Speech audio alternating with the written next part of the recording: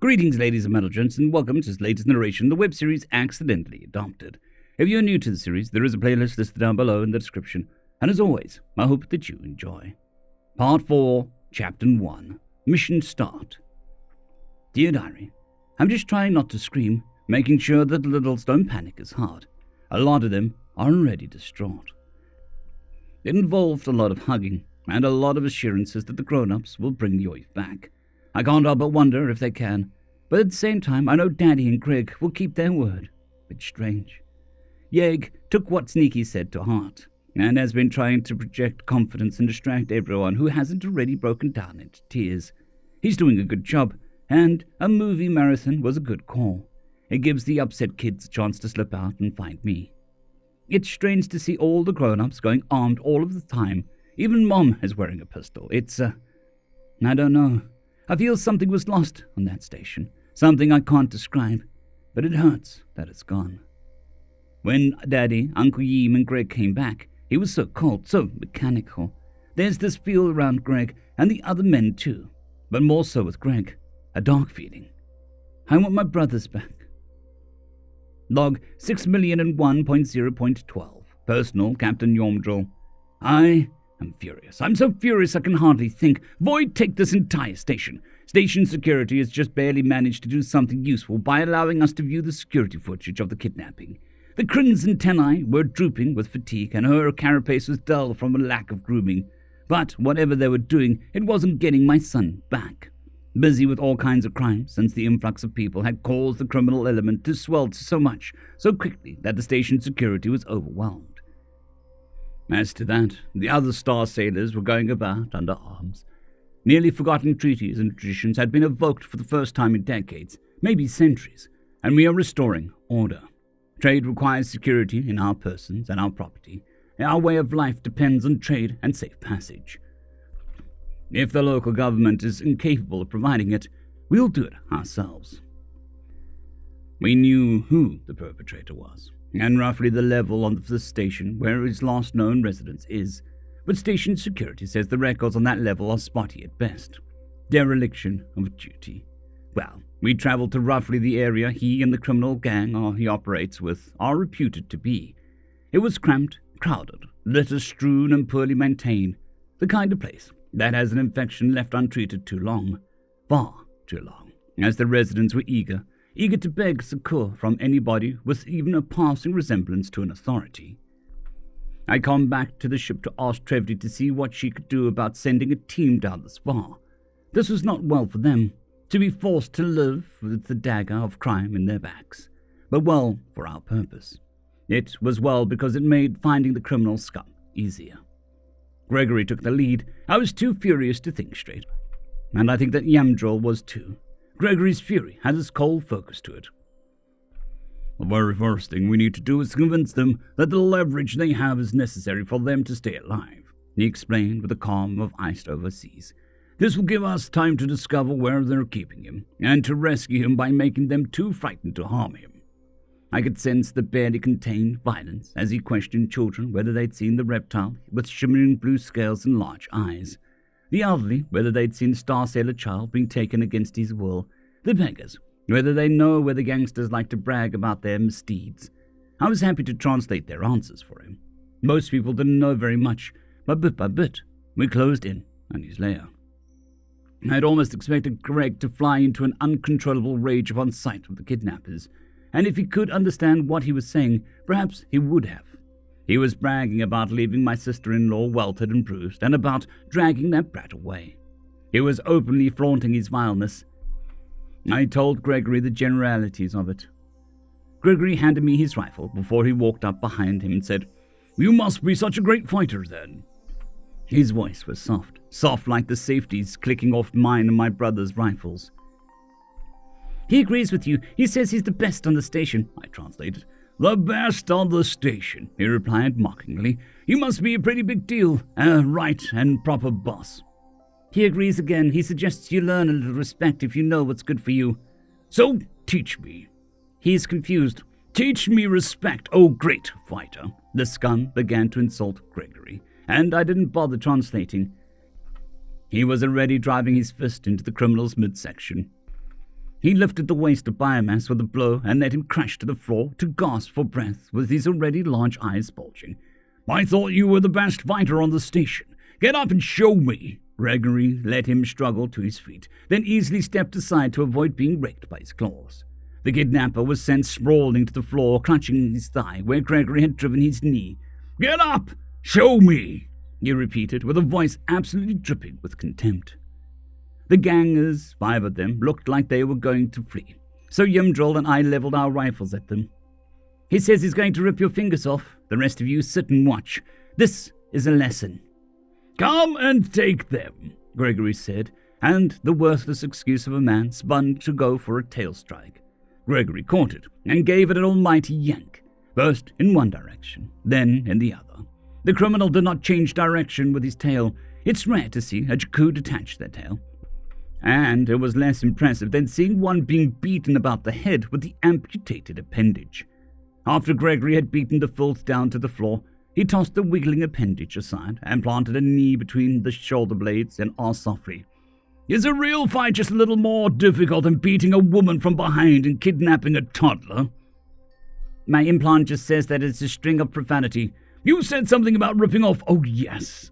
There was a sickening crunch, a howl of pain, and Gregory tossed aside a clawed finger, saying, 7 left. Answer the question. He screamed his answer, and I translated. He says, yes, it was more difficult. Where is the boy? He claims ignorance. The scum screamed, and Gregory said, 6. Now he's saying he took Yovdril to the planetary shuttle, handed him over to one of the gang's bosses. What shuttle? He claims ignorance again. Another gut-wrenching crunch, another yowling of agony. A company shuttle, shuttles by Green, probably a pun that works in the local language. See? Now that wasn't so difficult, was it? The criminal just sobbed into the ground until Gregory reminded him politely. 5. He began scrabbling against the floor, smearing blood from the ruined stumps of his fingers, and I translated what came through his desperate cries. He says no, it wasn't so hard. He's begging you to let him go. Well, scumbag, since you were so helpful, you get to live. Lucky you. But there's just one problem. Do you know what it is? He is begging you to please let him go. He won't be a problem. He is sorry. The rest, he's calling for his mother to come save him. Well, your poor mother raised a fool. See, the problem is that you touch my little brother. I need to make sure that you never do that again. His sobbing turned to desperate squeals. He's very insistent that he'll never kidnap anybody ever again. Greg grabbed one of the scrabbling forearms by the wrist and said, No, you won't. You'll be incapable of getting a grip. Then there was another howl of pain as Gregory ripped his thumb off. Then he repeated the process on the other side. Now, one more thing. That barrister who hired you. I want you to scuttle over to him and tell him that if even a braid is disheveled, I'll make him envy you.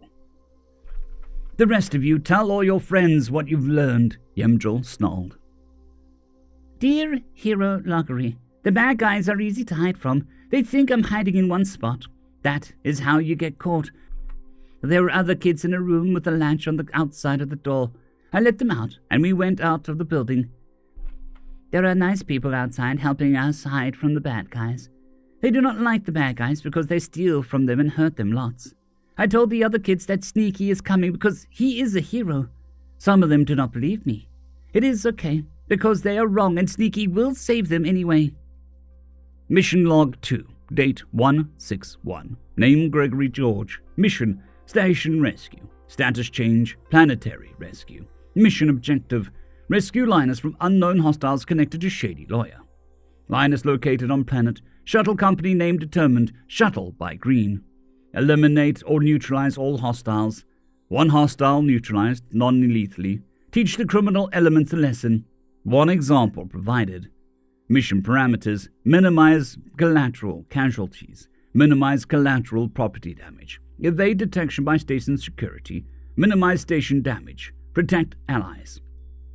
Potential action plan. Build squad of 2 fire teams. Place Props and Uncle as fire team leaders. Interrogate shuttle company and get landing the location. Question locals for information on gang. Locate location where Linus is being held. Assess possible exfiltration options. Observations irrelevant to mission. Hostile neutralized was GEF. GEF CQC, capabilities low, preliminary. GEF integrated into criminal gang with multiple species. This indicates societal integration. Hostile contact, unlikely. End of chapter. Part 4, Chapter 2, The Search. Log 6,001.0.13. Personal, Captain Yormdrol. It took Trevdy several hours to obtain information from the shuttle company. It helped when she ordered the remaining men of the ship to come and back her up. It was well, though, since it took us several hours to return to the ship. Gregory ran all the men through the same basic accuracy tests in the armory, and made 2 teams of 4, myself at the head of one and Yormdrol at the head of the other. Then he ordered us to get some sleep. I found it difficult, but I understand his reasoning. By rights, I should be the one giving orders, but he's in his element. He knows what to do better than me. In fact, if it was up to me, it would have been... I'm just so furious I can't even think. We took the shuttle down to the planet, to the city, and went directly to the bad part of town, as some might call it. Gregory immediately took a position on top of a tall building.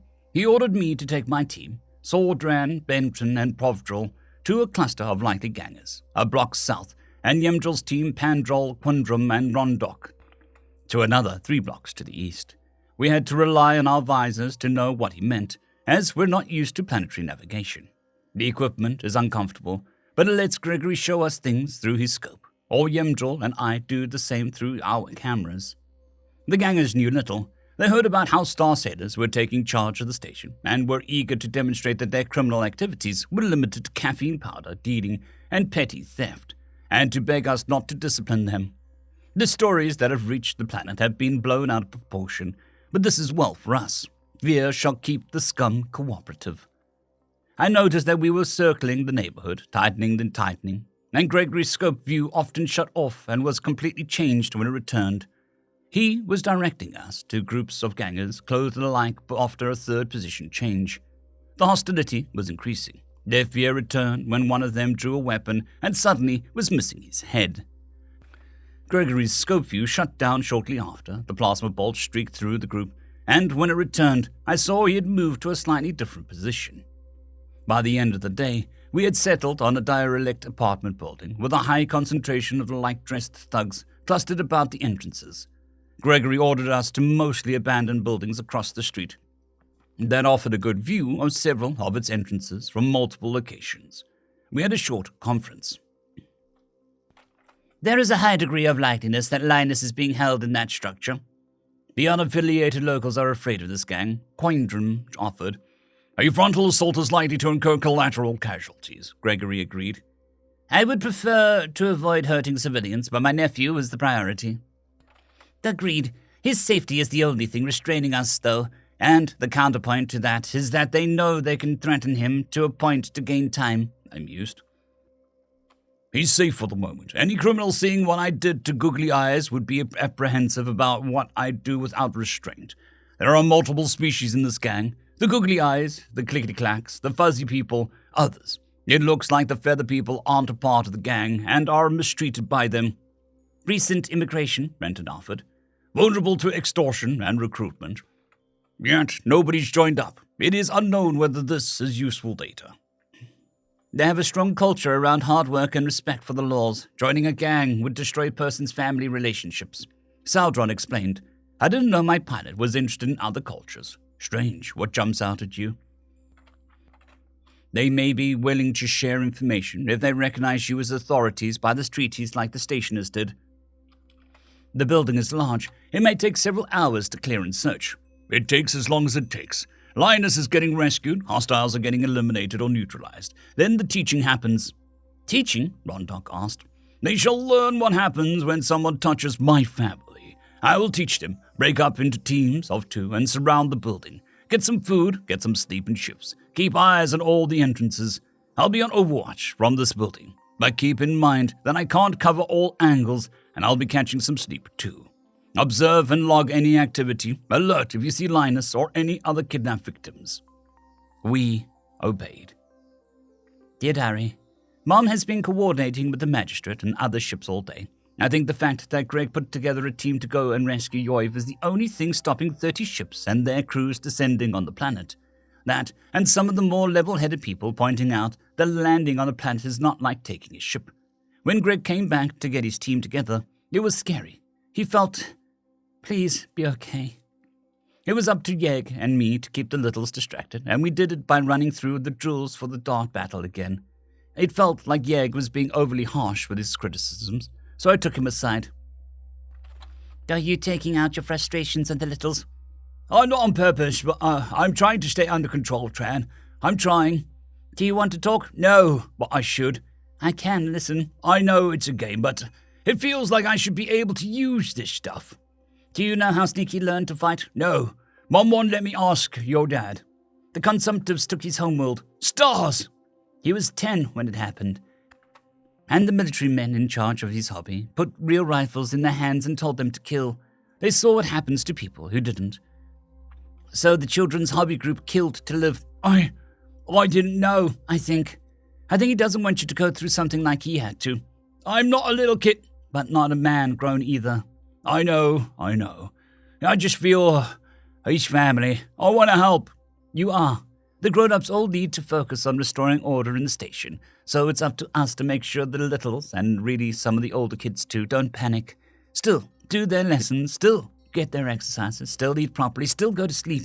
We're doing something, I told him. Thanks, he said. Be safe, Greg.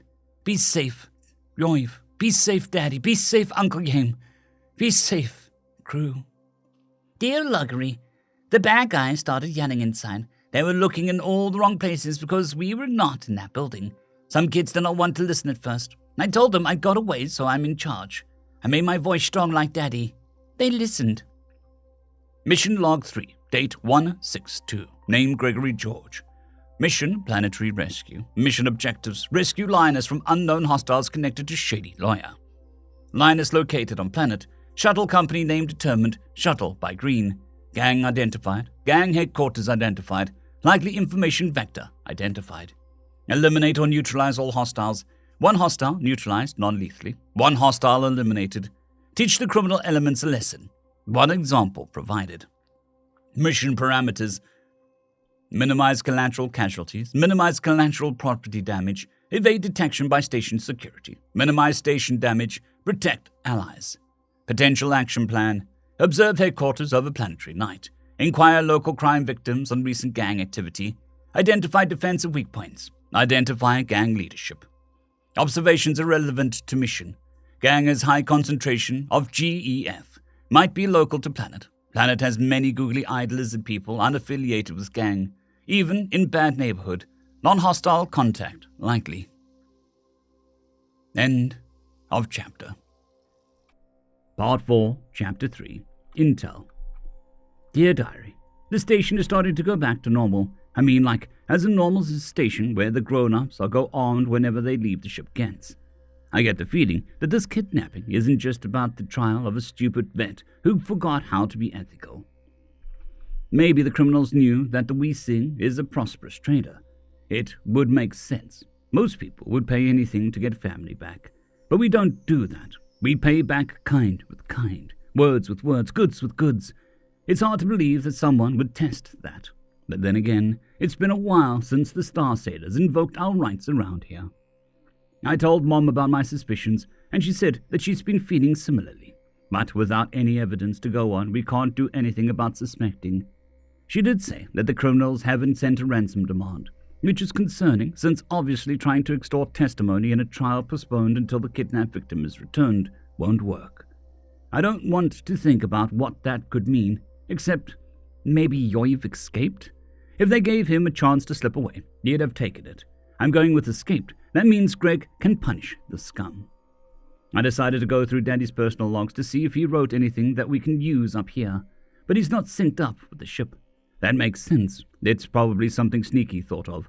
I saw what the poachers put him through, and I realized that the vet had been using images from the police reports in the association test. I think he wanted to make Greg get violent on purpose. I don't know why. That The paper is deeply scored with the following: void-sucking piece of rot can go sit in a decompressing airlock. Now I'm asking Daddy to teach me how to use a gun, so if I ever see that Jakku, I can shoot him. Speaking of, a Jakku ship docked. She's an absolute hunk of junk, and the crew says that her crew seemed disappointed with Star Sailors being armed on station. Weird. Most Jakku are friendly. Maybe they're smugglers or something lame. Log 6,001.0.14. Personal, Captain Yomdrol. The criminal gang seems to be mostly Jakku. Strange.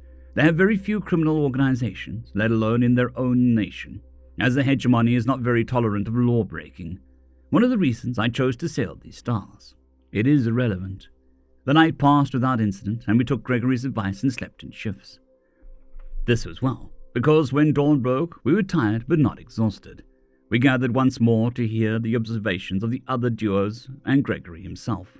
Nobody saw very much use, unless the fact that the gangers seemed to be agitated for some reason can be made useful. I noticed several small people with scales that have very bright colors. Are they juveniles? Gregory asked after hearing the scant information. Yes, Sotrin explained. Their scales dull when they fully mature. They recruit young. Filthy criminals corrupting the youth. Giving me weak links, Gregory whispered to a tundra breeze. It shouldn't be too much trouble to capture one. Do not underestimate kids with guns. I should know. Yes, sir. Don't sir me. I'm not an officer, Gregory almost said as if by rote. Do we still inquire with the feather people about recent activity? Yes, full teams only. Do not break line of sight with your team. Do not go out of contact with me and all your team leaders. Keep your heads on a swivel. Yes, sir, the crewman said. Don't sir me. I'm not an officer. Actually, Yemdril said, you're leading an away team. That makes you a lieutenant at least. Greg looked nonplussed. Just don't make a habit of it. No saluting on mission. It's how you get killed. Yes, sir. Can you get a secure line to the ship? Yes, I answered. But it can be detected. We'll have to risk it. Find out if the kidnappers have made any demands. I did as I was instructed, and relayed that no attempts at contact had been made. Gregory looked pensive, and an expression that looked like an aborted smile crept across his face. Linus followed his training and got away. We will need to confirm this, but if it's true, then we can exfiltrate him and start teaching. We broke into the same two teams and went out into the streets. The Corvians were more than happy to answer our questions, but they didn't know anything specifically about Yoftrol. They did know that there was a ransoming operation centered in that building, so there would be more innocent children inside. They also told us that the gang has a general disregard for property, meaning that all property was their property, and that it has become a rite of passage of sorts to have initiates beat one of their elders, likely to desensitize them to committing acts of brutality.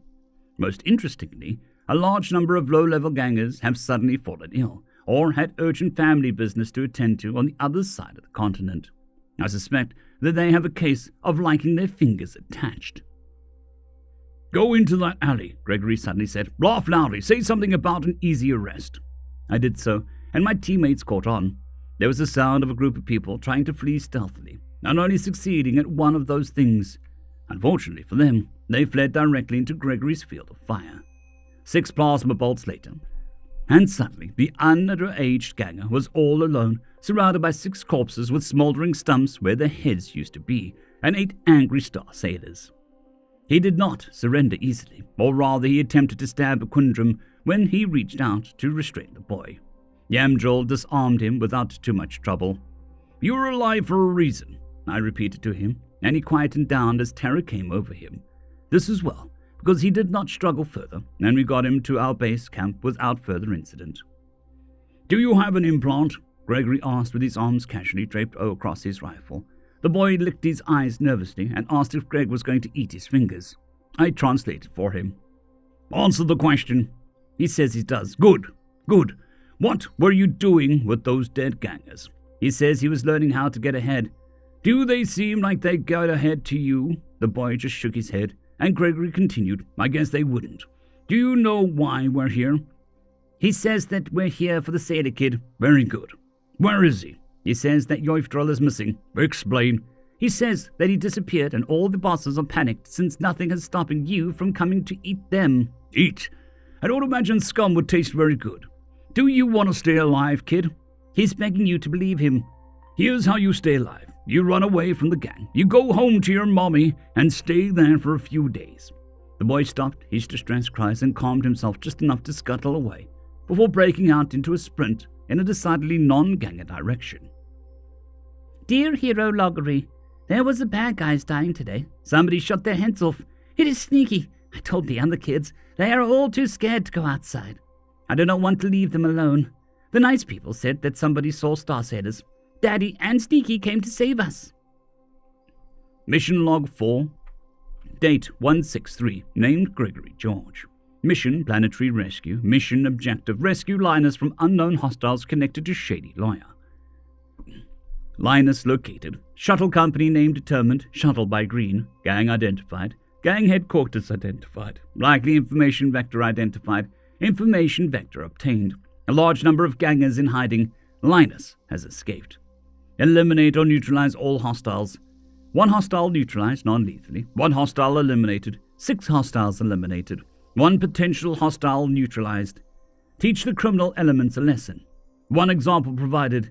1 demonstration provided. Mission parameters: minimize collateral casualties, minimize collateral property damage, evade detection by station security, minimize station damage, protect allies. Potential action plan: observe headquarters over planetary night, inquire local crime victims on recent gang activity, identify defensive weak points, identify gang leadership. Observations irrelevant to mission. Pops is threatening to make me an officer. End of chapter. Part 4, Chapter 4, Lesson 1. Log 6,001.0.15. Personal, Captain Yomdril. Overnight, I identified 4 gangers who obviously give orders. It was corroborated by Pavdril and Quindrum. Gregory and Yamdril have identified 6 more. Then, Gregory laid out our options as he saw them. We could split up into 2 teams and search for Linus specifically. I believe the Feather People will be the best vector for finding him, as they are the most likely to help him. It might also be a good idea to capture another one of their child fighters and scare him or her back home to Mommy. This may give us an opportunity to confirm observed leaders and their ranks within the organization. Another option is to allow Linus to fend for himself while we dismantle the gang. This will relieve any pressure he is under by those searching for him, and he can get some rest and find a way to contact the Wee Sing for pickup. We can do this by besieging the building. There are 3 positions I can quickly cycle through and control the main street. You can break your teams into duos to control the remaining access points and make entering or exiting the building a death sentence, while I pick off targets of opportunity through the windows. This assumes that they have limited supplies, and that Linus is hiding outside the building. The other option is to draw them out into skirmishes in battlefields of our choosing by allowing one of their patrols to catch a duo without support. The duo would then fall back to a prepared defensive position, where their other 2 team members lie in wait as the other fire team is held in reserve. If they are reinforced, then the other team will cut them off and our full force will eliminate their force. The enemy will likely increase the size of their patrol groups and reinforced forces until they have been sufficiently depleted, at which point we begin ambushing them. Once they cease sending forces out, we will need to breach the building and eliminate the remainder of the forces, and either capture or kill their leadership. This assumes that Linus's hiding in place might be at risk and draws enemy focus to places of our choosing, rather than their stronghold. My third option is a hybrid of the 2. One fire team continues investigating, while the other fire team and I put pressure on the gang. The siege options could put the investigation team at risk, since Linus might be hiding near or inside the building. Without an additional team for support, the prepared position strategy is flawed. So the pressure team will conduct hit-and-run ambushes in a wide area far away from the area of investigation team's operations. We are all eager for 2 things: getting our family back and teaching the criminals a lesson they'll never forget. But remember, Linus is counting on us to be smart, be cautious, and stay alive long enough to rescue him. No glorious charges, no heroic last stands, no self-sacrificial distractions. We move as a squad, we act in concert, and we take as long as it takes. Pops, I know you don't want to be on the spot, but I estimate each of these options to have a roughly equal chance of success. I think, I began, as I mulled his assessment over, I think that the hybrid option makes the most sense. We can weaken them while distracting them from the investigation team. Also, you might be able to convince more of them to flee. Pops, I want you investigating. No, I will kill... Who should you see first? That was remarkably unfair of him. Downright dastardly. There was nothing I could do except concede. There was no reason I should let him get away with that, though. Aye, Lieutenant, I'm appointing you Master-at-Arms henceforth. He gave me the most satisfying, indignant scowl. Fine. Remember, I won't have you in my sights most of the time, Pops. Keep yourself safe. Keep the brothers safe. A sobering order. We broke apart and performed our assignment duties. The Corvians were eager to help, but knew little. The images of the suspected leaders came in useful, though, as they were able to confirm that they were mid-level bosses, not expected to patrol the streets, but not calling the shots for the organization either. Well, that's a vital link in any chain of command. Gregory will be pleased to know that information. Our interest in the organization of the gang opened a further line of inquiry, as several of the Corvians had thought to capture images of the gang leaders, and the leaders of the gangs with connections to this one, perhaps all members of the Mafia of sorts. The upper echelons of the leadership were all Jakku, and, more disturbingly, one of the criminal connections was to a poaching ship with an all-too-familiar captain. He should be in prison, but recent events cast doubt on the Jacovian justice system. It was as we were getting dangerously close to the gang building that we caught a break. The furtive movements of a child trying to hide. It would have embarrassed Jovdro, but the girl was better at it than most children are. If it wasn't for Gregory turning the quarters deck into a perpetual game of hide and dart, we might have missed her. In any case, we were able to follow her to a shady but well-kept apartment building, unfortunate enough to share a wall with the gang headquarters. Knocking on the door yielded immediate results, and directions to floor 3, apartment 16. Within was my beautiful, beautiful son. He had not only saved himself, but 24 other children. This complicated things, but I was too busy weeping with joy to consider that just then. Daddy, where is Sneaky? He asked, as soon as I loosened my embrace enough for him to breathe again. He is distracting the bad people with Uncle Yemdril, I explained. He turned to face the other children, the older Jakuko, nearing her pupil's equivalent to her halfway, I should think, and said somewhat fiercely, I told you my brother and Daddy were coming. Of course we came. We will always come, I said, as I embraced him again. The matron, the wonderful grandmother, asked soberly, Can you move so many children safely? I don't think we can, said Sodron, not unless we get some help. I calmed Gregory. I found him. Roan Duck, movement behind the trash can to your left. Put eyes on it. I see him, Yum. Hostile element. I have your back. Check inside the vehicle. Good news, Pops. Let's get him shipboard and we can refocus on the gang. He managed to escape with 24 other children. You really need to let me learn some swear words. How far from the building? If we open a window, I can hear someone screaming about find the kids already and profanity. A lot of profanity. Is he being helped by feather people? Yes. Are they willing to send someone to plan with us? I looked to the matron questioningly, and she said, I can send my sons. There is a matron here. She'll send her sons. I don't think they speak seafarers' negotiation. You can translate for me. I see him. Hostile eliminated. I want to see if we can frighten at least the child soldiers into running. I think you know why. Tell the matron where our base camp is. We'll confer in the morning. Is Yoiv safe? He's closer to danger than I'd prefer, but we know the point to draw them away from now. We'll call Mom and get us a shuttle. Aye, Lieutenant. You and your team stay put and guard the kids. We'll up the pressure. Quintrum, that stack of crates looks wrong. Cover it. Pendril, circle around. I cut him off and let him focus. Dear Diary, it's a lot of work to keep all the littles occupied all day, and tiring. Jaeger's gotten a little better, but it's still pretty clear that he's upset at the situation. He's not letting himself take it out on anybody, though. So he's getting understanding instead of conflict. It turns out that the dock levels and the commerce levels just below them have been where the station's government has focused the vast majority of their efforts in an effort to insulate us and other star sailors from the worsening crime in the lower levels.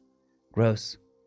It's gotten worse and worse, and even though security basically never goes lower than residential level 3, the lower and system levels are somehow over-policed, and it's Like a major injustice or whatever. Gross.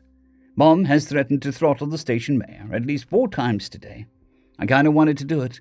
Like, you can't just ignore people getting robbed or beaten or kidnapped or even killed because it makes the super rich people who think that they know best uncomfortable to see the number of arrests go up. Just because they're not rich doesn't mean that you can just let the criminals hurt them all the time. It's wrong. I checked the feed from the embarkation docks and I saw something. I can't leave the shipper. The littles need me. The remainder of the page is occupied by a bipedal reptile with large eyes and a very distinct scar down its face. Dear Hero Loggery, the mean girl was wrong and I was right. Daddy and Sneaky came to save us. They will save all of us because they are heroes. Daddy says I'm a hero for getting away. Daddy and Sneaky need to make a plan so that we can get home. It will work. Mission Log 4, date 163, named Gregory George. Mission, Planetary Rescue. Mission Objectives, rescue Linus from unknown hostiles connected to a shady lawyer. Linus located on planet. Shuttle company name determined. Shuttle by green. Gang identified. Gang headquarters identified. Likely information vector identified. Information vector obtained. Large number of gangers in hiding. Linus has escaped. Linus secured. Linus has rescued other kidnapped victims. Exfiltrate Linus and other kidnapped victims. Eliminate or neutralize all hostiles. 1 hostile neutralized non-lethally. 1 hostile eliminated. 6 hostiles eliminated. 1 potential hostile neutralized. 8 hostiles eliminated. 9 hostiles neutralized. 3 potential hostiles neutralized. Teach the criminal elements a lesson. 1 example provided. 1 demonstration provided. 3 demonstrations provided. 9 examples provided. Mission parameters. Minimize collateral casualties. Minimize collateral property damage. Evade detection by station security. Minimize station damage. Protect allies. Potential action plan. Confer with matron representatives. Establish escape vector for Linus and other children. Apply pressure in direction opposing the escape vector. Exfiltrate Linus and other victims through use of the shuttle from Mom. Observations irrelevant to mission. Crow boys are very friendly, have strong social bonds and completely reject criminal gang. They talk with what weird clicking noise crows and ravens make. Glad as feck that I am with the Beavers family. Pops made me an officer. Jerk. Caffeine powder is an illicit drug. Might make the tea better. End of chapter. Part 4, Chapter 5, Extraction. Dear Diary, I come control and got the info on the Jakku ship. I got its last 4 ports of call, which were months ago. Its registered route, which is innocuous and probably false, and her name, the Great Catch, an ominous name. I managed to get her model, a Wyvera class freighter. I got the specs for her class and started looking for a way to track her. It's pretty complicated, so I got Rugi to look it over. She thinks that maybe we can get a general idea of her hyperspace trajectory by tracking their drive's ripples in hyperspace. She also ran a scan on the Great Catch and found her armaments were out of specs, but that's not unusual, such an old ship. The harpoon launchers were unusual. We sent the info up to Mom and she warned the other ships about the Great Catch and her crew. In other news, since Bren and Pav are planet-side, they couldn't continue the plan.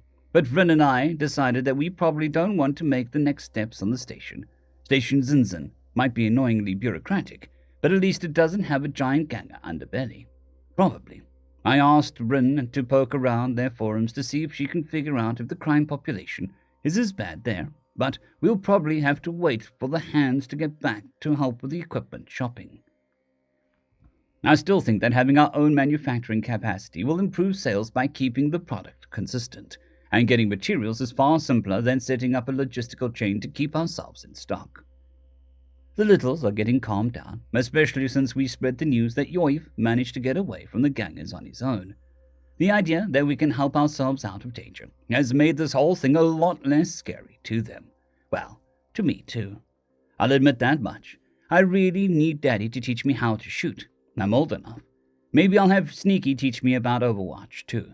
Maybe I could have protected Yoiv if I knew what I was doing. Mom is coordinating 2 shuttles from some passenger liners to go pick him and the other kidnapped children up. and they're sending Sneaky some reinforcements while they're at it. But since he didn't pick them, I don't know if he wants them. They can cover the escape at least.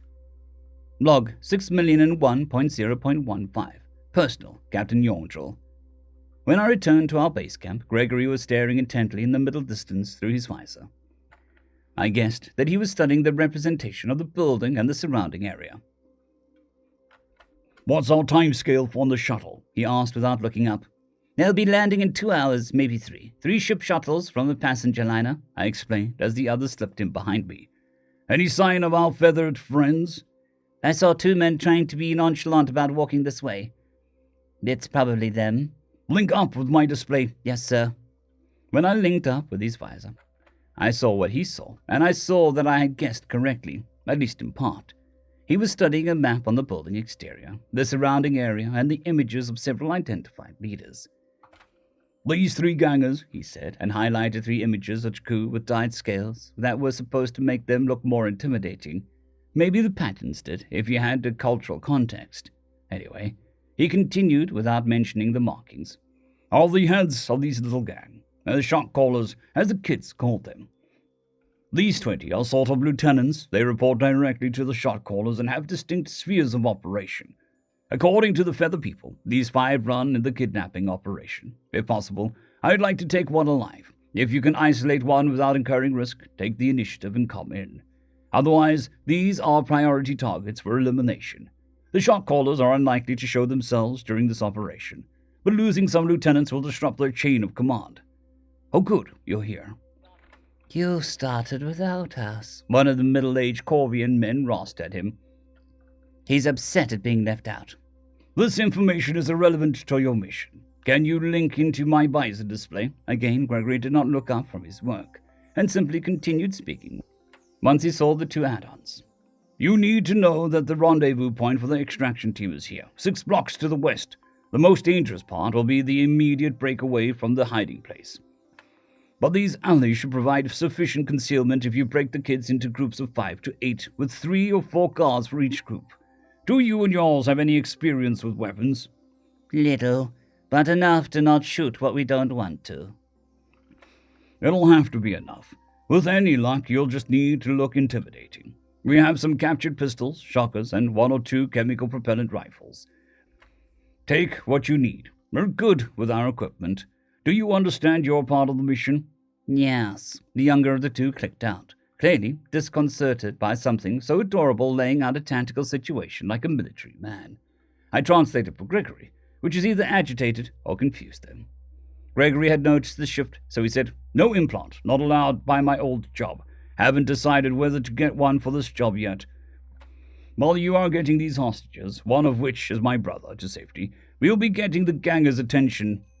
They were mollified but still felt the need to ask. "How?" I was content to let them stew in it, but Gregory was looking at me expectantly, so I translated the question. "By teaching them to fear the open sky. Now, these are the possible team leaders of sorts. I have them classed as sort of non-commissioned officers.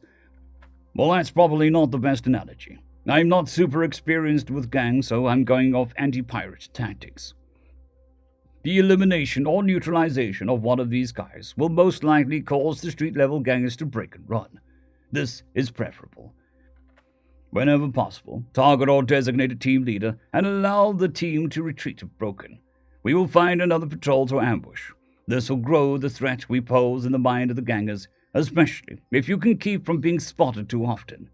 Be wary of the juveniles. They'll not be hesitant to kill, not if their childhoods are violent ones. Get into position. There is a likely patrol on the far side of the building about a block out in 10 minutes. I want to hit it and start drawing their attention to the southeast." "Yes, sir," we said quickly, and our guests looked disconcerted. "I am trusting you with my son," I said to the other. "Do not give me cause to regret this trust." The ambush went perfectly. Gregory opened it up by putting a plasma bolt through an ankle and flash boiled the fluid and then relieved the scum of a limb. As he lay in the street screaming in pain, the rest of us chose our targets amongst the remaining 24 and opened fire.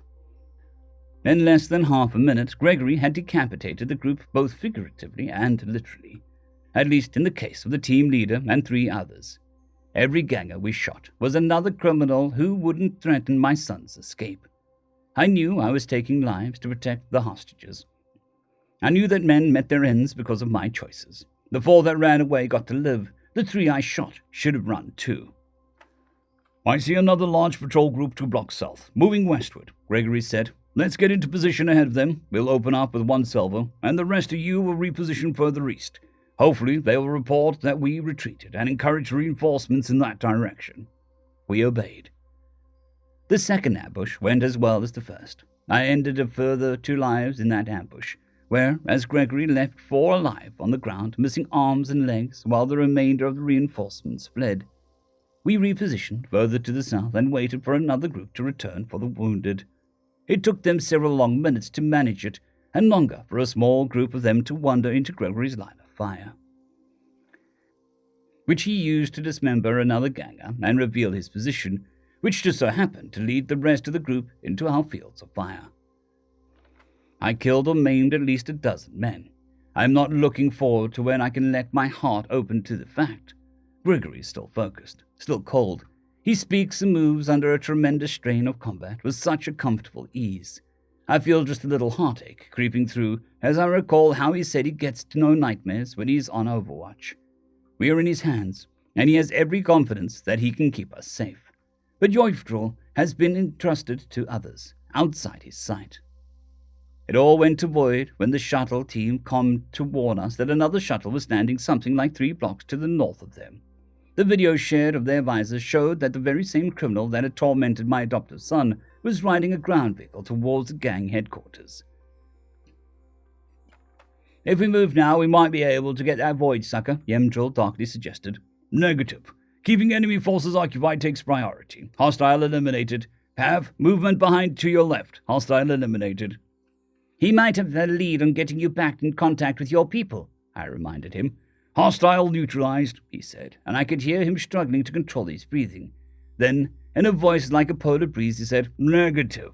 Yoiv takes priority. You are also my people. I could see relief wash over his face after the 4th ambush when Trevdy called to tell us that all of the hostages were aboard the shuttle and they had left the planet. The news was tempered with the bitter report that the poacher had already left off planet. Dear hero Loggery, Sneaky and Daddy's plan worked. The nice people made sneaky teams with us to get away while the bad people weren't looking. They were not very sneaky. They kept stooping over and darting from shadow to shadow. They did not look to see where the pure bad people were looking. It was okay, because the bad people were all going on the other way. I rode a shuttle from a different ship. They moved people instead of cargo like us. It sounds fun. Mission Log 4, date 136. Name Gregory George.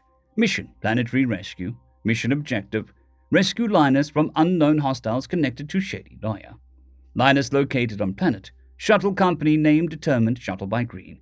Gang identified. Gang headquarters identified. Likely information vector identified. Information vector obtained. Large number of gangers in hiding. Linus has escaped. Linus secure. Linus has rescued other kidnapped victims. Exfiltrate Linus and other kidnapped victims. Linus and hostages rescued. Objective complete. Eliminate or neutralize all hostiles. 1 hostile neutralized non-lethally. 1 hostile eliminated. 6 hostiles eliminated. 1 potential hostile neutralized. 8 hostiles eliminated. 9 hostiles eliminated. 3 potential hostiles neutralized. 53 hostiles eliminated. 8 hostiles neutralized. Teach criminal elements a lesson. 1 example provided. 1 demonstration provided. 3 demonstrations provided. 9 examples provided. 5 demonstrations provided. 8 examples provided. Mission parameters. Minimize collateral casualties. Minimize collateral property damage. Evade detection by station security. Minimize station damage. Protect allies. Potential action plan. Continue ambushing patrols until group size is below 5. Observations irrelevant to mission. Underage combatants flee the field as soon as we begin ambushing patrols. I saw abandoned melee weapons and cheap pistols in places where juveniles had been previously loitering. Likely sentry posts. Likely word amongst them on how not to die spread. Good. 1 less stressor to deal with. Profanity acquired. Googly-eyed Feck spotted. Fecker was too far outside area of operation. Shitbag. End of chapter. Part 4, Chapter 6. Dear Diary, I didn't know somebody could be this happy and this relieved. If you ask Yoiv, he probably won't admit it, but he cried when he got home. Now we just have to wait for Greg and Daddy. Be safe, everybody. Maybe it's selfish, but I don't care about breaking the gang now that we have Yoiv back. I just want Daddy, Greg, and Uncle Yang, and the crew to come home so that we can just leave and never ever come back. But I get it. Don't leave a loose end like that. I was a little surprised by how emotional Yag got. I knew he was upset, but from just how relieved he was, he must have been working really hard to keep it together. I'll have to talk to him again later. It wasn't over, though. Daddy and Greg were still on planet. Worse, the poacher ship left on a trajectory very obviously different from their registered destination. Here's hoping that we can track them once we take care of everything. Now that gross, shady defense lawyer is trying to get the trial thrown out since Daddy and Greg had assaulted the ganger. Well, sucks to be him, since there was a child hostage involved and the treaties empowered them to do pretty much anything. That's what the barrister was arguing anyway, and it might be technically right even if it wasn't really in the spirit of things. Yea, for technically correct. Even weirder, apparently we've set off a big political mess, and there's a petition to drive to hold a special election to oust the station's mayor and council, since all it took to get the criminals was just to send men down into the poor areas to get them. Apparently, the politics people have been saying that they handled the crime every election season, and then afterwards telling all the people that the problem was too hard to solve. Well, the whole station is mad at the politics people. This is why having planets is a bad idea. If your ship is lame, you can just leave and join a different ship. Mom was pretty busy with the magistrate for some reason. Maybe it has something to do with Daddy and Greg down on the planet, or maybe not. There's a long line of trials for the magistrate's office, and they're even called for a Justicard to come with more magistrates to run the trials faster.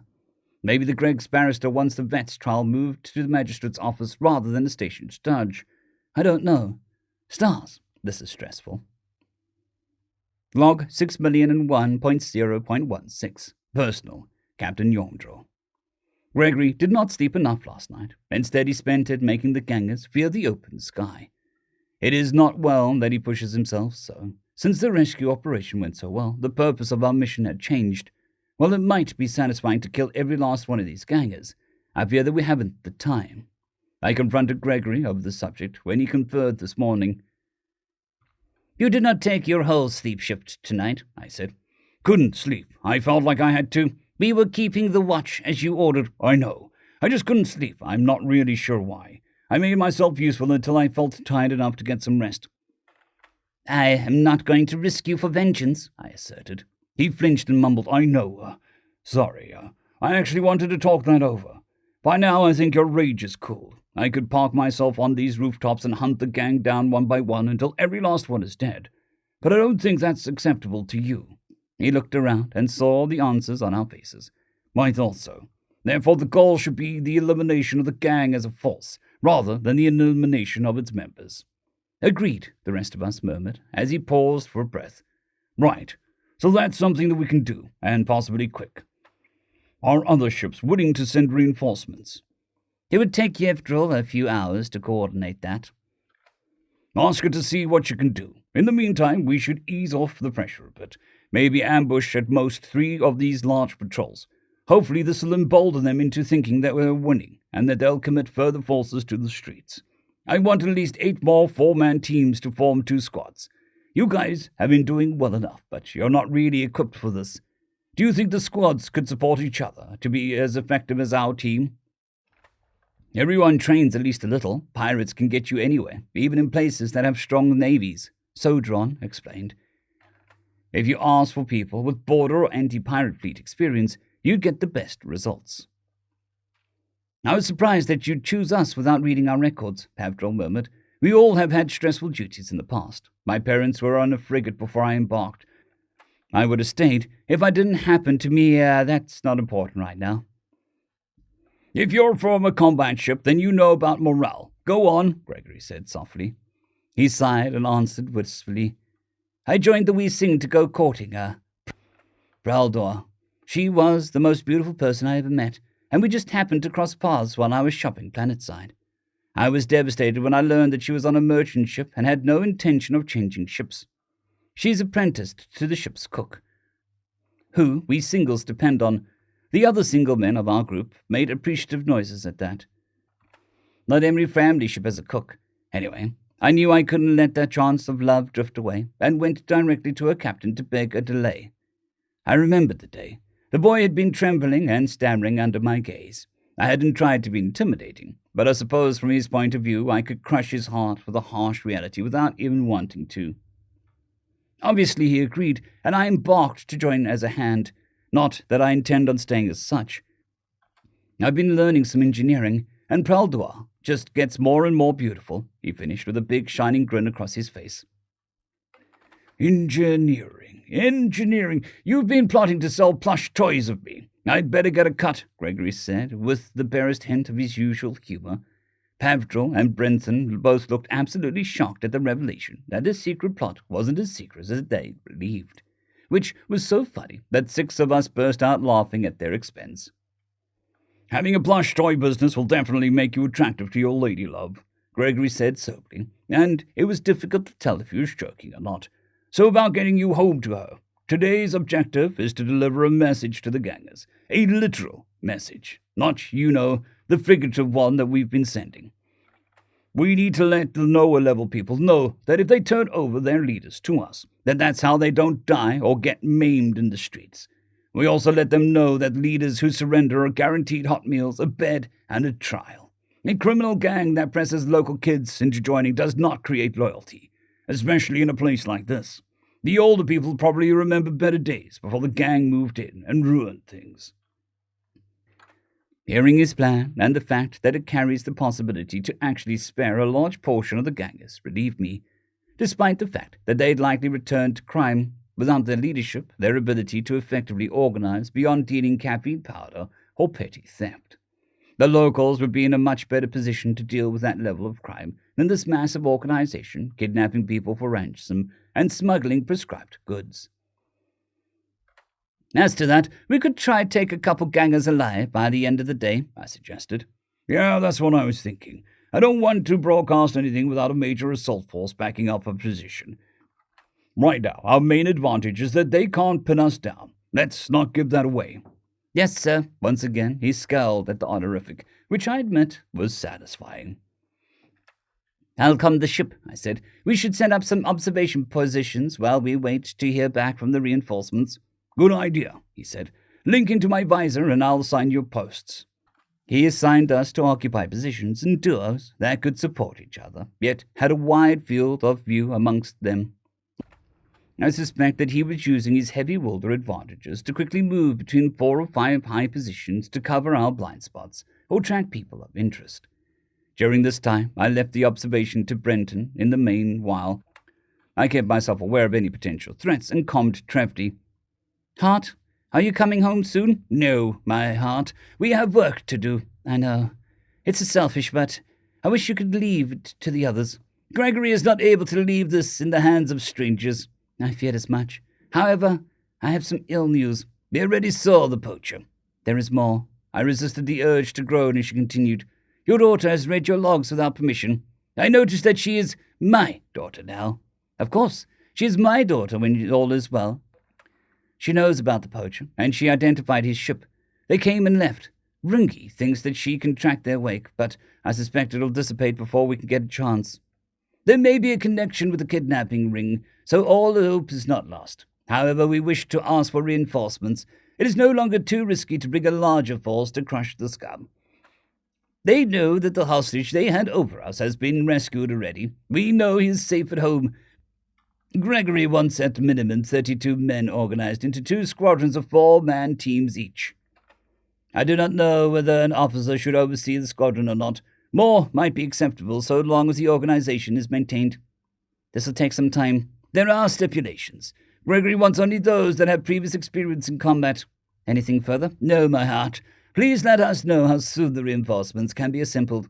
Stay safe. Likewise. I've refocused on observations. This led to Gregory selecting 2 groups to ambush. The first one, of 18, we annihilated except for 1. He panicked and ran, leaving his weapon on the pavement. This gave Quintram and Roundock a chance to seize him. We all emerged from our positions and brought the quivering delinquent to our command and tossed him before Gregory's feet, like a supplicant he did not realize he was. "No preferred way, because we've been looking for because I'm shorting," he exclaimed. "He is surprised to recognize you from the memes," I said. "Really? How surprised?" "Well, he used profanity and said there was no way," Yemdril offered. "I know the word is void." Everyone flinched at the thought of Trevity's ire. I was fairly sure I remembered who was to blame. Thankfully, my wife doesn't read the logs. "Well, it might be, but the implant just uses the word profane when the context of a word involves swearing." "That's how that works," the criminal blurted out, seemingly forgetting in his surprise the situation he was in. "Of course," Yemdril explained. "Why would the network keep track of the multiple equivalents of profanity?" "Ours does," Gregory stated, and silence fell on the group. "Well, my brothers who are allowed implants say it does anyway." "He looks like he's going to comment on your lack of an implant," Quintram interjected. "Well, Mr. Swirly Scales, you're a very lucky lizard. Do you know why?" "He is complaining that you compared him to an animal," Renton droned. "Maybe he's looking to use up that luck and join his friends already," Yemdril murmured as he caressed his rifle. He licked his eyes and stammered out with the appropriate question, and I translated for him. "He wants to know why he's lucky." "Because I decided that you get to keep all your extremities. You've seen a fair number of less lucky fellows. I take their arms, maybe a leg, perhaps their head, and they never see me. They never know where the plasma will come from. But you were in my crosshairs, and you got to keep both arms and legs. That empty head. Now, don't you feel lucky?" The ganger just licked his eyes again and twitched his tail. Upon realizing that we don't share the same visual cues, he said, "Yes, I feel lucky," which Roundock translated. Good. You even get to learn how exactly. How you and all your buddies can keep their arms, their legs, their heads. Would you like to know?"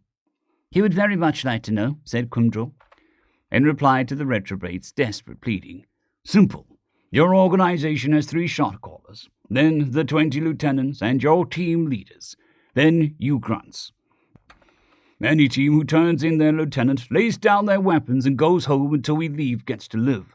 Any lieutenant who surrenders of his own accord and guarantees the safety of all his subordinates, so long as they also lay down their weapons and go home. They also will receive hot meals, a bed with bedding, and a trial. Those turned in against the will not have these things guaranteed. If you refuse this offer, I'll take your ability to do business. I will take your ability to resupply. I will take your travel. I will take your safe nights. The open sky belongs to me, and the shadows of my domain. Spread the word." We repeated the process with the sole survivor of the next ambush, too. I received word that 3 squadrons had been assembled, combat veterans all, and would rendezvous with us in the morning. Mission Log 5, date 1/6/4. Name Gregory George. Mission Planetary Rescue. Mission Objective: rescue Linus from unknown hostiles connected to Shady Lawyer. Linus located on planet. Shuttle company name determined. Shuttle by green. Gang identified. Gang headquarters identified. Likely information vector identified. Information vector obtained. Large number of gangers in hiding. Linus has escaped. Linus secured. Linus has rescued other kidnapped victims. Exfiltrate Linus and other kidnapped victims. Linus and hostages rescued. Objective complete. Eliminate or neutralize all hostiles. 1 hostile neutralized non-lethally. 1 hostile eliminated. 6 hostiles eliminated. 1 potential hostile neutralized. 8 hostiles eliminated. 9 hostiles neutralized. 3 potential hostiles neutralized. 53 hostiles eliminated. 8 hostiles neutralized. 58 hostiles eliminated. 9 hostiles neutralized. Teach the criminal elements a lesson. 1 example provided. 1 demonstration provided. 3 demonstrations provided. 9 examples provided. 5 demonstrations provided. 8 examples provided. 2 demonstrations provided. 9 examples provided. 2 messengers sent. Mission parameters: minimize collateral casualties, minimize collateral property damage, evade detection by station security, Minimize station damage. Protect allies. Potential action plan. Confer with reinforcements and assess capabilities. Continue eliminating patrols. Eliminate targets of opportunity. Designate surrender procedure. Observations are relevant to mission.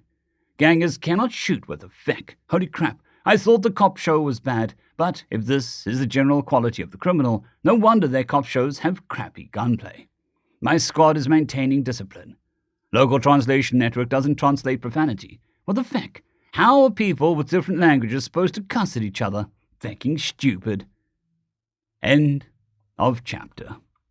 Part 4, Chapter 7, Hammerfall. Log 6,001.0.16. Personal, Captain Yormdrill. The tactic Gregory had proposed is not a new one, but we met the reinforcing squadrons before the local day broke. I could see by the way they strode from their shuttle with weapons in their upper hands and their sidearm in their dominant lower hands that these were fighting men. I can hardly imagine using only 2 arms to stabilize my rifle, let alone using my free hand to fire a pistol. Gregory simply raised an eyebrow, as if he was wondering how effective the technique could be. The officers began to introduce themselves, but Gregory interrupted them, saying, "I don't intend to embarrass myself getting your names wrong." He pointed to each of them in turn. "I'll call you Red Leader, you Blue Leader, and you Green Leader. Your squads are Red, Blue, and Green squads, respectively. You can call me Sneaky, and our squad is Sneaky Squad." Blue Leader seemed to rankle. "And who are you to give orders?" "I asked for veterans," Gregory began flatly. "What are you a veteran of?" "4 boarding actions, repelling. I am a veteran of a planetary resistance, or to the consumptives, a planetary assault landing, 32 combat drops, 3 boarding actions, and 4 repelling actions. I have either been in or training or combat since I was 10 years old. When you ask who I am to give orders, here's the answer. I am the man on this planet who could take out every last one of those gangers without them ever seeing me once. I am one man on this planet who has taken part in destabilizing a superior enemy force. I am the one man in this planet who knows what the Void he's talking about. I'm Voiding Sneaky, the one from the memes, and I'm here to teach this part of the galaxy what happens if you touch my family. Ball in, Marine, and shut up until you have something less stupid to say." So calm was his tirade that it unsettled Blue Leader, who simply shifted his feet while Green Leader asked, "Are you some kind of sniper?" which Gregory answered by nodding. So he followed up, "With the plasma caster?" "It wouldn't be my first choice. Low projectile velocity, very obvious when firing, low penetration. We can do the work, though." "We do not have many snipers outside of the anti-pirate fleets, and this force is ad hoc. We could probably get you a magnetic accelerator, though. Our Master-at-Arms keeps a very well-stocked armory." "Please, see if you can arrange, but I don't want to wait around for it. Like I said, I can do the work." Red Leader interjected, "This as well. We also wish to get the work done. It is clear that you have the most relevant experience. Yours is the command." "Wonderful. Okay. What are your squad compositions? What, if any, specialists do you have?" Red Leader began. "My squad is comprised of all former anti-piracy Marines. We don't have any planetary experience, but the city is not too different from the stations that we've boarded. I can command it either as an assault force, flank support, or fire support." Green Leader followed. "My men have repelled multiple boarding actions, and we don't have experience fighting in such open areas. However, we have a high degree of accuracy since our ship drills regularly. I felt a little chagrined at that, as so few of us passed Gregory's test to join his rescue mission due to how lax I was and am at firearms training." Blue Leader grudgingly followed. "We're mainly a salvage outfit. We have some cutting and demolitions equipment and the know-how to use it. Otherwise, we fended off multiple scorched scavenger attacks." "Did any of you bring any sustained fire weapons?" Blue Leader answered, "One of my small teams has a mining laser that can be used as a crew-served weapon. Each of my fire teams has a rapid-fire magnetic accelerator. On rapid fire, they can sustain a 5-second stream before reloading the ferrous block," Red Leader said. "The laser beam lasts around 10 seconds. My squad only has the carbines," Green Leader said.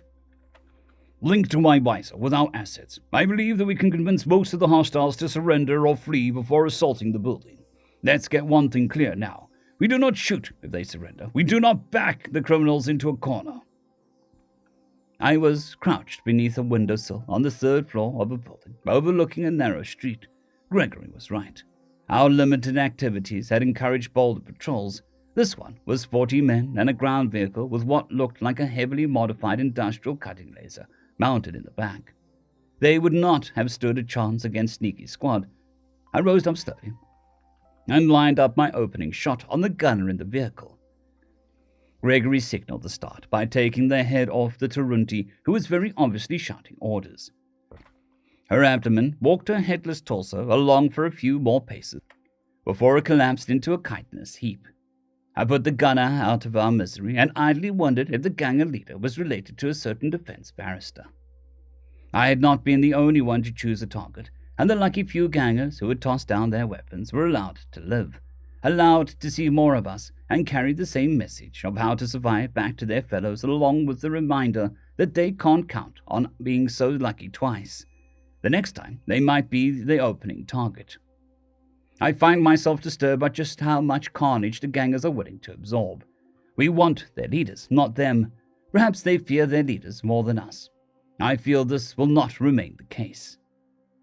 After the battle, we instructed red and green squads to circle around to the opposite side of the ganger headquarters and ambush a ganger patrol that was likely to be in the area, while blue squad came with us to ambush a larger patrol force. This one, perhaps 60 men. They panicked the moment Gregory took the leg off one of the two team leaders. They fired wildly all about them, screamed curses, prayers, and calls to their mothers or fathers to come save them. The lower accuracy of our teammates led to a larger number of wounded, and we let the 5 survivors drag them away. Then it was time to do it again.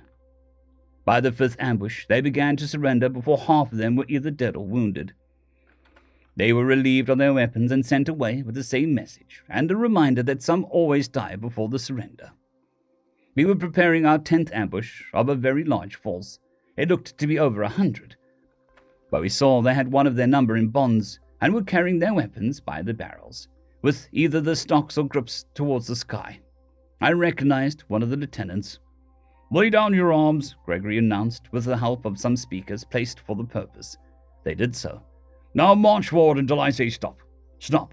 Place your hands on your heads and kneel, except for the 4 of you holding that void sucker. Good. Now wait there." Gregory ordered Blue Squad to cover us, and we came out into the open to receive our prisoner. "He wants to know why we're doing this," Quindrum translated. "Because you touch my family, you get to help teach a lesson," Gregory said before wiping the top of his foot into the side of the officer's knee, sending him sprawling to the ground. "And the lesson is to never do that. The rest of you, walk forward slowly. If I see you with weapons, you won't see me. You will just die." The massive surrender was a balm to my soul. I had begun to fear that annihilation was the only option. "Instruct the shuttle that his cell is to have no mattress or blankets. He is to be fed bread and water until time can be made for his judgment," Gregory ordered, while the retreating gangers were still in earshot. It was unfortunate that the other team did not have such an event. Their 4 ambushes had gone much the same way as our previous ones. "Dear Diary, things are starting to look a little better. Mum says that the gangers on the planet have started surrendering instead of fighting, so that's good. On top of that, the Justicar is here, and will be able to start holding trials tomorrow. She is an impressive ship. The light of justice in the darkness seems to sort of glide through space. It's a bit intimidating to be so close to her. And with 100 magistrates and their retinues on board, I think that instead of finding a penal ship to send someone to, they'll have to commission one and give her a fitting difficult mission.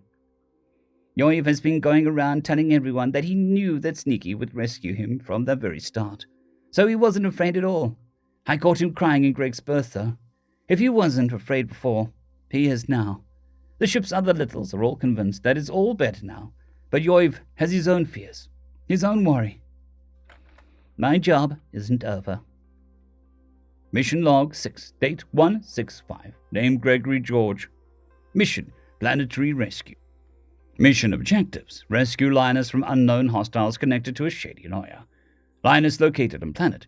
Shuttle company name determined, shuttle by green. Gang identified, gang headquarters identified, likely information vector identified, information vector obtained, large number of gangers in hiding. Linus has escaped. Linus secured. Linus has rescued other kidnapped victims. Exfiltrate Linus and other kidnapped victims. Linus and hostages rescued. Objective complete. Eliminate or neutralize all hostiles. 1 hostile neutralized non-lethally. 1 hostile eliminated. 6 hostiles eliminated. 1 potential hostile neutralized. 8 hostiles eliminated. 9 hostiles neutralized. 3 potential hostiles neutralized. 53 hostiles eliminated. 8 hostiles neutralized. 58 hostiles eliminated. 9 hostiles neutralized. 224 hostiles eliminated. 215 hostiles neutralized. 1 lieutenant captured. Teach the criminal element a lesson. 1 example provided. 1 demonstration provided. 3 demonstrations provided. 9 examples provided. 5 demonstrations provided. 8 examples provided. 2 demonstrations provided. 9 examples provided. 2 messengers sent. 13 demonstrations provided. 55 examples provided. 24 messengers sent. 1 responsible party acquired. Mission parameters. Minimize collateral casualties. Minimize collateral property damage. Evade detection by station security. Minimize station damage. Protect allies. Potential action plan. Continue eliminating patrols. Continue accepting surrenders. Begin planning building assault. Observations irrelevant to mission. Bleavooses have a pretty okay combat skills. Reinforcements are good brothers. Dear Loggery, I'm afraid Sneaky will get hurt. I'm afraid Daddy will get hurt. I want them to come home right now. Tran says that he is making sure that no other kids get left behind. Sneaky and Daddy are heroes. I want them home. End of chapter. Part 4, Chapter 8, Collapse. Dear Diary, I was right. They are getting a whole new penal ship to deal with how many convicts are being made. The current mayor is trying to get us to turn over the convicts to the Jacovian justice system. The people got even more mad about that. Something about hurting kids makes them not true Jaku in the first place, and not deserving protection. Protection from what? It's not like we're going to space the pickpockets or muggers. Just a few months of hard work and an unpleasant task for them.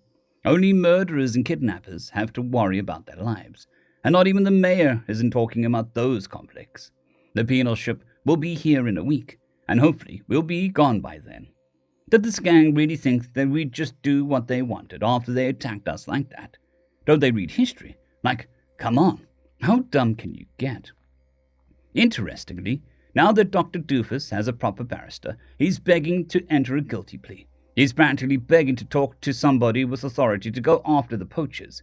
Turns out that he had a gang connections, but not the kind that make him more guilty.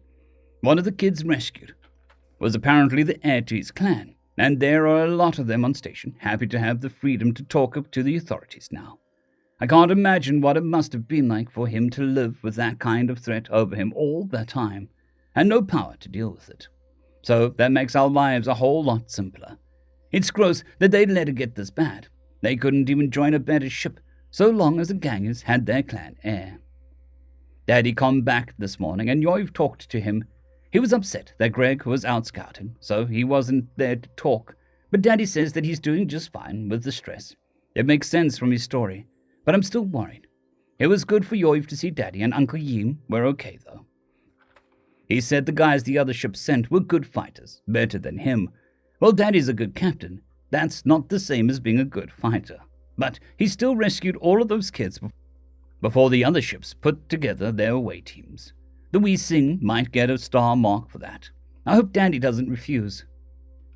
Still, Yoiv has reverted to wanting to go everywhere holding hands. He hasn't been like this since he was 3, and I guess getting ripped away by a ganger would do that. I told him that Sneaky beat up the ganger so bad that he'll never kidnap anyone again, and that helped a little. I hope that he can recover from it. He was super brave on the planet, and we're all very proud of him. We tell him so, but there's something bothering him that he won't talk about. The good news is that the gangers are surrendering in droves and droves, possibly because they hope to let all of the justice fall on their leaders, or maybe they don't like what it means to be in a real fight. Even pirates would have held out longer. Then again, Daddy says Sneaky thinks their tactics were dumb, so maybe they just didn't understand what they got themselves into. Tomorrow. Please, let everything go back to normal. Tomorrow. Log 6,001.0.17. Personal, Captain Yormdrill. They broke. We ambushed another large patrol, and the other squadrons took another, and directly after that, 3 lieutenants lead somewhere between 300 and 400 men in a surrender to us, while the other squadrons received 5 captured lieutenants. It seemed that the lower levels of the gang had finally understood that this was not a law enforcement crackdown that they could scare off with a show of force, or a turf war with another gang that they could win by denying territory. We had come to get them, and their leaders in particular, some of whom had realized that facing the magistrate was preferable to taking a plasma bolt to the head the moment they caught a glimpse of open sky. One of them was weeping, or rather making a keening noise of relief and grief, as they do not have tear ducts, and gazing at the local star. I didn't realize that denying people the sight of their sky could have such a profound impact on their psyche. I suspect Gregory had expected it. After that, the sizes of the patrols were so small that Gregory ordered the supporting squadrons to hold their fire on the opening salvos of the ambush, to give the gangers a chance to surrender once they realized that they were under attack. They invariably took the opportunity, such that he ordered all but one, himself in our case, Red Leader in the other, hold their fire in case that was enough to encourage a surrender. We disarmed 13 patrols after inflicting a single casualty, and most of those not lethal. Then, a group of 3 lieutenants surrendered with a captured shot caller. We found them waiting. Almost 500 gangers were kneeling in a park, or what used to be a park at one point. I could see some run-down play equipment in the corner, with their weapons in a heap and a good 30 paces away from the closest ganger. While the lieutenants covered the female with pistols, Gregory instructed the low-level gangers to march in a direction away from our area of operation, and once they were a good 5 blocks away, they began to split up, likely to go to ground with either the family or unaffiliated peers. I spoke to one of the surrendering lieutenants, and he had confirmed that the gang's morale had broken. The mere thought of something as adorable as Gregory lurking in the shadows just waiting to take their heads off had been terrifying enough for over 2/3 of the gang's lower members to suddenly be too sick to leave home. The difference in treatment between those officers turned over by their men and those who had surrendered of their own will was made evident in the view of those low-level men being released. So long as they were cooperative, Gregory insisted that they not be physically moved at all, and he instructed that their cells should be furnished with a bed and be given hot meals. "Honor should be met with honor, even for criminals," he said, when someone from Green Squad objected. Those who were turned over were treated with deliberate roughness, and Gregory took an opportunity to strike a few of them, which, with his strength, was likely very painful. The surrounding officers were more than willing to provide images taken from inside the building, which we used to create an almost complete map, and information on where further hostages were being kept. It was well that we did not leave yet. It would be wrong to leave innocents in their vile clutches. The assault begins tomorrow, and apparently the remaining 2 shot callers and 7 lieutenants only have the remaining 50 of their most fanatically loyal subordinates left. Gregory has cautioned us that these are the most dangerous and least likely to surrender. We assault the building tomorrow. Almost home. Mission Log 6, Day 165, named Gregory George. Mission Planetary Rescue. Mission Objective: rescue Linus from unknown hostiles connected to Shady Noya. Linus located on planet. Shuttle company name determined. Shuttle by green. Gang identified. Gang headquarters identified. Likely information vector identified. Information vector obtained. Large number of gang is in hiding. Linus has escaped. Linus secured. Linus has rescued other kidnapped victims. Exfiltrate Linus and other kidnapped victims. Linus and hostages rescued. Objective complete. Eliminate or neutralize all hostiles. 1 hostile neutralized non-lethally. 1 hostile eliminated. 6 hostiles eliminated. 1 potential hostile neutralized. 8 hostiles eliminated.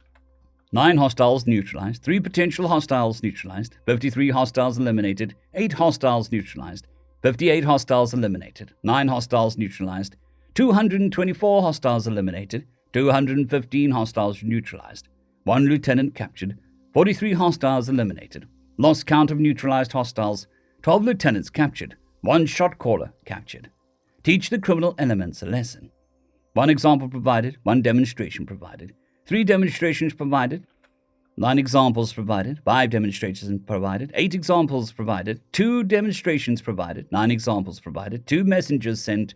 13 demonstrations provided, 55 examples provided, 24 messengers sent, 1 responsible party acquired, mass surrenders have begun, 13 responsible parties acquired. Mission parameters: minimize collateral casualties, minimize collateral property damage, evade detection by station security, minimize station damage, protect allies. Potential action plan: it is time for an assault. Place green squad on the exits, fire team from blue squad attached to each of the fire teams from red squad. Breach at points in third floor, at shared walls in adjoining building. Sneaky squad will insert via roof entrance. We will confer and go over the plan before dawn. Observations irrelevant to mission. Green Leader is such a fecking cocktease. They have this sweet fecking magac that I could make this entire planet fecking tremble with.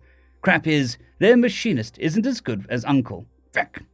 1 more day. And it's time to go home. Jesus. Commanding a sustained battlement. I can hardly wait to see Linus again. It'll be nice just to fecking listen for a while. End of chapter. Part 4, Chapter 9. Mission Log 6, Date 165, Name Gregory George. Mission, Planetary Rescue. Mission Objective, Rescue Linus from unknown hostiles connected to a shady lawyer. Linus located on planet. Shuttle company name determined, shuttle by green. Gang identified. Gang headquarters identified. Likely information vector identified. Information vector obtained. Large number of gangers in hiding. Linus has escaped. Linus secured. Linus has rescued other kidnapped victims. Exfiltrate Linus and other kidnapped victims. Linus and hostages rescued. Objective complete. Eliminate or neutralize all hostiles. 1 hostile neutralized non-lethally. 1 hostile eliminated. 6 hostiles eliminated. 1 potential hostile neutralized. 8 hostiles eliminated. 9 hostiles neutralized. 3 potential hostiles neutralized. 53 hostiles eliminated. 8 hostiles neutralized. 58 hostiles eliminated. 9 hostiles neutralized. 224 hostiles eliminated. 215 hostiles neutralized. 1 lieutenant captured. 43 hostiles eliminated. Lost count of neutralized hostiles. 12 lieutenants captured. 1 shot caller captured. 54 hostiles eliminated. 3 lieutenants captured. 2 shot callers captured. 327 hostages freed. 100 child hostages freed. 371 personal communication devices seized. 43 portable computers seized. 1 server rack seized. Objective complete. Teach the criminal elements a lesson. 1 example provided. 1 demonstration provided. 3 demonstrations provided. 9 examples provided. 5 demonstrations provided. 8 examples provided. 2 demonstrations provided. 9 examples provided. 2 messengers sent. 13 demonstrations provided. 55 examples provided. 24 messengers sent. 1 responsible party acquired. Mass surrenders have begun. 13 responsible parties acquired. 4 responsible parties eliminated. 5 responsible parties acquired. Mission parameters: minimize collateral casualties, minimize collateral property damage, evade detection by station security, minimize station damage, protect allies. Potential action plan: 1 loose end to tie up. Observations irrelevant to mission. This appears to be the main hub for a planetary mafia-type organization that had managed to just barely escape the notice of the Bleavuses, because they simply don't try to take ships in transit and gain most of their funds by kidnapping and drug dealing. I don't want to think about how the scum profited off the people who weren't ransomed or kept for leverage. Just one little thing to take care of on the station. There's this big-ass ship with a shit-ton of magistrates running trials, and apparently they're fucking shocked that the gang's already been crushed. Too slow, boys. Log 6,001.0.18. Personal, Captain Yordrell. It was over yesterday. The gangers just didn't know it yet. We conferred in the dark morning, and we learned Gregory's plan. Sneaky Squad would scale the building to enter through the roof and sneak into position. Then half the squadrons, made of a team from red and blue squadrons each, made new entrances in the shared walls into the 2 adjoining buildings at 4 separate points, and Green Squad covered the exits. The idea was to drive them downwards to the street where the terror was and away from the hostages. My brother and I took some demolition tools, and we began scaling the enemy building's final 4 floors from the top floor of the adjoining 10-story building. Gregory lamented having no aircraft to repel from. but a shuttle would have been far too noticeable.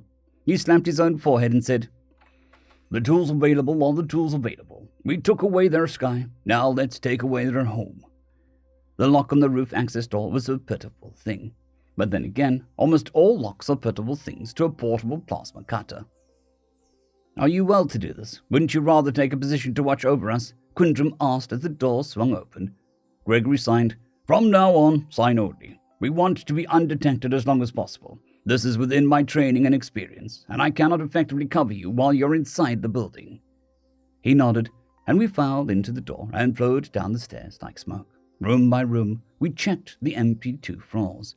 Then, on the 13th floor, we found our first high-security door. It was in a hall with 15 such doors on each side, obviously meant for high priority, difficult to contain hostages. Yemdril and I went to work, and while the others stood watch.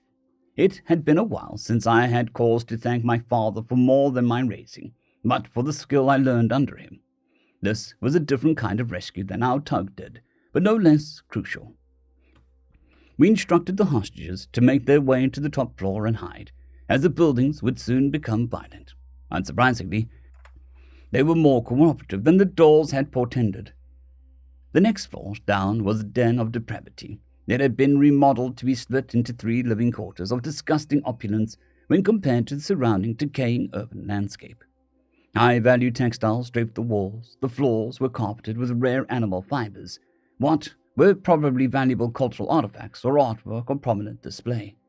The furniture was made from imported woods or precious metals, and all was covered in the evidence of a disturbing amount of caffeine and theobromine use, not to mention various implements, the uses of which I prefer not to speculate over, as well as many which were obviously for inflicting pain or holding beings of varying size or limb arrangements in place.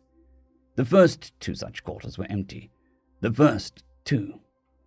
Beings of various races were restrained in various uncomfortable positions and left to the cruel ministrations of machines. Others were lounging under the influences of caffeine powder or theobromine, such that they were in a stupor as we checked the rooms for threats. And in the main bedchamber, one of the shot callers was in a writhing pile of naked bodies. Gregory yanked him from the pile by his ankle and sent him flying across the 5 paces to the wall, where he crumbled into a twitching heap. "Party's over. If you are prostitutes, take whatever and go to the top floor. If you're slaves, the same. If you're here for the thrill of it, just void and get the others out of those strange machines and scorch and get up to the top floor," Gregory said to the pile of carnal flesh flatly. "There's killing to do, and I don't want you in the way." The last bit had them motivated to don whatever scant coverings they had doffed before committing to whatever acts such people do in such situations. We put the wheezing commander in some of his own restraints for safekeeping and moved on. I found the entire experience remarkably disconcerting. I decided I didn't want to know whether the beings were there by choice. The next floor down was clearly another holding area. It was simply less secure. It was so riddled with open maintenance access hatches, the fact that the gangers thought that it was in any way secure was somewhat baffling. Perhaps, until now, simple terror has kept the majority of the captives in place. That, and the simple latches on the outside of the doors. Gregory signed for us to stay back in the stairwell, and immediately took advantage of the space between the ceiling and the next floor. He's rather heavy, but not terribly difficult to lift with his cooperation. Watching him softly pad along the hanging supports in the gaps of the ceiling tiles was tempting, but I kept my eyes on the downward area of the stairwell. A few minutes later, we heard a thud, then a loud thump, followed by a sharp cry of alarm that became a gurgle and another thump. Then Gregory came leading a procession of emaciated adults and children to the stairwell. They must have already been instructed on what to do, because they immediately began to climb to safety. "Hostages secure," Gregory whispered, and there were 4 loud booms from the 2 floors below us. It had begun. We streamed downward, and upon meeting gangers fleeing upwards, gunned them down without a moment's hesitation. They had known the path to life. They had chosen otherwise. The gangers shot wildly down the halls, but we took cover behind things like refrigeration units, the reinforced doors, or less ideally, the walls or door frames. We did not present easy targets. They did. Truth be told, Red Squad took the lead and, with the help of Blue Squad's demolitions equipment, consistently outflanked the gangers. We allowed them to flee towards the street until they were pinned between us, and Green Squad waiting outside the single exit we had managed to herd them towards. Green Squad had already taught some of them the folly of flight. "Lay down your weapons, place your hands on your heads, and walk outside if you want to live," Gregory told them. Those still alive complied. I hope to the stars I never need to take up duty like this again. Dear Diary, Daddy and Greg are finally home. I feel like I set down a really heavy weight that I was carrying all this time. I hugged them so tight, and I didn't want to let them go. There was just a little more work to do before we go, and Mom is trying to figure out if we even know where our next port of call will be, so she can fill the cargo bays accordingly. I wish her luck, but something tells me our lives have stopped being so predictable. I've heard rumblings that we will hold a formal welcome for the away team, since what they achieved was pretty amazing. There's even a rumor that the Lord Justicar wants to give our Master-at-Arms a Nova. Stars. Speaking of rumors, I heard that the Lord Justicar was surprised to hear that we were already done catching the gang's entire leadership structure. Apparently, they were still busy getting their teams made. Well, I guess Sneaky could have just come home after rescuing Yoiv and just left the rest to the others. Like it's physically possible. There are some things I want to talk over with him, but I think it's better to leave him and Yoiv be. Yoiv has been clinging to Greg and Daddy since they got back. The poor guys probably want to bathe and sleep, but that's not an easy task when Yoiv just won't let go. It's fine. A few hours of smiling won't kill anyone. There will be a formal homecoming tomorrow. It feels like they're so close, but not home yet. It feels like they might get pulled away again. End of chapter. Part 4, Chapter 10, Ties. Log 6,001.0.19. Personal, Captain Yomdrill. Well, breach. Why did breach? This is completely scorching unfair. Well, I had to hold a formal homecoming for the away mission, despite being on the mission, which isn't all that strange for a captain to do, but it was far more pompous than I would have preferred. In the first place, it was not a simple small ceremony that goes mostly unremarked by others in the embarkation area of the station. Oh no, it could not just be normal. It had to be witnessed by the captains of the other away teams. Well, fine. But again, it couldn't just end there. Of course not. Our just doing what needed done was apparently remarkable somehow. So, of course, the Lord Justicar was in attendance, which means formal robes. Gregory, the smug little brat, escaped that much at least, him and the rest of the away team, excepting myself, of course. That was bad enough.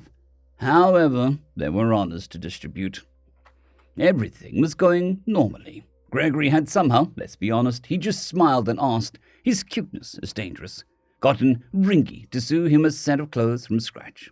Well, her mother very likely helped her with the details. A set of trousers and a jacket with a high collar, and a deep, nearly black blue, with gold piping to trim the stitching on the edges, and a single chevron stitched to his sleeve, with the points upwards and broken up by a wide white belt at his waist. The buttons were burnished metal, glistening silver in the steady light. He did not know our rituals or ceremonies, so he simply used his own. He marched with a precision that looked at once mechanical and fluid, each movement practiced to perfection. His eyes were fixed ahead as he led the parade down the embarkation area, the members of which attempted to glide behind their diminutive leader, and with an equal solemnity. He stopped at each of the airlocks, where the captains and crews were waiting to perform their own welcomes, and dismissed them with his version of a salute, which was to bring his right hand to his forehead such that the back of his hand was towards those he was saluting. And the words, "It was an honor to command. It was an honor to serve. Dismissed." They returned the salute and replied appropriately, "Yes, sir." It seems to me that Gregory's shadow flinched, though in truth he himself showed no outward sign of his thoughts. Then he was before me. He saluted me, and I returned the salute. I did not imitate his, but rather used our salute. "Captain, mission accomplished." "Aye, Lieutenant, welcome home," I said, according to the ceremony. However, the Lord Justicar chose that moment to descend upon us with awards and accolades. I just wanted to go inside and have a quiet meal with my family, but no. I apparently had to be saddled with honors to my ship and personnel. Gregory George of the House Drildy, you acted decisively in moment one of ours and yours was in danger to find and rescue him. Yet you went above and beyond this duty to rescue the children and other loved ones of the countless people in this nation. Your command suffered no fatalities and only minor injuries, in addition to not once endangering or causing collateral casualties to the local populace. For this reason, under my authority, I award you the away team command Nova. Gregory responded, not by declining the accolade, which would have been perfectly acceptable, as he is under no obligation to be burdened further, but by saying, "Honor to honor, blood to blood. I accept this recognition of duty done." He held a salute as the Lord Justicar pinned the medal to his chest. Then he dropped it and stood rigidly as the Justicar turned his eyes to me. Yom Drildy, your ship has contributed to the rescue of over 400 hostages in the clutches of foul pirates. Though by treaty you had the right, my ship, the Among the Stars we sing, had no duty to risk her crew and captain. For this reason, I award her Hell and Coursign a star mark for valorous crew aboard. He proclaimed to me, "The more star marks your hull has, the more likely your ship shall perish. I hope the wee sing will forgive me." "By my house and line I accept this honor in the name of my ship and crew," I said. "Go return to your duties and your chosen course," the Lord Justicar intoned, and my crew filed into the quarters deck, where we received a somewhat more cheerful welcome. The cheer was deafening, and Yovdrol reattached himself to me on one side, and Gregory on the other. Gregory did manage to extricate himself from his grip for the feast, but I decided I wished to hold my son in my arms where he wouldn't be stolen away from me again. At some point, I stopped seeing him mingling with the crew, reassuring the children, laughing with friends, or just sitting against the wall with a pensive smile across his face.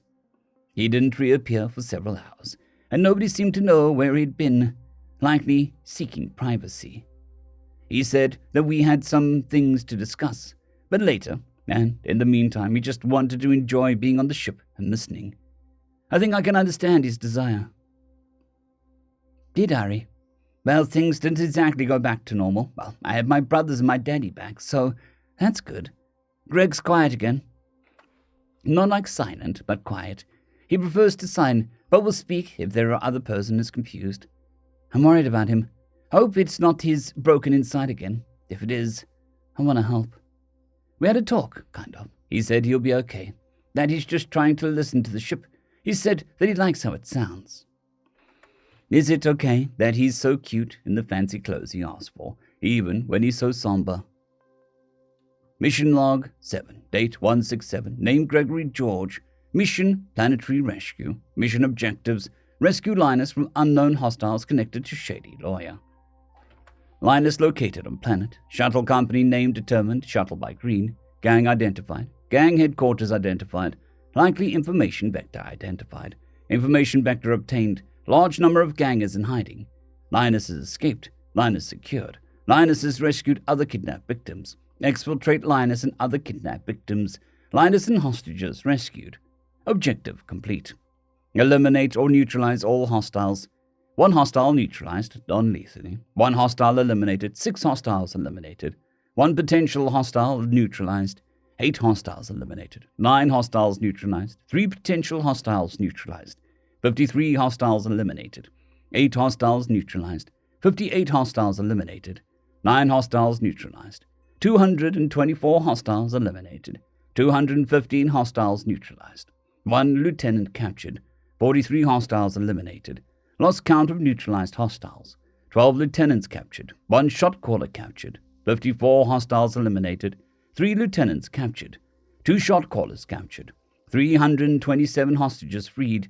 100 child hostages freed. 371 personal communication devices seized, 43 portable computers seized, 1 server rack seized. Objective complete. Teach the criminal element a lesson. 1 example provided, 1 demonstration provided, 3 demonstrations provided, 9 examples provided, 5 demonstrations provided, 8 examples provided, 2 demonstrations provided, 9 examples provided, 2 messengers sent, 13 demonstrations provided, 55 examples provided, 24 messengers sent, 1 responsible party acquired. Mass surrenders have begun. 13 responsible parties acquired, 4 responsible parties eliminated. 5 responsible parties acquired, 1 shady lawyer instructed. Objective completed. Mission parameters: minimize collateral casualties, 0 collateral casualties. Minimize collateral property damage, 4 damaged civilian apartments. Evade detection by station security, unnecessary. Minimize station damage, station undamaged. Protect allies, 0 allied casualties. Mission complete. Dear Loggery, Daddy and Sneaky are home. Sneaky had to go take care of one more thing on the station. He got a medal because he is a hero. He says that he is not a hero, but that's what heroes say. End of chapter. Part 4, Chapter 10.5, The Loose End. In the turmoil of the recent takedown of a mafia, the station didn't exactly have a day or night, but nonetheless there was something aboard that went bump in the darkness. The station had more experience with this creature, both in kind and particular, than any other station in the known galaxy. This was by virtue of the simple fact that the creature had visited this particular station before, once, for about 4 hours. That was a memorable visit for the more affluent residents, and had sparked an online debate about whether keeping exotic pets should be allowed, since the bipedal mammal had shattered a one-way window in a fit of rage, or in a desperate bid to escape an abusive test, depending on who you asked. In any case, the vet was culpable, except according to the trolls, only pretending to be stupid. And the actually stupid, and the real question was what exactly he was guilty of. The debate only became more intense when it was revealed that the Star Satyrs had discovered that their pet was actually a sapient being and not a simple animal. Things got even more interesting in the station's debate scene, and even on the planet it orbited, when a video of a bipedal mammal with red fur on its head and face dragging a quackal child out of a game of dart combat by her ear for cheating.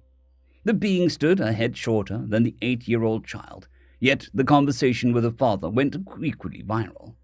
The kindly gentleman asked why the adorable referee wasn't playing with the other children. It responded in a somewhat discordantly deep voice that it would be unfair for a grown man and combat veteran to completely stomp on the stationette children. When the man asked the little guy why he was dressed like a kid, "Because I'm short," became a very popular meme, along with "Down with the tolls." Even still, what the station had largely come to think of as an adorable little representative of a race of adorable little pre-FTL primitives was going bump in the shadows of the neglected lower levels. The fact that the cutie had been a major part of the recent rescue of nearly 1,000 hostages from a major mafia family hadn't really sunk into the public perception of the creature. It had already been going bump for nearly a week, hundreds laid in morgues as mute testimony to its wrath. Lieutenant Gregory George, of the Among the Star Tides We Sing, didn't know or care about the public's perception of him.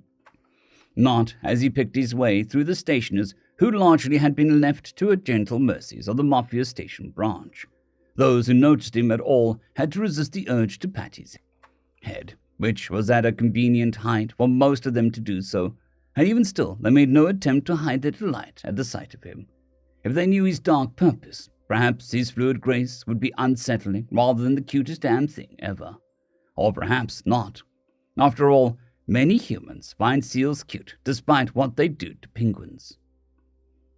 Pling, click, zan, click, tick. Did not share the public's perception of the creature striding inexorably closer to him. No pling, click, zan, clack, tick had good reason to know just how dead the disturbingly adorable Greg was, and equally good reason to believe that he would be targeted by Greg next. a tactic that had worked on literally everyone else, a simple, safe, effective way to get the inferiors to fall in line. So his bosses had told him. Inferiors. The inferior mammal had put all three of his bosses in barely warm enough boxes without even a cushion to lounge on, and were made to subsist on nutri-blocks and water until their magistrates can hold trials. The Star Satyrs are trying them as pirate officers who had ordered an attack on one of their children. Plin Click Zan Clack Tick did not have any hope that his bosses would live to punish or protect him. He did know that the newly discovered primitive you can just dazzle with some junk had held every last underboss responsible for touching his brother. He knew he had a limited amount of time to gather what contact data and coordinates could be useful, and his emergency stash of theobromine and caffeine powder. Enough to barter his way onto a less reputable ship going to the capital. From there he could just get out of Jakuvia. He just had to hurry. Greg just had one little loose end to tie up. There was one last person responsible for what had happened to who he still thought of as Linus, though he knew his adoptive brother's name was Yovdril. The rescue had gone even better than he had dared hope, but that wasn't the point. The point was that the criminal scum outside human space needed to learn a lesson Pete had taught all of humanity. You do not touch our brothers, not without consequences. The door to the shady lawyer's firm had been left ajar. How polite. Greg found the horrifying amalgamation of horse-sized spider centaur scuttling about his office in a frantic fury, tossing data chips into an open suitcase on his desk alongside some plastic bags of white powder. "Going somewhere?" Greg asked softly, as seafarers' negotiation was a soft language. Even still, Plin Click Zan Clack Tick webbed himself. "Go on," Greg said softly as a breeze amongst headstones. "Get the translator." Plin Click Zan Clack Tick suddenly regretted not buying a gun before the Star Satyrs had established martial law. With the burgeoning hope for talking his way out of the situation, he fumbled around his desk drawers until he found the external translator, a nearly obsolete device. But some of his gang of clients couldn't afford implants. "I'm sure that we can come to an Do you know the rules of command?" "I'm sorry?" "The first rule of command is pretty well known, so I thought you might have heard of it. It's never give an order that will not be obeyed. By the way, What does that have to do with... the less well-known second rule is credit and blame rise to the commander. And I want you to understand before we begin. But I'm not military. You issued orders. The orders were obeyed. You would have accepted the accolades from your bosses, so why do you now shirk the blame from me? You don't... The trembling quadrupedal arachnid stammered in terror. Good. Now you know. This is because you touched my little brother. The good news is, not a single hair on his braid was out of place, so you get to keep well. The trouble with someone like you could lose 2 arms and still not be permanently disabled. So you get to keep ability to function in your profession, at a minimum. Let's go over your options. Options? Plin Click Zan Clack Tick squealed and clicked. Yes, options. Option 1, you resist and I drag you to a forgotten maintenance airlock and slowly depressurize it until you pass out. Then repeat until you become cooperative. Plin Click Zan Clack Tick trembled, and Greg continued. Option 2, you give me what I want and I take you to that airlock so that you can space yourself. Nice and quick. Plin Click Zan Clack Tick's terror subsided slightly, as death would be preferable to torture than death. Option 3. You give me what I want, decide which limb you like least, and then go turn yourself into the magistrates. Once again, Plin Click Zan Clack Tick webbed himself. More embarrassingly, he was secreting the glistening oils that prevented him from sticking in his own webbing. What do you want? That scorched, googly-eyed void sucker of a filthy poaching pirate. Big scar across his face, like this. I want him. Plin Click Zan Clack Tick blanched. Please. I want to know his favorite ports. I want to know his ship's aliases. I want his transponder codes. I want his voided name. You will give them to me. No, Anything else? You want money, caffeine, sex? I can get you your own. Greg's eyes went wide with fury, and his voice somehow became harder. I also want to know where your slaves are. The arachnid scuttled back until he bumped against the wall and panted to force more air through his book lungs. I am not a mammal. I didn't not do anything with it. I guess we'll go to that airlock. I don't want to die. Then give me what I want, Greg growled. And it seemed that Plinclick Zanclack ticks that the darkness of the office reached out and enshrouded the deceptively adorable biped. The pungent aroma of grief pheromones filled the air as Plinclick Zanclack ticks began to compile the information on a data chip. Are you literate? Yes. Seafarer's negotiation. Fine. Please, I'll just turn myself in and hope. Please? See, here's the thing. You touched my brother, and that means that the other criminals need a lesson. A lesson you'll teach them by just how you look. Or maybe the story you tell about how you just voiding vanished. Either way, touching my family will become a ghost story for the scum of the galaxy. Half an hour later, the light of justice in the darkness received another Mafia member, apparently one of the lieutenants, and in need of medical attention.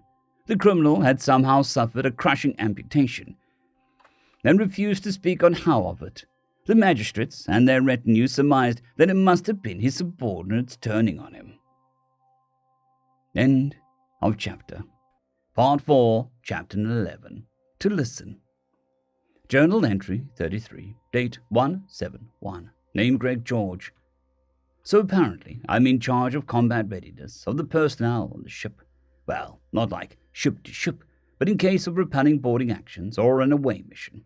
Okay, well, that's a job I can do. There's a decent enough range in the armory, and I could run the grown-ups through some tougher drills. It might ruin the reign of terror on the quarters deck by Team Toddler, though. Shame. Pops is pretty insistent that I actually carry out the duty, as if I would do anything else.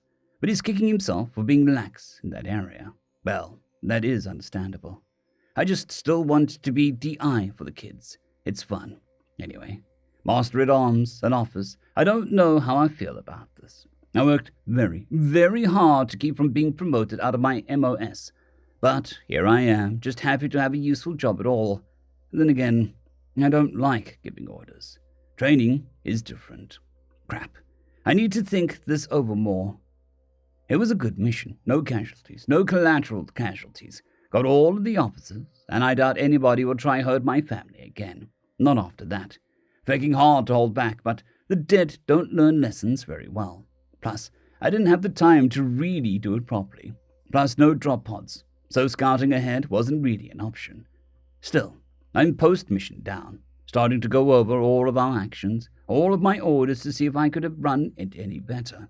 I can hear Dr. Johan saying that it's perfectly normal and is the brain's way of developing strategies to manage stressful situations. Thanks, internal therapist voice. That's always a good one. This means I go quiet, which freaks everybody out. Well, crap. Now, I don't want to drive my family away like I did with the new brothers. At least there's not a fecking legend keeping us apart. But I've had to have some chats, like mostly out-loud chats to put everyone at ease. But also Linus needed a talking to. Not denying it, then Linus went through something pretty terrible. He did very well under pressure, very brave, very smart, all that kick-ass crap. It still affected him, so I had to have a chat with him about how he's viewing the events and himself. Not the kind of thing you should have to do with a 5-year-old. Had to be done, though. Don't want him to grow up like me. In less depressing news, the Believer Seas have actually competent justice system. It's adversarial and protects the rights of the accused, so they're being a lot more fair with the captured gangers than I would have been, but I'm a vengeful bastard. They did stick to my threat, though, kind of. Bread isn't really an option for some of the races, but something called NutriPaste is, which sounds like their version of crayons. Good enough. The sheer numbers, not just my planet-side mission, but also the Believer Seas restoring order to the station, had them call in a ship full of magistrates, and what basically amounts to SWAT and some highly disciplined patrol teams called the Justicar. The dudes have a class of ship. There's a whole deal as the law enforcement, which makes a lot of sense considering that they're all about ships and shit. But I kind of thought their system just sort of used station postings for that kind of thing. Nope. Turns out, when crap goes wrong, it goes really wrong, and they have a system in place for running a large number of criminal trials after something like this, which is relevant because the leader of their SWAT dudes wants to debrief me. I am actually kind of interested to meet a Bleevu's operator. Might even be kind of fun. Still, need to talk things over with Pops. I think this is life after service. I need to talk to Sarge too. I was pretty harsh with him. Am I still me without my MOS? Log 6,001.0.19. Personal, Captain Yormdrill. Things will be well. Things are of course better than they were, but all is clearly not well. My children have been traumatized, my crew injured, my ship marked for valor, yet things will be well. The crew has shown tremendous courage and dedication. Like the Lord Justicar said, we had the right, but not the duty. However, how could we shirk in the face of such suffering? How could we let the good people of the station labor under the boots of murderers and thieves? We were not the only ship to be offered a mark, but Gregory's medal trapped me into accepting it. There were captains who were happy to have their ships marked. The rescue tugs with the most stars lived the shortest lives. I still remember how my uncle wept when his ship was decommissioned, and the sting of pain I still felt over what happened to the endless dark life finds a way. It isn't only my father and old friends I grieve.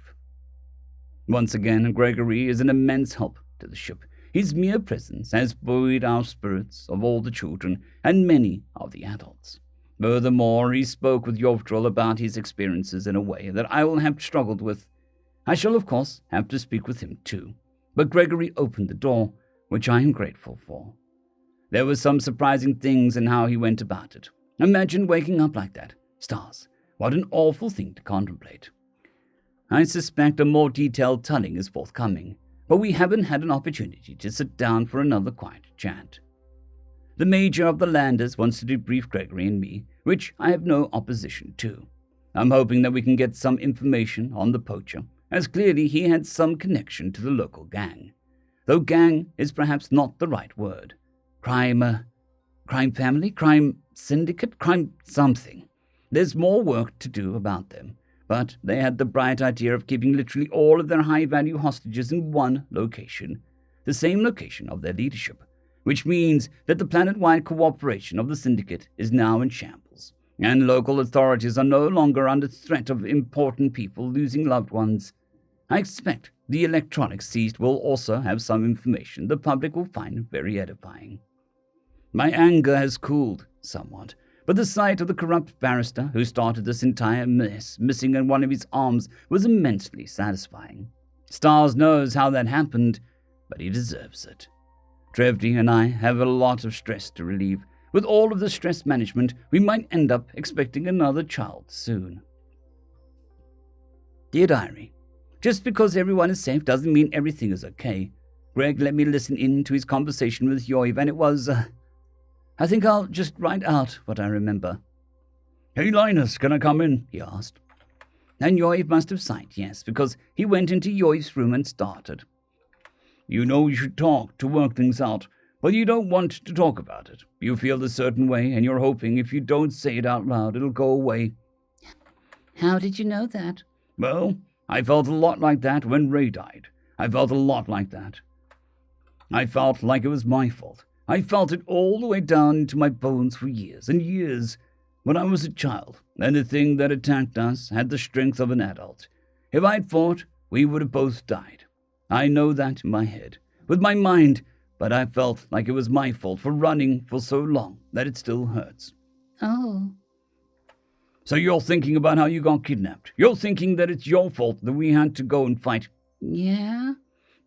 Well, if I'd never gone camping, I would have never gotten kidnapped in my sleep, would have never been rescued by the animal shelter, and never met you, and never lost control in the veterinary office, and never insulted a criminal lawyer, and thus he wouldn't have ordered you to be kidnapped. Is it my fault? No. That's not allowed. Did you try to fight? Yes. What did you do when they took you away? I waited for the bad guys to stop looking and got away. And rescued a whole bunch of other kids. Yeah? Which is very kind and brave of you. I wanted to tell you that I was very proud when I heard. I just did what I thought that you would do. You helped us win, knowing that will help. But the feeling you have, sometimes I still feel like bad things were my fault. I know that's not true, but I feel it anyway, and it hurts. And I have a doctor. I had a doctor to help me with that kind of thing. He said that it's normal to have the feelings, that it's normal to hurt because of them, but it's not okay. Like it's normal to hurt when you fall down, but that doesn't mean that you're okay. You follow? I think so. So since you're hurt, you need to heal. But it's not like a bump on your knee that you can just put some medicine on, and you're scared to ask what to do because you don't know how to explain it. That's right. For me, what helps is helping. If I can be useful to people, it makes the pain go away. Do you know how I found out? Did you figure that out with your doctor? Yep. He's a lot smarter than me, so you'll need to talk to someone smart, like Pops. I can't. You can try. I can try. Good, Greg said with a wide smile. Something else that helps is getting some exercise. You want to find some grown-ups to shoot? They ran out of the quarters cackling. Sometimes I swear Greg is just an old kid. Still, his talk with Yoiv had me thinking. I'm thinking. Dear Loggery, Sneaky said he's proud of me. Daddy said the same thing. I do not think it was very special. I was scared the whole time. Sneaky said that I should talk to Daddy. I'm scared Daddy will not be proud anymore if I say how scared I am. End of chapter. Part 4, Chapter 12.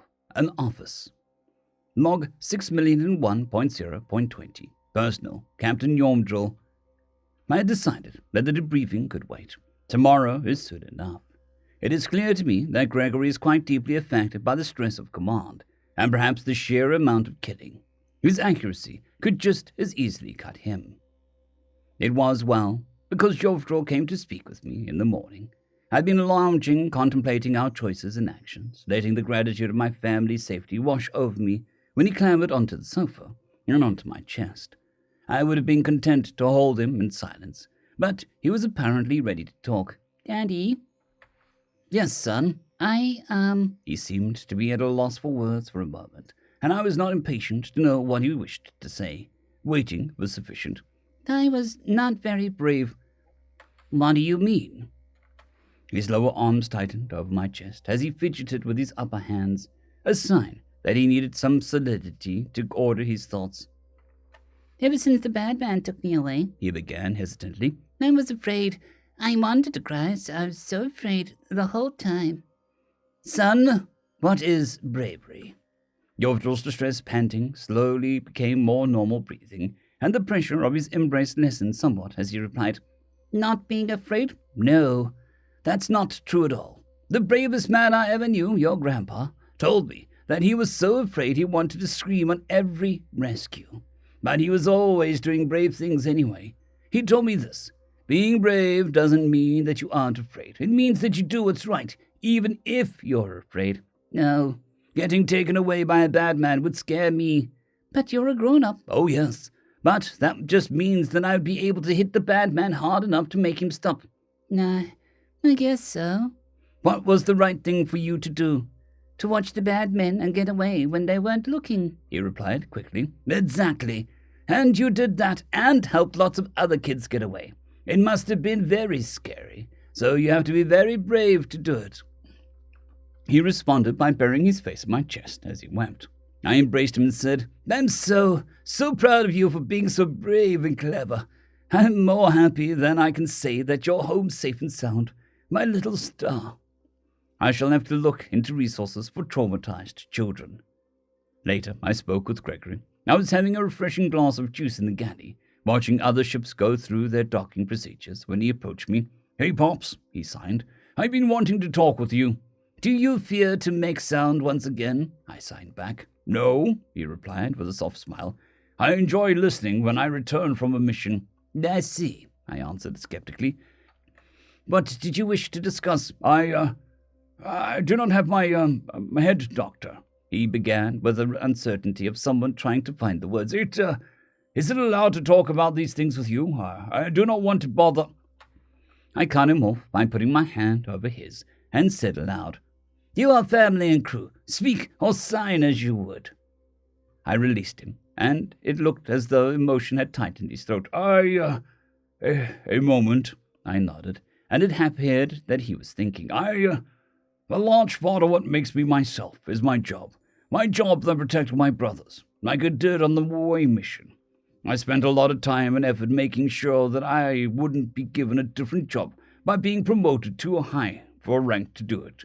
I did this by getting, we call it busted, down to the lowest enlisted rank every time I was close to being made a senior non-commissioned officer.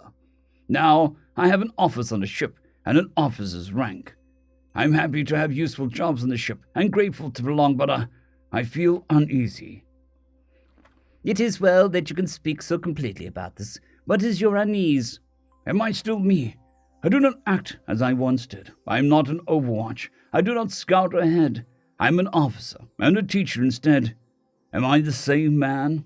No, you are not the same man, just as I am not the same man I was a week ago. He flinched at that.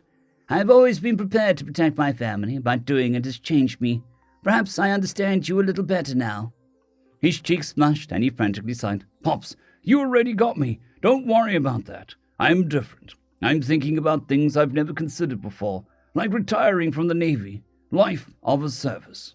Never before? I do not want to leave the Weesing. I do not want to leave you guys. Maybe I have served my people well enough to lay down my duty with honor. If we can ever get you home. See, that's the thing, he said as he slid a data chip across the table. I have a lead. The lead was a collection of ports of call with notes and kinds of criminal contacts that could be found. Several names of a ship with corresponding transponder codes, likely all the same ship, and a name, Beastmaster Cellbase. Scorching Void, that breached son of a 2-credit harlot, and a welching customer. Dear Diary, the net is completely nuts with sneaky fever. We're even thinking about going shopping for necessary equipment now that the election is going forward. The leading parties are both trying to take credit for our martial law. Lame. There's a new party that's formed, the Let's Just Do What the Star Sailors Do party, which is pretty funny since they have some odd ideas about what we would do. Like they want to mandate formal robes or other clothes twice a month. Other stuff, like actually punishing people for crimes and not taking bribes from crime syndicates, is pretty sensible. It's looking like they might win. The Justicar, the light of justice in the darkness, and her crew are going through all of the information that Daddy and Greg got from taking the gangers. And what they have released so far has been, well, the net is pretty fired up over the entire planetary government and every last city being under criminal control. It's looking like we're setting off another round of elections. If I remember right, Chakuvia has planetary parliaments under a monarch. I think it's a queen just now, but I don't care enough to look it up. Anyway, it's going to take clearing out their entire parliament to get the change they want on this planet. Planet-side supplies will be out of the question, but Pavdrol and Pindrol think that their leads I found on machines can be taken advantage of in the station's current state. They say that the locals are even more friendly after we got rid of most of the thieves, assaulters, and gangers on the station. The Lord Justicar had even sent investigators to some murders. 3 murderers turned themselves in when they heard, apparently hoping for a less harsh sentence. Anyway, all of this means that we might be able to take advantage of how viral Greg and the fancy clothes Ringy made him. Well, her and her mom did. Greg is pretty good with the modeling program on the holocom. He's still annoyed about trying to model the hat correctly, though. I saw him poking at it this afternoon. He reminded me that he expects a cut from the sales. Well, duh, his family and crew. Not to mention it's a plush of him. So obviously he gets a cut. Journal entry 34, date 1/7/2, name Greg George. Okay, so Pops is pretty good to talk things over with. I'm still me, just a different me. I can still protect my family, the family in front of me. That's good enough. I just have to do it differently. By teaching and commanding on away missions, not a likely thing to do again, but it is wise to be prepared. Then there's the lead. Home. The 4th Fleet getting plopped down on sanctuary until I clear a psyche ball again. Retirement? Re-upping? Saying goodbye to one or the other? Feck! On the plus side, Green dropped by and dropped off that Magac. It's only as long as I am tall, so not quite the range I'm used to, probably. Uncle said that he can have it modified for my use in a day or two. The sidearm is still giving him some trouble. Pop said that he'd cross-reference the info I got from the sketchy lawyer with what we took from the HQ. Home. The wee sing. Feck. Dear Loggery, Sneaky was right. Daddy is very smart. We will learn how to make me strong like Sneaky and Daddy. End of chapter. Part 4, Chapter 13, Commitment. Dear Diary, Head Doctor. It's a pretty descriptive way to put it, but I guess Greg just gets along with the words he knows and just learns as he goes. In passing, I told him he was talking about a therapist. I'm really thinking about this. I hate how useless I felt when Yoiv was taken. I hate how useless I feel now. I should be able to do something. I should be able to help. The manufacturing equipment can do what we want, as long as we have the right textiles and stuffing. I should be happy about it, but with everything going on, I don't know if the project even matters. I think we're going to have a ship's meeting soon. I'm pretty sure that we have information on the good catch, and that can only mean Daddy's is considering putting the wee thing in danger, which means a vote. I'm past my halfway. My vote counts. Log 6,001.1.01. Personal, Captain Yormdrill. Being interviewed is tedious. The major of the landers is an affable fellow, and he gets along with Gregory, which is well, but it is still not the most engaging thing to do. The actual debriefing was fairly straightforward, except the bit about finger removal. For some reason, Gregory and I didn't really remember how that ganger had lost so many appendages. The major understood that there are some mysteries that simply have no explanations. There was one small exchange that was amusing, though. The leader of the strike force, the lieutenant, was surprised to learn that Gregory had led us, and not me. Him, he exclaimed, but he's so tiny and adorable.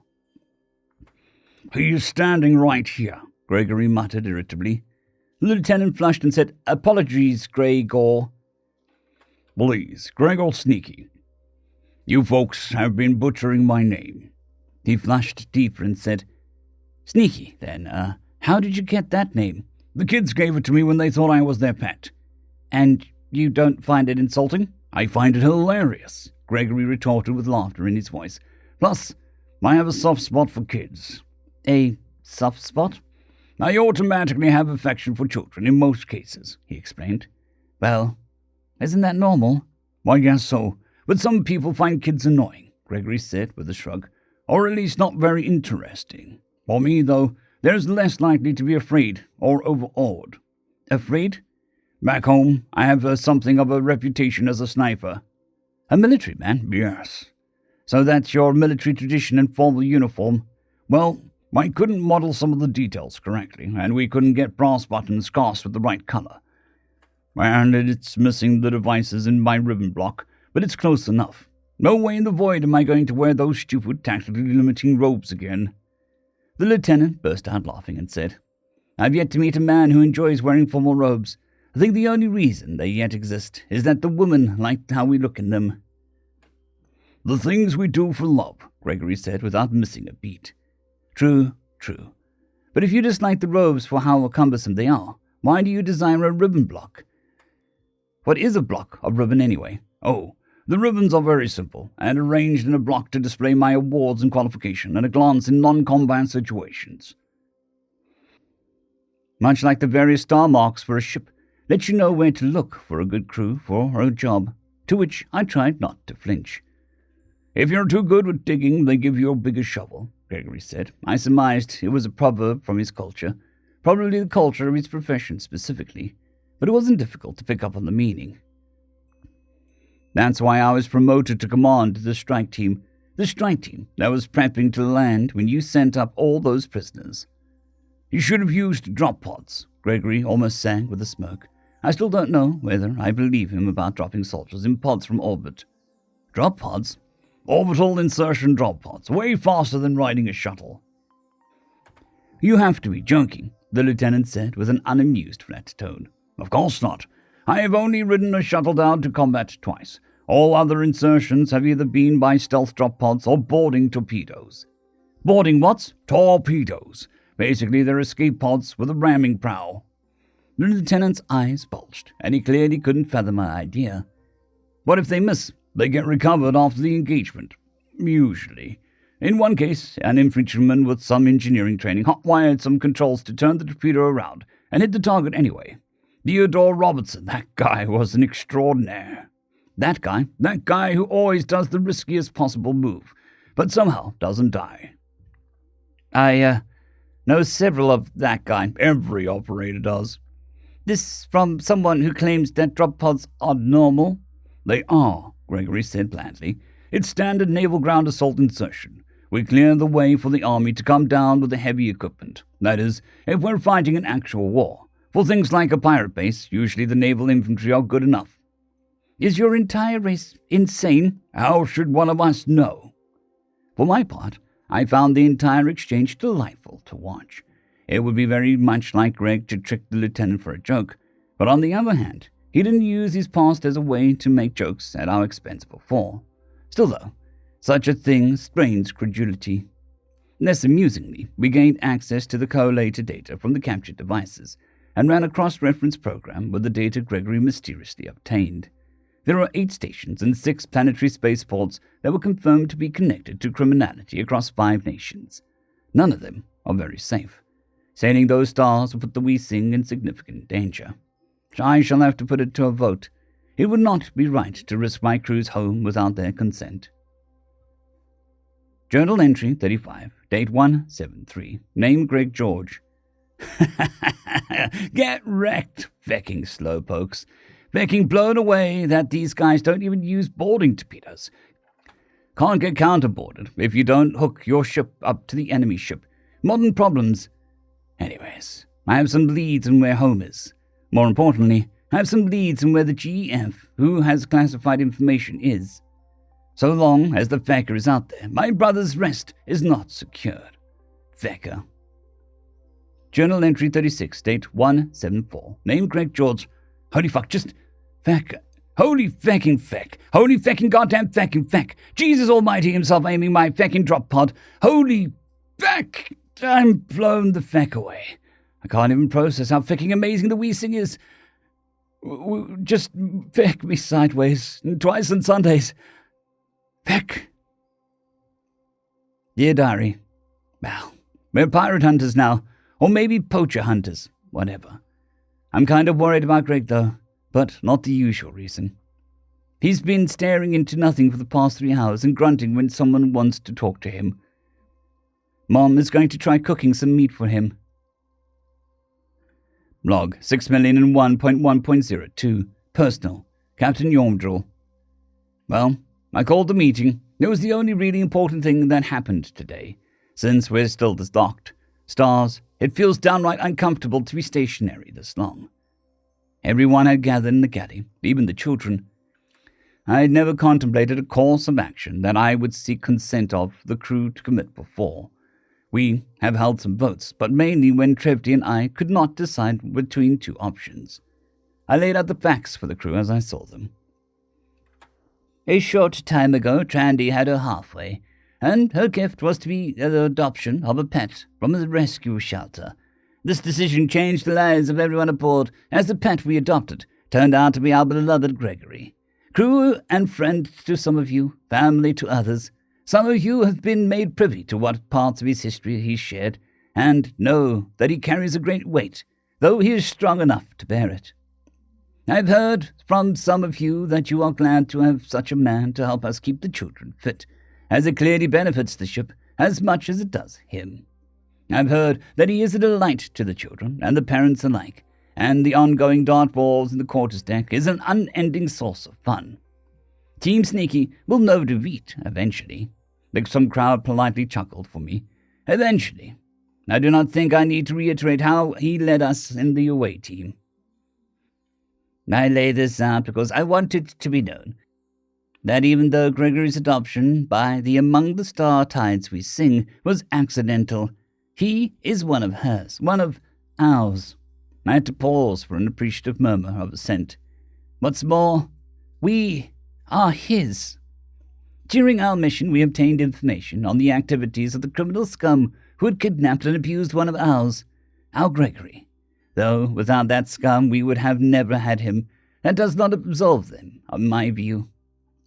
What's more, the kidnapper likely has information that might lead us to being able to make contact with Gregory's people.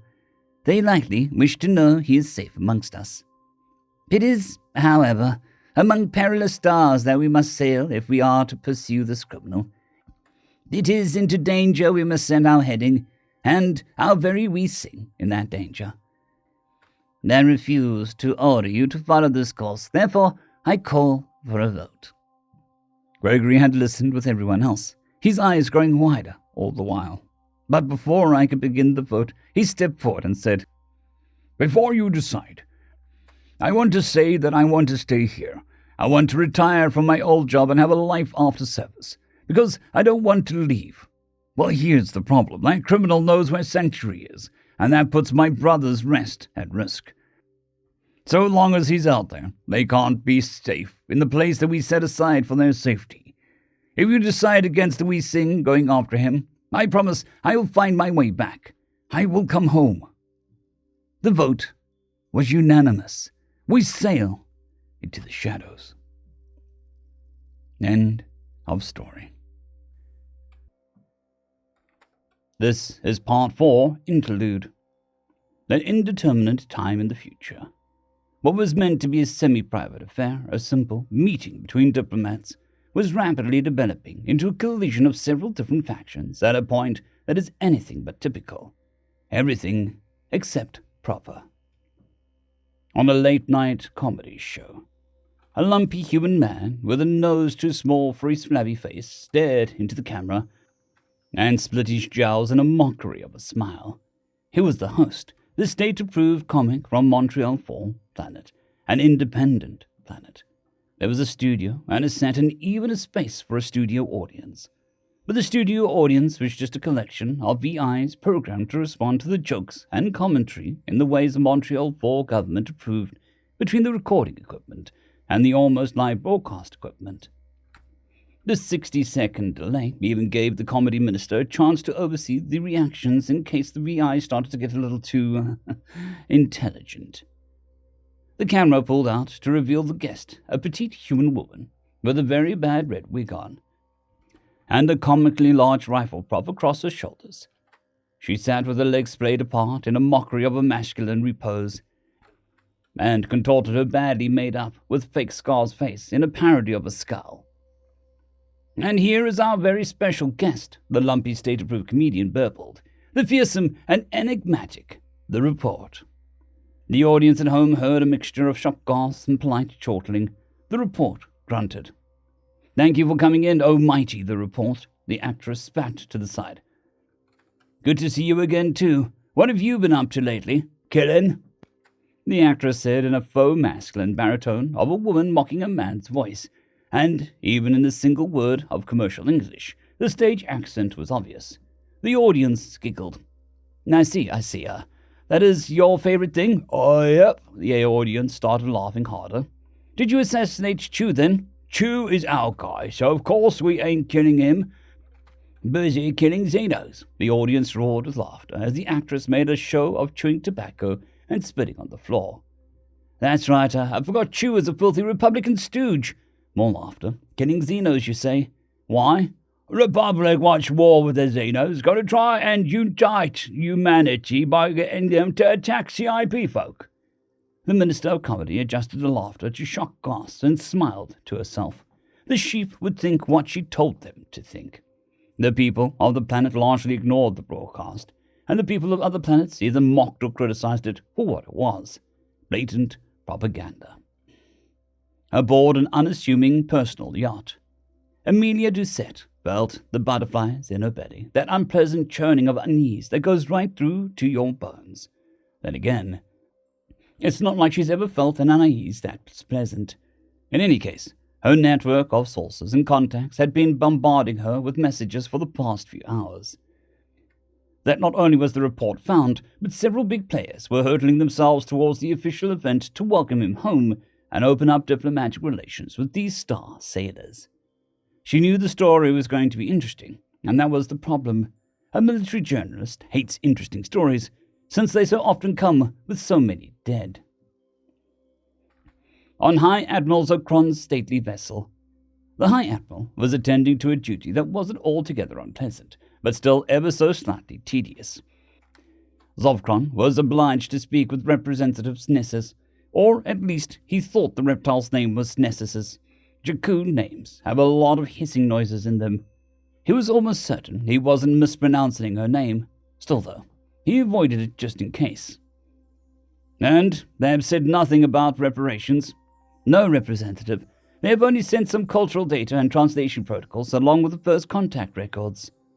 Nessus blinched and said, "Our people have made a very poor first impression."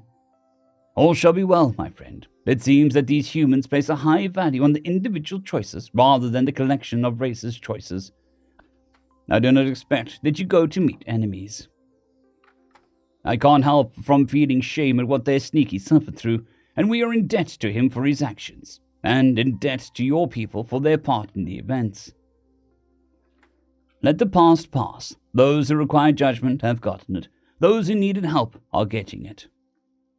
In the enlisted mess of the Wendy, Pete had been obliged to pause in his reading once more, as a small brawl had broken out over who is the best Xeno again.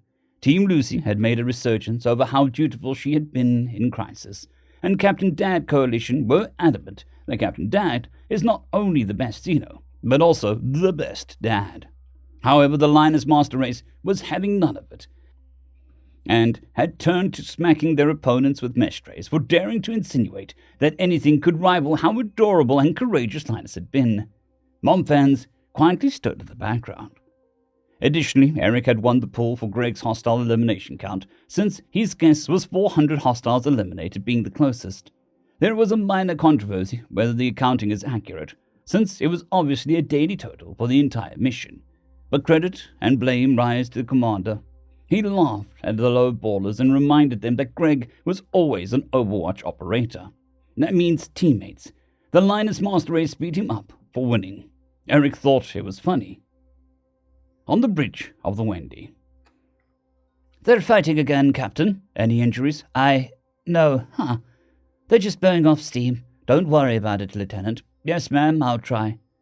"Their sense of humor can be rough amongst themselves. It's not something they need protection from. Protocol split them up for a reason. The reason is to keep the victims of underage combat from holding each other back. In their case, I think Protocol was a mistake." In General Chest's personal quarters, the disgraced general languished on his berth with a hangover not helped by his rage at those googly-eyed fecks and their crappy, corrupt political system that allowed Linus to get kidnapped. He'd have to talk to the Admiral about a punitive campaign against the feckers. Then again, his boy had managed to rip the criminal organization to shreds on his own. Maybe he'd let the planet go unconquered if it turned out that they didn't waste his work. Whiskey is not a good water substitute, he thought to himself. On the speaking softly. Well, maybe I won't crack the station after all. The Admiral thought to herself as she perused the first contact records further. More importantly, the Xeno captain is a fecking miracle worker. Gregory George, an officer, and not immediately rejecting it. It was almost impossible to believe. More than his legendary accuracy. His legendary stubbornness had been almost a byword amongst the command staff for several years. When the report is an officer had even become a fun way of saying never. It seems that pigs can fly. In an office on loan from a petty officer. Dr. Johann was almost overcome with joy. As much as lifers had a place in this service, it was always good to get them to at least consider civilian life. Someone like Greg was on a ticking clock, however. When an operator clock runs out, he either retires, gets promoted, or dies. For his part, Dr. Johann was more than a little happy that his most difficult patient was considering options other than death. In the diplomatic suite, the ambassador was busy trying to come up with an explanation for such an inordinately high body count. She was almost certain the Xenos had an impression that humanity was a violent species, full of vengeance and barbarism. Well, it wouldn't be an incorrect impression, exactly, but it was her job to put a positive spin on humanity's flaws. A difficult thing to do, with just one human stacking bodies like cordwood after just one encounter with the criminals. She hoped that the Lost Boy hadn't managed to ruin humanity's chance at friends of the stars. In the CIP diplomatic convoy, once again the ambassador was the recipient of bad news from the covert agent. Of fecking course the report went on a fecking assassination spree.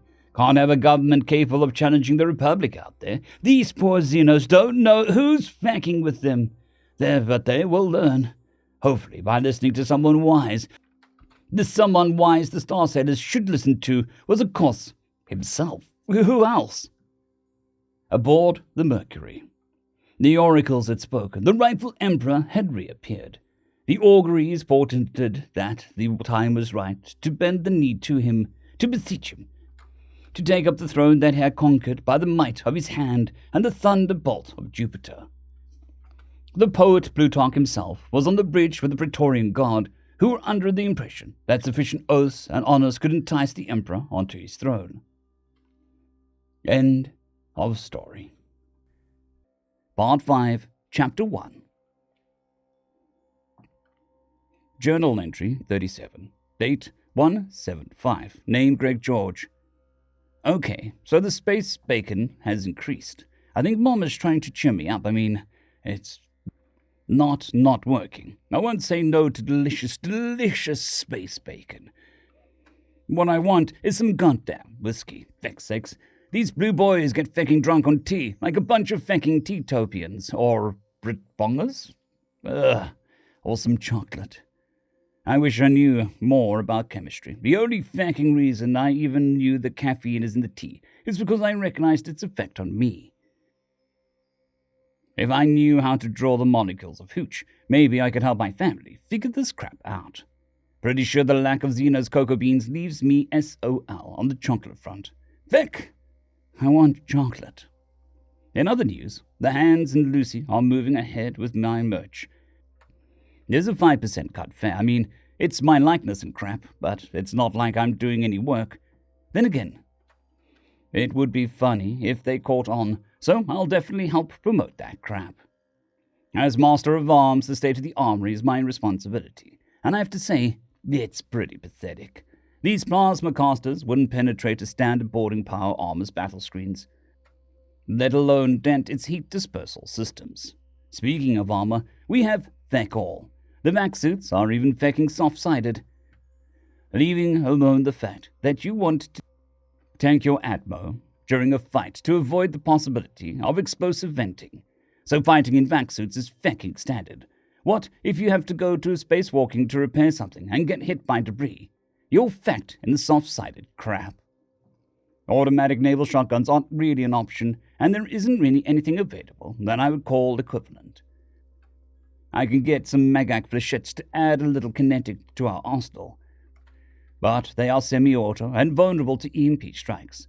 Finding anything that's chemical propellant at all is proving to be extremely frustrating. I really don't like having the gaping hole in our defenses. Speaking of holes, the armor. I brought it up with Pops, and he admitted that he's always ignored armor because he's always been uninterested in sailing anywhere remotely dangerous. Well, the White Sea is all about you. You can fence yourself in, but you cannot fence it out. I felt kind of bad for being critical of his armory, but my job is to make sure that we Sing can defend herself. And now we're planning on going to Space Tortuga. We're going over to that Justicar to request some combat vac armor. I want the bridge crew and the shipboard response team capable of acting even in the event of losing Atmo. Time to start drilling the kiddos for lockdowns. Maybe I can disguise it as a game. Speaking of kiddos, I had a decent chat with Sarge. He gets why I was so harsh with him and apologized for not thinking more clearly. Kid has a good heart and will be a good leader one day.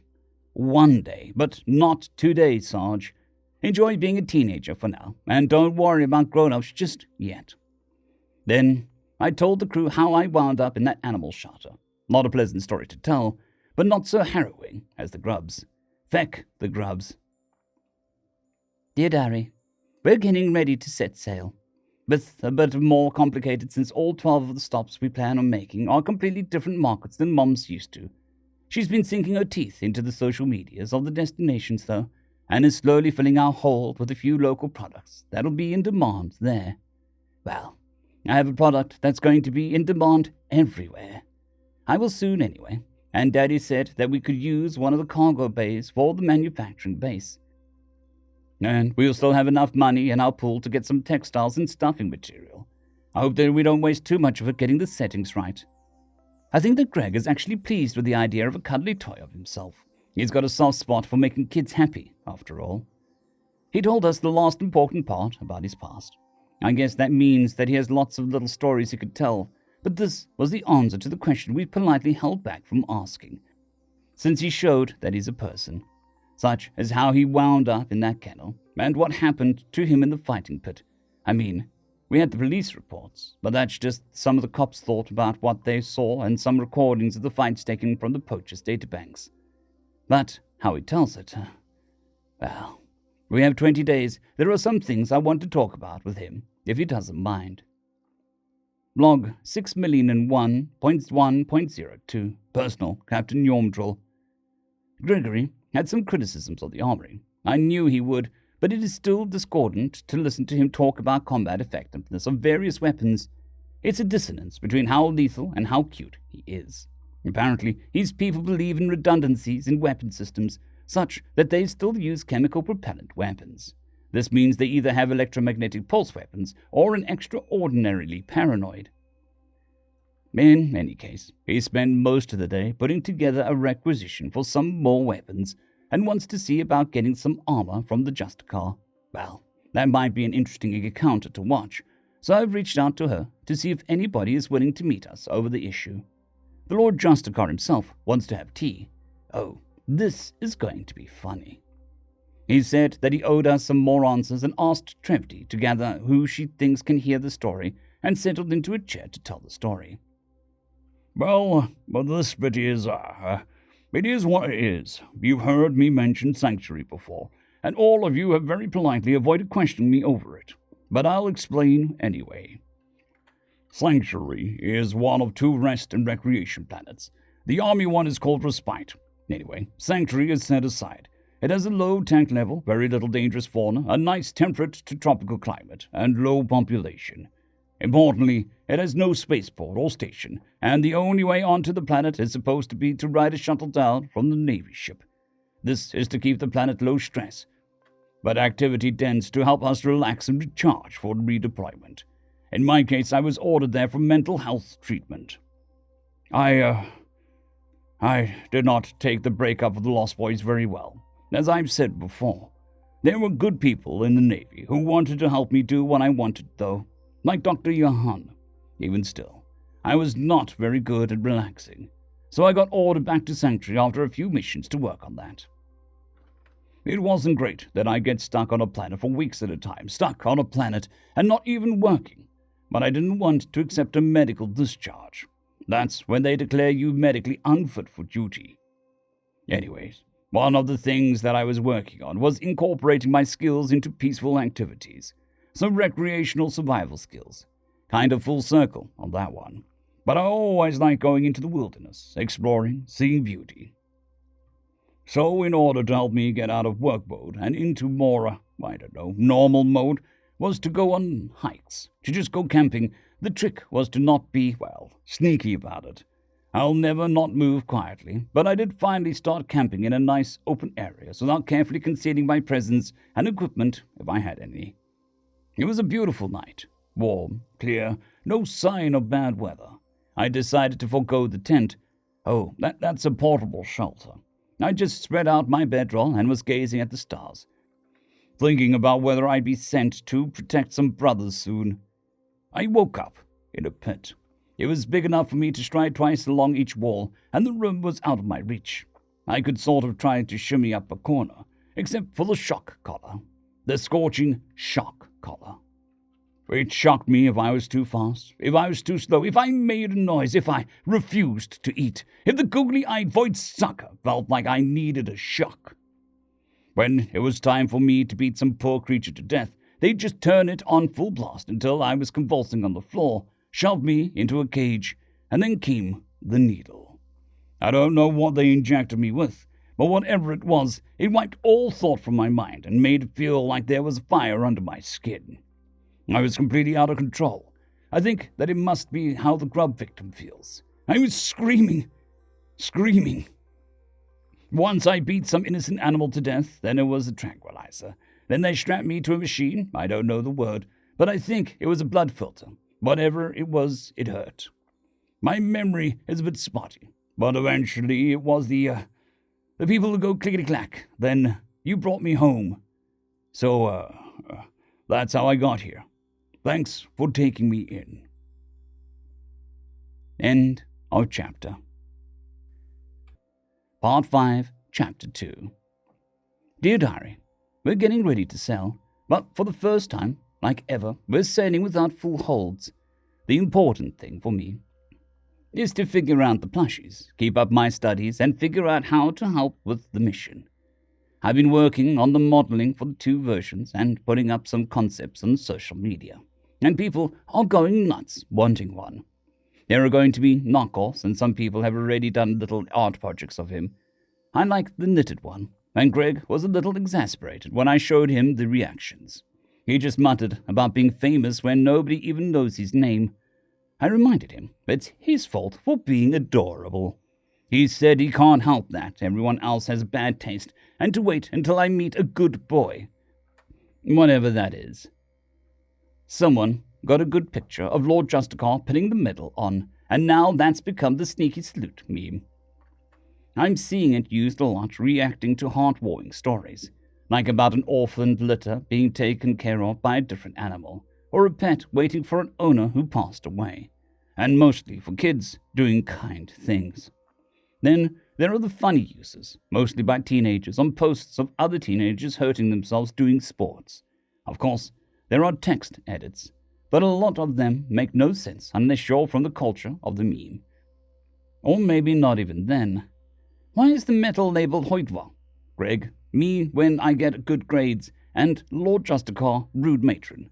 Why is that one so popular? Jacuvia is weird. With things getting a bit less hectic, things are going back to routine. Kind of. Mom is still busy lining up buyers at our next stop. Daddy is still going over the course with Uncle Yim, and Greg is still working on what he calls combat readiness. He told me to bring everyone past their halfway to the armory to talk about that. There was Greg cleaning the sidearm Uncle Yim machined for him. It looks like a scaled-down electronic pulse pistol with a rack of weapons looming over us behind him when Yeg, Mile, Brev, Wex, and I arrived. "First things first," he said as his eyes lifted to pin Yeg. "I was harsh with you. I'm not sorry for telling you that you couldn't come and fight, but I am sorry that I wasn't kinder about it. Will you forgive me?" Yeg blinked and then said slowly, "I don't know the details, but I know that you had to fight for real when you were younger than me. I have been meaning to apologize for how immature I was about the mission, and I wanted to thank you for caring enough to correct me. If you feel you should have been more kind about keeping me safe, I forgive the harsh words. Thank you, Sneaky." "Good, that's good," he said as he moved on to the cleaning a different part. "The 5 of you aren't exactly kids anymore, are you?" We shook our heads. "But you're not adults either." We shook our heads again. He seemed to be searching the weapon for something. "The most precious thing on the ship is the innocent. The littles are the most innocent. The littles depend on us entirely. So you must suffer damage to your innocence to protect them. I remind you that you voted for this. All 5 of you did. The Among the Star Tides we sing sails into danger." Brev rolled her eyes and started talking. "Stars, we like total—" "Stop!" The coldness in his voice and eyes sent a chill down my spine, and hers too, from her face. "We are talking about keeping the littles alive and safe. Do you understand?" She gulped and answered, "Yes." "I don't like it. But I am an officer, and in this capacity we will be maintaining discipline. Yes, sir. He flinched a little and continued, There is a scenario in which you might have to fight. Therefore, I refuse to leave you defenseless in that scenario. In the case they were boarded, and the adults are either overwhelmed or pinned down in a different part of the ship, and the boarder's goal is kidnapping, it will fall to you five. Your little brothers and sisters and cousins and friends will be depending on you. Do you think you're ready? No, sir, Yem, Brev, and I said immediately. Male just looked uncomfortable, and Wex shrugged and said, I don't even know what ready is. First, we're going to familiarize you with our most reliable long guns. Not the sidearms. The idea that it is easier to shoot a smaller weapon is not correct. Lives might depend on your accuracy, and the long barrel is easier to aim and stabilize. You will be learning the forehand grip for maximum control. He scowled at Wex and said, I don't care how stupid you look when you're saving your little sisters from slavery. Nobody felt like complaining after that.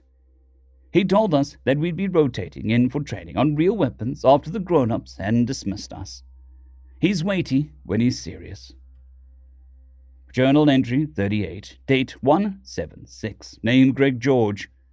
I woke up in a cold sweat this morning. I was in the pit again, except instead of fighting the googly-eyed Vex, made me watch them inject Lucy and Linus. Thank God I woke up before they. Jesus in a tank, subconscious. Did you have to come up with something like that to be afraid of? I had to hold my plasma caster for an hour to calm down from that crap. That's the kind of nightmare I don't want to process.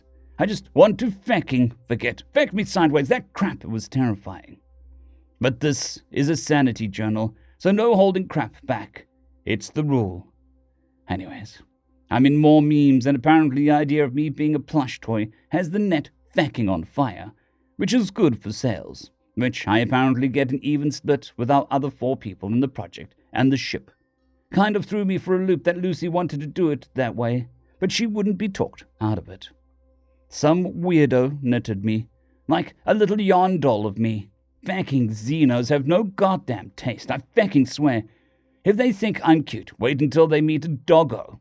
Not a good translation, but I think good boy is good enough. The best thing would be to show the Xenos a doggo with their pet dog. That crap would be funny. Earthborn Adorable is going to make toy companies so much fecking money. That and the Dart Wars.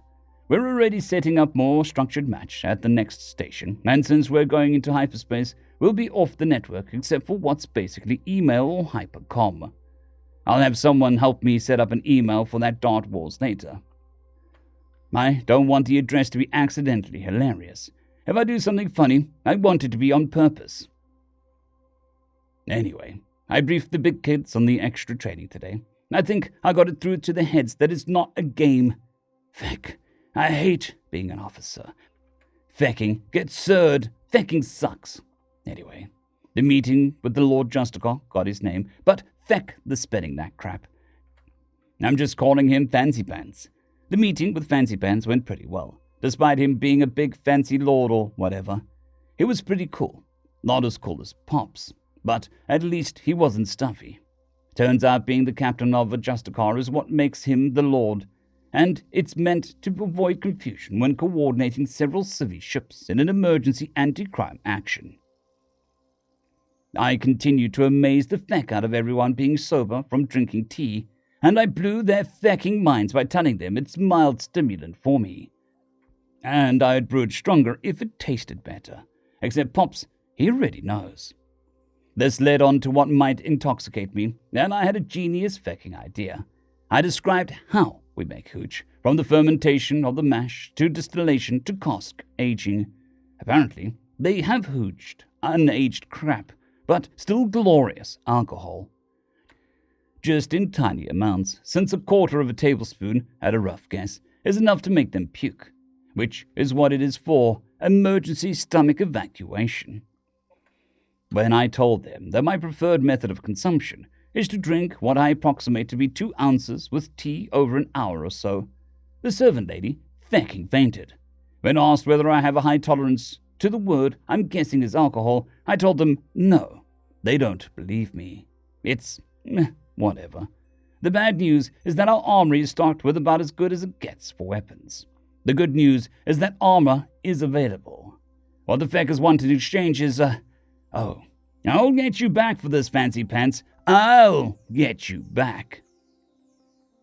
Log 6,001.1.03. Personal.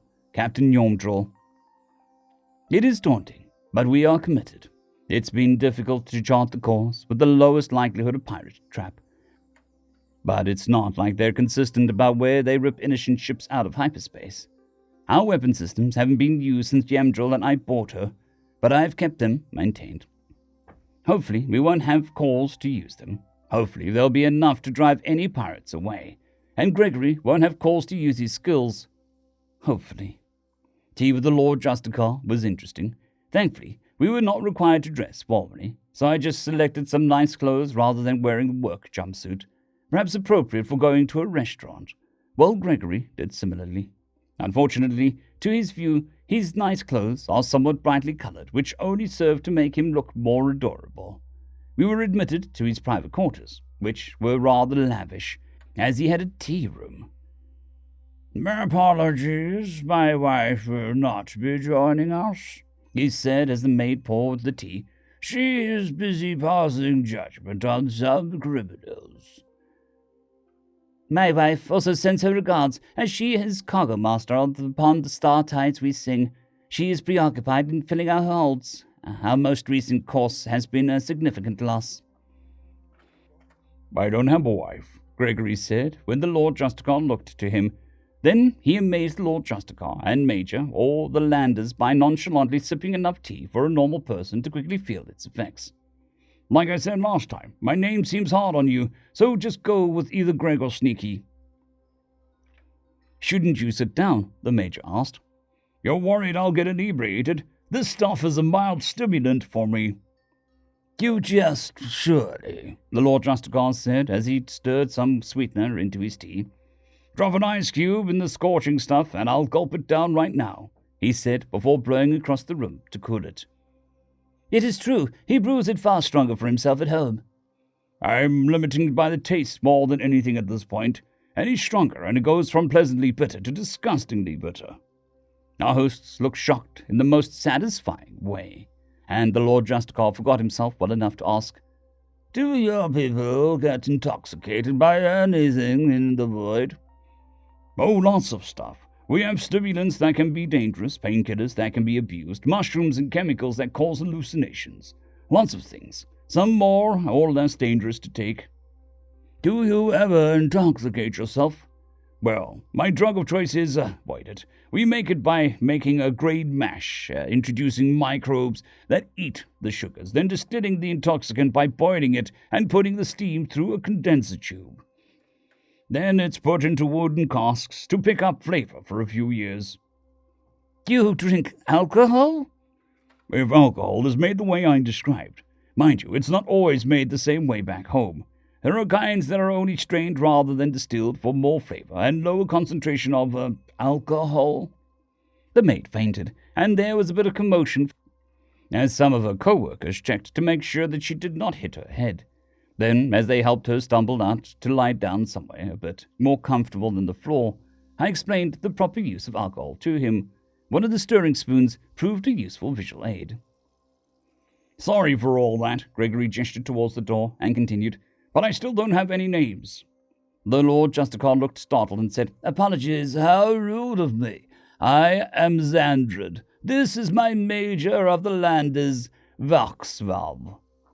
I am pleased to meet you both properly. Did you want to discuss anything in particular? Or did you just want to shoot breaches into nothing? Into nothing? Void that, Voxvov chuckled. In the first place, I wanted to get to know you in a less official setting. You're less stiff than the briefing. We're having a chat over drinks, even if I can't feel them the way you do. Reach me if I don't know a friendly gesture when I see one. Then again, you're both busy men, so you must just want something out of this. Not as busy as you'd think, Xandrid answered. I just captained this tub of justice. Once the target is orderly again, there is not much for me to do. No captains to coordinate, no egos to soothe, no over-eager militias to trim in. All things considered, things went rather well here. Forgive me if I have a somewhat dimmer assessment. Apologies, Yomdrill. I was talking about how you handled the situation after the crime was suffered. I've seen captains make a mess of things rather than restoring order. That was mostly Mom. We went planetside to get my brother back. Speaking of planetside, I hear you're a lander to your people. My job as an advanced scout and Overwatch sniper. Similar to what we do, but my lieutenant insists that you were fired onto the battlefield in an escape pod. Stealth drop pods were single use only. Excuse me? Standard insertion for advanced scouts is via stealth drop pods. Xandred looked pale as he nearly whispered. That implies the existence of non-stealth drop pods. Yes, the assault drop pods deliver shock troops to establish a landing place. They looked so satisfyingly horrified that I couldn't help from adding, he maintains that his nation has never lost a scout before landfall. A shuttle would be far safer. A big, fat, slow target would be safer in peacetime, sure. But my job isn't peaceful. Wasn't peaceful. It is well to think of such things, Voxvolv said after a sip of tea. I'm considering taking on a civilian role soon, but I do not think the attitudes of man of action shall ever leave me. Well, apparently there are civilian ships in dire need of combat readiness drills. I scowled at him while the others nodded gravely.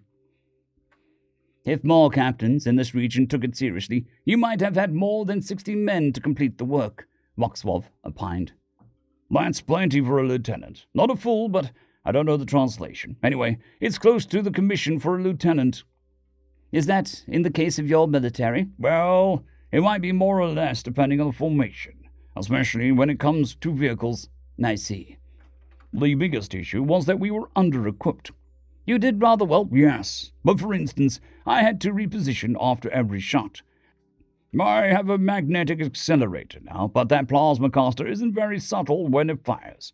Also, we had to be particularly careful about cover since we weren't armored. Additionally, we didn't have a tactical network, just local comms. That's a bigger deal than you'd think. A mission can change in an instant, and if that change is communicated quickly and accurately, it can save lives. I see. Your nerve is well earned, Xandred remarked. I will try not to tarnish it, sir. I was only doing what's right. Speaking of doing what's right, Voxvolv mused, I heard another rumor. It said that you're going after Beastmaster Solvus. And what if we are? I asked. That would depend on your purpose. If you're just after putting the Void Sucker through an airlock for revenge, well, we can't stop you, but you'll not have the protection of the treaties. That googly-eyed void-mating piece of scorched waste knows where my brother's place of safety is. I need to know how he got close, how he got past detection, and how he got away alive, and somehow get that information to the Republic. If it happened to me, it can happen again. It is well that you were a castaway as shipwreck, and not a marooned. This threat to yours is a threat to ours, as you are a star sailor, Xandred said solemnly. In that case, we can offer some support. I've been watching the local weapons market, and it seems that you've taken up the best of what's available. I wanted one of those new flechette launchers for my own use. I was hoping for some chemical propellant weapons. Electromagnetic attacks would leave us vulnerable. I can't help you there, but what about some armor and extra personnel? The Weasing is mostly cargo space. Our quarters deck could take on maybe 2 squads. Getting Linus back was enough to risk our chain of command. But in future actions, I'd rather Pop stay on the bridge. Uncle, too. I tried to hide my cringe. If I'd been more disciplined in drilling the crew with small arms, then perhaps my brother and I would have taken on a command role instead. Voxvolv smiled into his tea and said, It just so happens that this Beastmaster is also a wanted pirate. Good hunting, lads. From the memoir on the Beastmaster Solvus. Having escaped from warm bloods putting their disgustingly hair-covered fingers where they're not needed or wanted, I sought out more information. Apparently, an underboss did the one egg-breaking thing that you just never do, and kidnapped one of the blue warmbloods. Of all the lesser beings, the blues just lack the understanding of their place in this galaxy. This Jacovian galaxy. What I found out was rotted stupid. Apparently, Ombia Syndicate was dismantled by a beast from beyond the Monvan Gulf, or at least that's what the blues are claiming. They're mocking us. I say we go back to scalping them. A fine cloak of their prized braids, a new one. The one I inherited from my great-great-great brood matron is a fine thing, but too precious for wearing. The scalps of the wheat sing would do nicely. Then we put the beast back where it belongs. Enough pain will teach it that it's an animal or a primitive again. End of chapter. Part 5, Chapter 3. Journal entry 42, date 183, name Craig George. And away we go. I woke up with a vague notion that I had a dream about the Corps denying me, but it must have been a pretty mild, since I can't remember much. In any case, I'm glad to be underway. I'm still annoyed that I went viral again. I swear I'll get fancy pants for this. I've come around to the grandkids looking cute in their little dress blues. Then again, there's the fact that they were bigger than me. I don't care if his wife wanted the pictures. I'll have my revenge, eventually. Anyways, we have 20 days in Hyper ahead of us, which isn't very much time, but it's going to have to be enough. The SWAT dudes fall in pretty well, but they're insular. I've ordered them to visit the galley in fire teams during their off hours to meet people and not be awkward guests in our house. Privates, gonna private. God damn it, I really am fecking officer. Yes, I better get the sergeants together for a little fraternizing. God damn it, feck. Speaking of being an officer, I have a teenage boy who thinks he's a fecking hot crap, who needs it drilled into his fecking head that if he's ever in a position to even hold that rifle outside of training, things have gone well and truly to shit. I'm not letting them fecking touch the triggers until they respect those weapons. At least, I still get to have fun with the kids, for the bits of it that are actually fun. I'm adding more stealth and evasion to our games for the littles, which they haven't noticed, and I'm drilling the bigs for accuracy daily. And I'm planning on getting some tactical drills for getting the littles into one cabin with some fallback points as last line of defense. I swear to fecking God, I'm going to find an admiral to punch if Brass fecking promotes my actual rank too when we get in touch. Log 6,001.1.07. Personal, Captain Yomdril. This focus, this purpose. It's like when we went down to the planet to retrieve Yomdril. It's like when my father took us from the living ship on the rescue tug. The landers are being insular, but it's still the early days. Then again, I heard Gregory muttering about how he's turned into an officer, and it's completely unfair that it's his job to make the enlisted men play nice with their hosts. Well, we should thank them for teaching him so many swears. I've taken to having a second officer be on watch at a time, since we might actually get dragged out of hyperspace amongst the stars. There's very little to speak of, except that Gregory is an exacting taskmaster. More than one of us shall be moving stiffly until we get used to this level of activity. As much as I expected him to take his duty seriously, I perhaps underestimated just what that would entail. Dear Diary, and away we go. We thought Greg was a tough coach for our exercise. He was going easy on us. We haven't even shot a gun yet. It's all pick up, have gun, assume low ready, assume high ready, take aim, assume low ready, hold the gun at ease, take a knee, go prone, assume high ready. Then he'll single one of us out and ask us what our plasma caster is pointed at.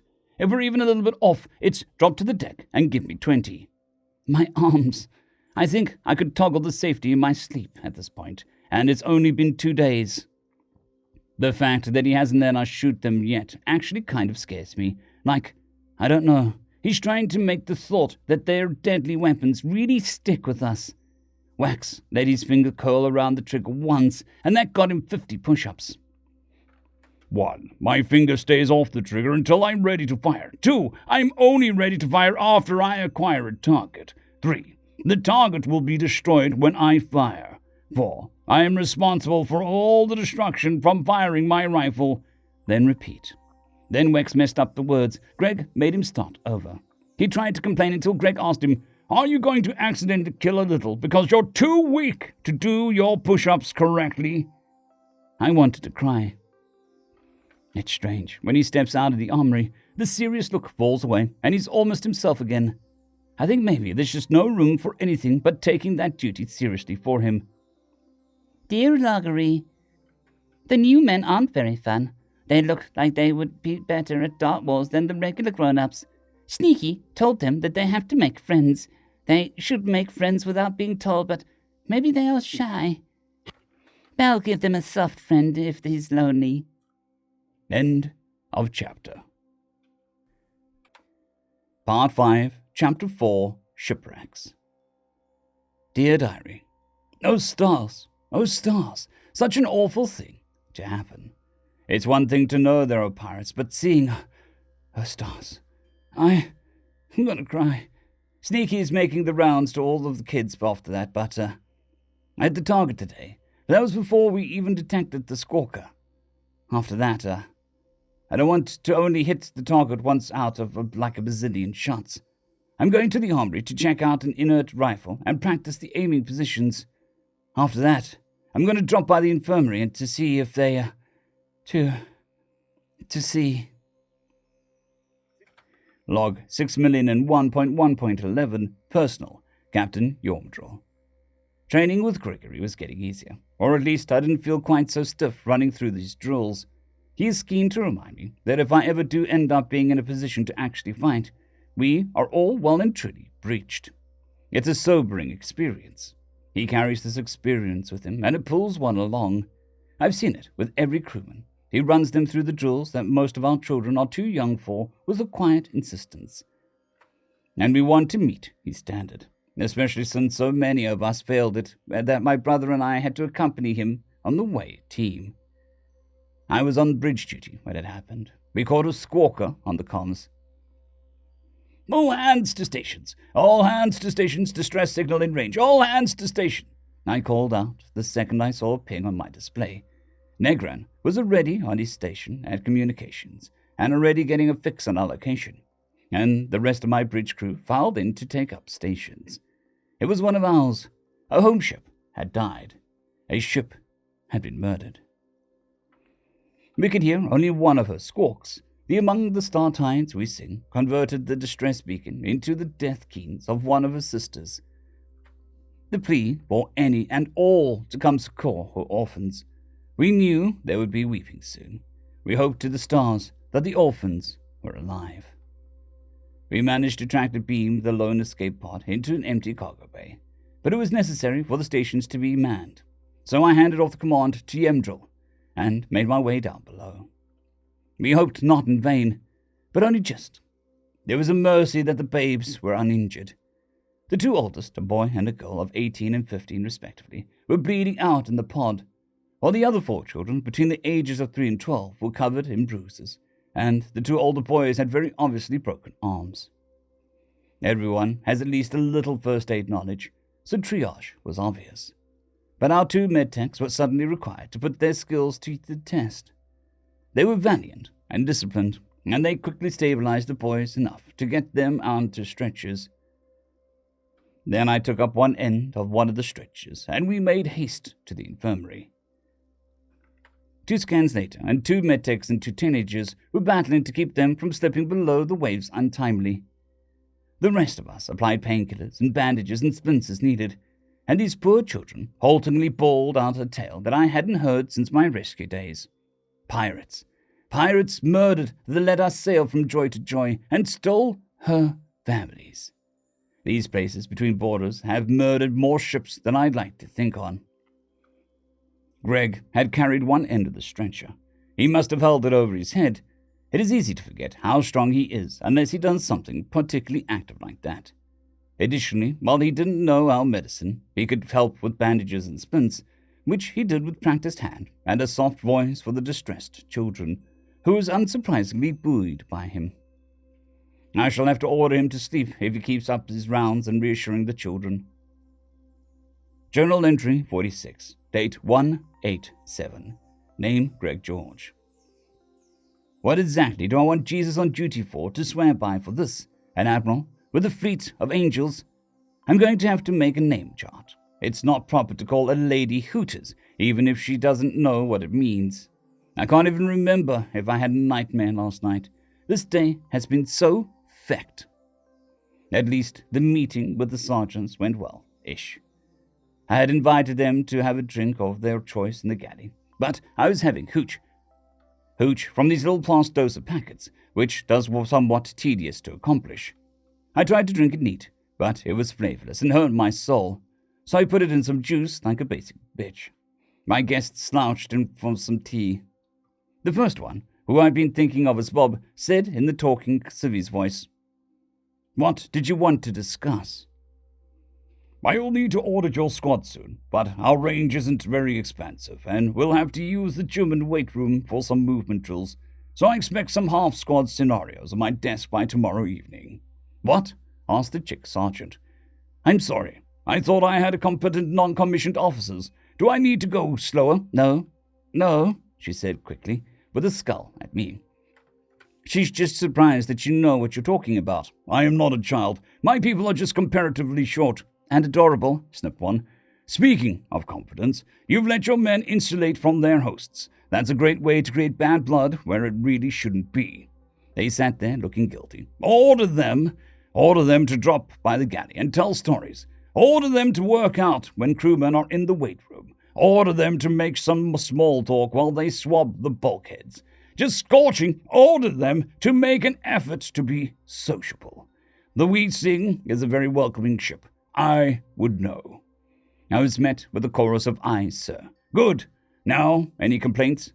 Bob laughed and said, "Many." "Any that matter?" "None, sir." "Speaking of orders, we'll be meeting here once a week to provide an example." Then we made small talk for a few minutes before all hands sounded. Well, our duty station was the armory, but as soon as it was clear that it was a single escape pod, I ordered a detail in case it was full of hostiles, and we booked it to the relevant cargo bay.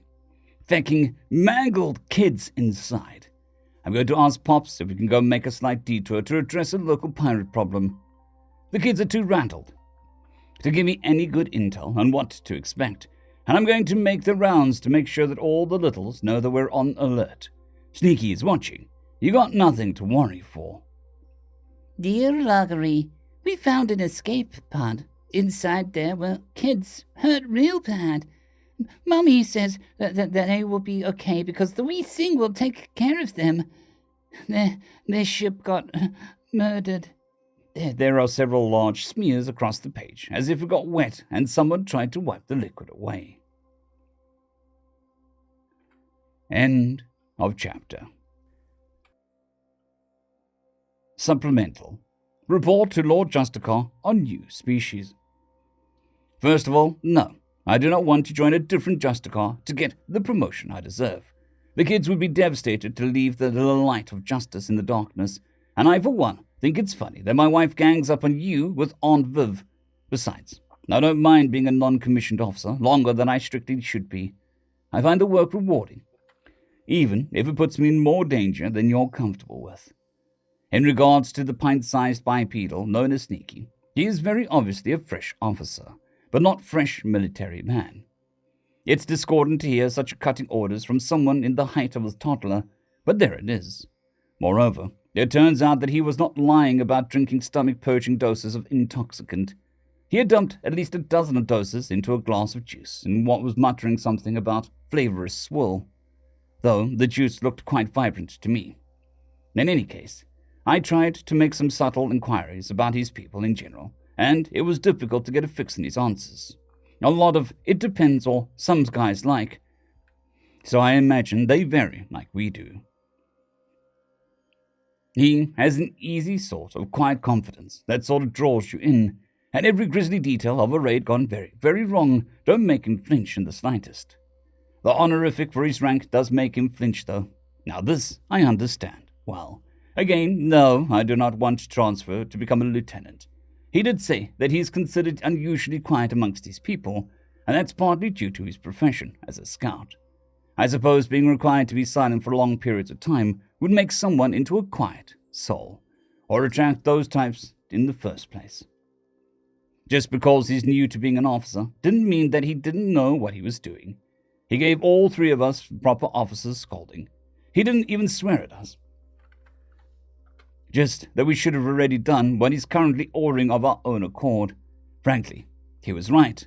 But it's always the other non-commissioned officer's job. A neat little detail is that there in the military, there are no officers who are not enlisted first. Some go straight from private to cadet, or sailor to ensign, when they show exceptional leadership promise. But the general test is whether a man can handle leading a small group before putting him in command. Sensible. I suspect that he was a candidate for such a role, because when all the hands sounded, he snapped off a set of orders that were so sensible that we'd have done them after we figured out which squad would be doing what. Then, when we found out that it was an escape pod being taken aboard, he ordered me to put together a guard detail, and we quickly made our way to the cargo bay, being used to bring it in. Seeing injured children will never be something I can handle well, Uncle.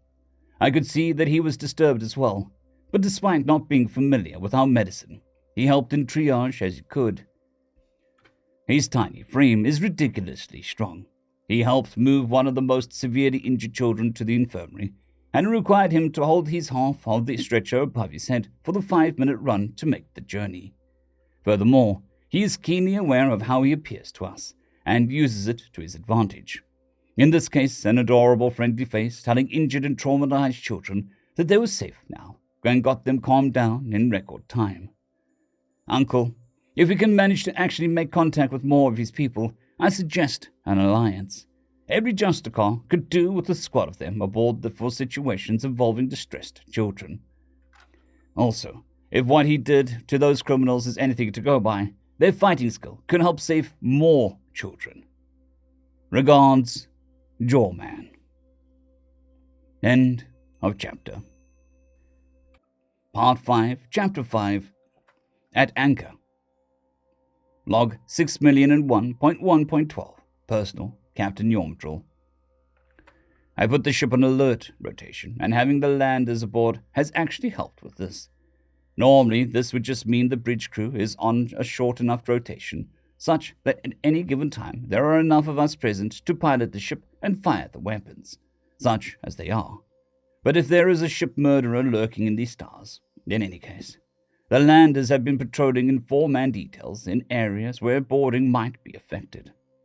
I did not have to order Gregory to rotate out for sleep, as it happens, and he's gotten the bigs to form a rotation to keep an eye on those of our littles most likely to become distraught. Several of them have somehow made their way into Yovdril's room. Thank the stars that the infants were uninjured, as they were taken in by Nandran and Krilla, whose son is Yovdril's age. They hadn't put most of his infancy furnishings into storage yet, so it was relatively easy to adjust. I say relatively, as though the babes are past their weaning. They require much care, and they no doubt terribly miss their mothers and cannot understand why their cries do not summon them. It breaks my heart. The middle children run from inconsolable to clinging, but all of them are uplifted when Greg comes to visit them. Both the two who are ambulatory and the two confined to infirmary beds, which isn't to say it's effortless on his part. No. The toddler-sized soldier puts on an air of cheerfulness that seems to pour from him from his deep reserves of care. I've even heard that he was walking on his hands to entertain the children in the infirmary, which I regret not seeing. It sounded very entertaining. The 2 oldest teens have been given several transfusions and are being closely monitored. They've yet to regain consciousness, but I suspect that they will have the most coherent version of events. We've not pressed the children to tell us anything, but they have a need of us, a need for us to understand what they have suffered. Yet they cannot make themselves understood.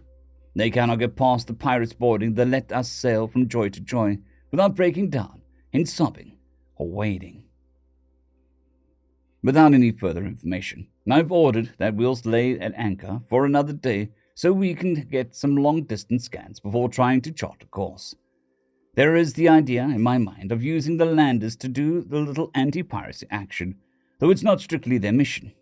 Gregory has mentioned that they would be amenable to a side quest, as he put it.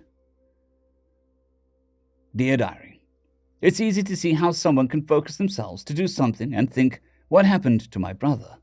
But that's the thing. They're still the same man, just focused. I was starting to think that Greg only cared about fighting, about getting at that awful poacher. But I was wrong. He was just focused on a goal. Maybe it's not good to focus on a goal so much that you forget to stop and enjoy the movie nights, or you don't tell funny stories about what your brother did to a welding robot anymore. But it's not like it makes someone a different person. Just a person who needs a little reminder to take a breath and let the pressure bleed off a little. So, with the orphans, Greg is all smiles and bouncing around and stuff. I know it costs him effort, but it somehow recharges him at the same time. Kind of like how he's always in a good mood after running an exercise class. Something to keep in mind. A sister has to look out for a goofball older brother. Stars. Stars knows he won't do it. I'm also super excited to have the manufacturing bay up and running. Well, we had our first run of sneakies, but they looked kind of doofy. I'll have to go into the program and edit some of the parameters, but I should have down in 1 or 2 more tries. In the meantime, all of the littles got a sneaky of their own. A few of the landers have asked if they could have one off my next run for my kid or to give to my niece. Sure, it's totally not for you. Journal entry 46, date 1/8/7, name Greg George. Lucy's getting the plushie bay up and running. Hell yeah. The first run looked a little deformed, but that's whatever. The kids liked him anyway, so I'm pretty chuffed at that. She decided to start with a jumpsuit version for ease of modeling. Sorry about the little details on my blues, Lucy, but the real deal would probably give you an aneurysm. The 2 teenage boys are still unconscious, but the corpsmen dudes have stopped looking pale and terrified. So I think it's down to waiting and praying at this point. Good work, corpsmen dudes. The wee sing is proud of you. Man, these kids just went through hell, but I'm honestly impressed with them. They're all taking food, they want to talk, and they aren't trying to hide from us. Hot damn, kids. You're all super strong. End of chapter. Part 5, Chapter 6, We Sing.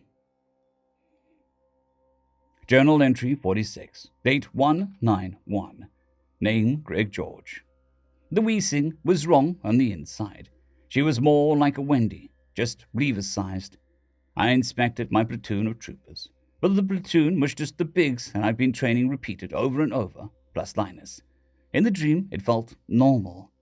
I ordered them to fall in, and they loaded up into the boarding torpedoes. Then I watched Linus get sealed up into the second last one. Then we were fired at a grub ship. I woke up in a cold sweat again and managed not to cry out.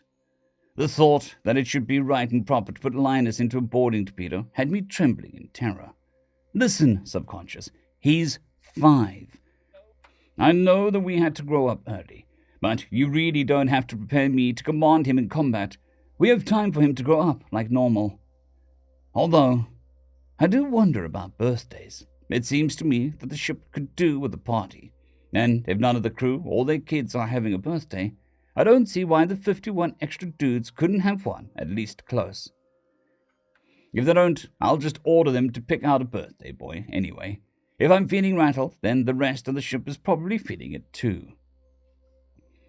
Anyway, we spent today at anchor so that Pops and Uncle could try and get a read on whether there are any pirate traps. I have a notion of what we should do if he finds them. As to that, the sergeants came by the armory to file their proposed schedule, which looked somewhat sensible to me. However, we're going to have to postpone the order. I want a full alert all today, and at least 4 teams on patrol at any given time. I don't know what the enemy's capabilities are, and I'm not willing to count on our detection hardware's infallibility. The Joy-to-Joy got caught somehow. She was lightly pulled from hyperspace, said the girl sergeant, which indicates that they have the ability to hide their traps from in hyperspace detection at least. Furthermore, there is the possibility that the escape pod was bait. I had the same thought. The third one, who I was thinking of as the other guy, murmured, "Make sure your boys are well rested, and tell them it's fine to chat with our crew while on duty. Just walk and talk. Aye, sir. Now, I have a notion that you guys wouldn't like the idea of these pirates just going around orphaning children, enslaving people, and murdering ships. Aye, sir. The three of them almost spat at me. So, I'm going to suggest that we sail right into the trap if we detect it, and I'll assemble my defense squad while you guys counterboard. That sounds like an excellent notion to me, Bob said coldly. Is there anything you needed from me? I asked. No, sir, Bob said. We'll finalize the plan if we have the time. In the meantime, I'll have my squad on standby for counterboarding operation. In that case, order your men to wear their vacuum armor. Don't you think that's the crew's vacuum suits are at the ready, and so are the children's. The conscience orphans' accounts haven't been all that clear, but I think that the threat of a hull breach was a part of the pirates' plan. Girl Sergeant looked a little sick when she said, Aye, sir. Dismissed. After that, I collected Linus and Lucy and went to the infirmary with some gifts, stuffed Sneaky's Mark II, and some blank sanity journals. Well, really, they were just notebooks I managed to scrounge up from storage. But the various styles and sizes made them more personal. At least, I think they did. Now, it was not like I planned to arrive just when both of the teenagers regained consciousness. But for some reason, Scrubs 2 praised the healing power of cuteness. Well, really, they were just overblowing it because it's not like they woke up when I stepped in the room. I was checking up on the kids, asking them if they liked the food, handing out the plushies, and answering questions about why I looked so funny. For like 10 minutes before they so much as moved. Then it was all, You're safe. This is Star Sailor's ship. We heard your squawker, so of course we came. No, I'm not a toddler. I'm just very short. No, we didn't see the pirates. No, we don't know what happened. Then the boy talked. He talked about getting ripped out of hyperspace, and their ship being bombarded with lasers to deplete their battle screens before being harpooned and forcibly docked by a pirate ship for boarding. Their captain had offered to surrender the cargo, but these pirates were apparently death cultists looking to capture sacrifices to some great old one, or some such crap. There's a chance they're still alive. He was insistent about that. Then he started weeping. He said that he had hoped his little sister had gotten to the other set of escape pods, but he knew that we wouldn't have left her. So he fought his hardest to protect the kids and started to apologize for not saving them all. It wasn't easy to convince him that I knew what he was going through. It wasn't easy to tell him that he can still be strong like my brothers are. Dear Diary, I'm not good at shooting. I know it's not like you can just be good at something after practicing for a couple days, but it feels like my progress has slowed compared to Wex. But like he's stronger than me, so maybe that has something to do with it. Anyway, my grouping isn't very close together, but at least I mostly hit the targets now, even when they move. Greg is talking about getting us fitted for vacuum armor. Already we are drilling to get into vac suits when battle stations are called. At first I thought I was paranoid, but now I'm making sure that there are spare baby pods in every room. The second run on Stuffy Sneakies looked way better than the first ones, and the error rate is pretty low, or at least it's projected to be low. We'll run off a couple hundred and see how many quality control knocks out, to see if we have to adjust it correctly, which was convenient because I wanted the orphans to get the best-looking Sneakies.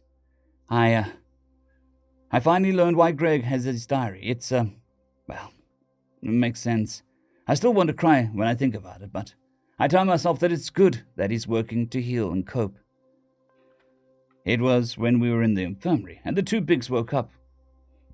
What? Where? The older boy started. What is that? They call me Sneaky. You can talk? Of course I can. Why wouldn't I be able to? But you don't sound translated. Oh, I don't have an implant. It's a long story. But the short version is my job had some special rules. Oh, the girl said, but she looked more confused, not less, while the other kids just rolled their eyes since they'd integrated other crewmates for the answers yesterday. Like I said, it's a long story, and honestly it's not very fun to tell. I see, said the boy. But what are you doing here? I am Master at Arms on the Among the Startides We Sing. I went a little viral a few days ago. Again, I interjected. He's the one from the Because I'm Short. They recognized him then, and Greg just looked chagrined as he said, "Anyway, I'm also the kids' coach, and, well, it seems like coming here cheers up the other kids." Well, you're cute, The girl, who looked just a little older than Yoiv, called out. Without missing a beat, Greg said, "Slanderous lies," which elicited a round of giggling, and our two teenagers even cracked a smile. "So your questions. As you have probably gathered, you're on the Star Sailor ship. We heard your squawker. We came for you." "Wait, aren't you like a toddler?" "No, like the meme says. I'm just short. Don't worry, I'm also roguishly handsome." "Sorry. I don't worry about it. You're probably thirsty. Let's get you some water." What about the cultists? "Haven't seen anything except your pod." Then you don't know. "Nope. So far as we're concerned, there is a bunch of pirates running around on stolen time in need of being relieved of their last breaths." You don't understand, the boy said. They're not just pirates. They're cultists, worshippers of the great old ones, the Lady of Suffering. They lay ambushes to murder ships and steal her families, to sacrifice them in awful rituals. And it's not just killing. They torture people to death, to make them suffer for their lady. I fought. My sister, my little sister was fighting too, to get to the other pods. Sailors wouldn't just leave an escape pod in the Great Dark, so that means I should have fought harder. Stop. Believe me, going down that path leads nowhere good. What do you know? You don't know what it's like to have everything ripped away with no good reason. I don't know what I expected, but it wasn't the saddest smile I've ever seen across Gregory's face as he said, "You call them consumptives. We call them grubs." I'm sorry. A ship, planet. So listen, when I tell you that you did great, I'm serious. A man grown would scarcely have done better, and it's down to terrible chance of being against you that you couldn't save more. You did what had to be done, because you were there, and you had the heart to fight. I know that you can't help from feeling like it's not enough, that you're drawn to a dark place by it. I was in that place for a long time, sometimes in that place now, and I'm sorry that that's never going to go away. You can cope, though." He held up one of the journals he brought along. "One of the first tools my therapist gave me was a sanity journal. Well, we weren't supposed to call it that, but we were military men, and telling us not to call them something a sanity journal is a great way to ensure that we do it. Anyway, for me it's helpful to recall the events of the day and my thoughts on them so it doesn't get all jumbled and mixed up. Other guys wrote little stories. Some even wrote poems. The important thing is to get your thoughts and feelings outside your head so that you can look them over, examine them, decide what to keep. Nobody's going to make you write in them, and nobody will read them unless you ask them to. Only what you want them to. That's an important part of it. It's yours, and you decide how it's used." "Oh, Stars, I kind of thought it was like this diary. Something he just did because he wanted to. It's a good thing. Scars mean he isn't dead." Log 6,001.1.13. Personal, Captain Yormdrol. I have very little to record on the day's events, save that I know where the pirate trap is, and that they might be torturing some of my people even now. Gregory informed me that the landers are eager to put a stop to these activities. My sails are set into the gale. I've weighed anchor, and we will be yanked into real space just in under a day. We sing a dirge for the Let Us Sail from Joy to Joy. The war song is just behind it. A scrap of paper that somehow wound up included. The wee sing prepares to fight. My daughter is losing innocence bright. My son, plucked from the darkest night, fears the loss of what he's made good and right. Husbands' hearts burn like fire. O stars, do not use such for his pyre, though evil looks upon him with ire. Let his strength never tire. End of chapter. Part 5, Chapter 7, Answered Prayers. Log 6,001.1.14. Personal, Captain Yormdrol. I had a last meeting with my officers, including Gregory and one of the officers from the landers. I'm not a military man, but it seems to me the sergeant is kind of a commander, so his presence seemed appropriate to me. In any case, I laid out the plan for the bridge crew. In 5 hours, we'd be pulled into real space, and we would simulate a major engine and life support failure. Gregory suggested that we compress as much of our atmosphere as possible into our emergency replenishment tanks, as the cultists would likely cause a hull breach in the quarters deck to encourage a quick surrender. I agreed to doing this as we'd have plenty of time to accomplish it. When it came to the actual fighting, Gregory called up a wireframe of the ship and pointed out 6 areas and made something of a speech. First, bridge crew. The corridor leading to the bridge offers very little cover to any attacking force, while giving you an excellent place to have 3 to 4 people putting fire down range at any given time. It is highly unlikely that you will have to fight at all, but the equipment should be protected anyway. My people will focus on taking the bridge and engine room as strategic goals. More importantly, the skills of the bridge crew are irreplaceable. Only after the defense squad is overrun should you be at risk. He paused and gave each of us a stern look in turn until every last one of us had signaled assent. Good. Keep your blood cool and trust your crew. Speaking of, defense squad will be broken up into teams of 4. Airlocks 1 through 6 will be held, while the counterboarding will proceed through airlocks 1, 3, and 5. My boys agreed, but they can keep your back clear. Burb, phonetically spelled with proper noun rooms. I don't like it, but you're going in blind. We know they're cultists. They worship this Lady of Pain, a great old one, but I suspect that I don't really get what that means. I don't care. They've hurt my people. They have some of us held hostage. We're taking them back if I have to climb in boarding torpedo and do it myself. Boarding torpedo? The sergeant asked. Gregory just smiled and said, I know the rumor has been floating around the squads. Yes, I was shot at a ship inside a torpedo once. The only reason I wasn't more is my job was about planets and not ships. I suspect that Jawman was trying to pry for further information, and I briefly considered informing him that there was very little that Gregory isn't prepared to discuss about his people and how they operate. Then I decided his clumsy attempts at subtlety was funny. Then I ordered all hands into vac suits, including the children. We weren't going to be caught off guard. I despised the feeling of an unplanned drop into real space. Unplanned so far as the ship systems was concerned anyway. We were expecting it. Gregory was correct. They opened by damaging the hull of the quarters deck. Nothing structural, but if we hadn't taken precautions, the decompression would have destroyed the viewport in the galley. Apparently, we put on a fairly convincing act of being crippled, and they fired their boarding harpoons almost immediately. It was worse clutching my weapons and watching for enemies down the corridor. Even on the away team, my nerves were never so frayed.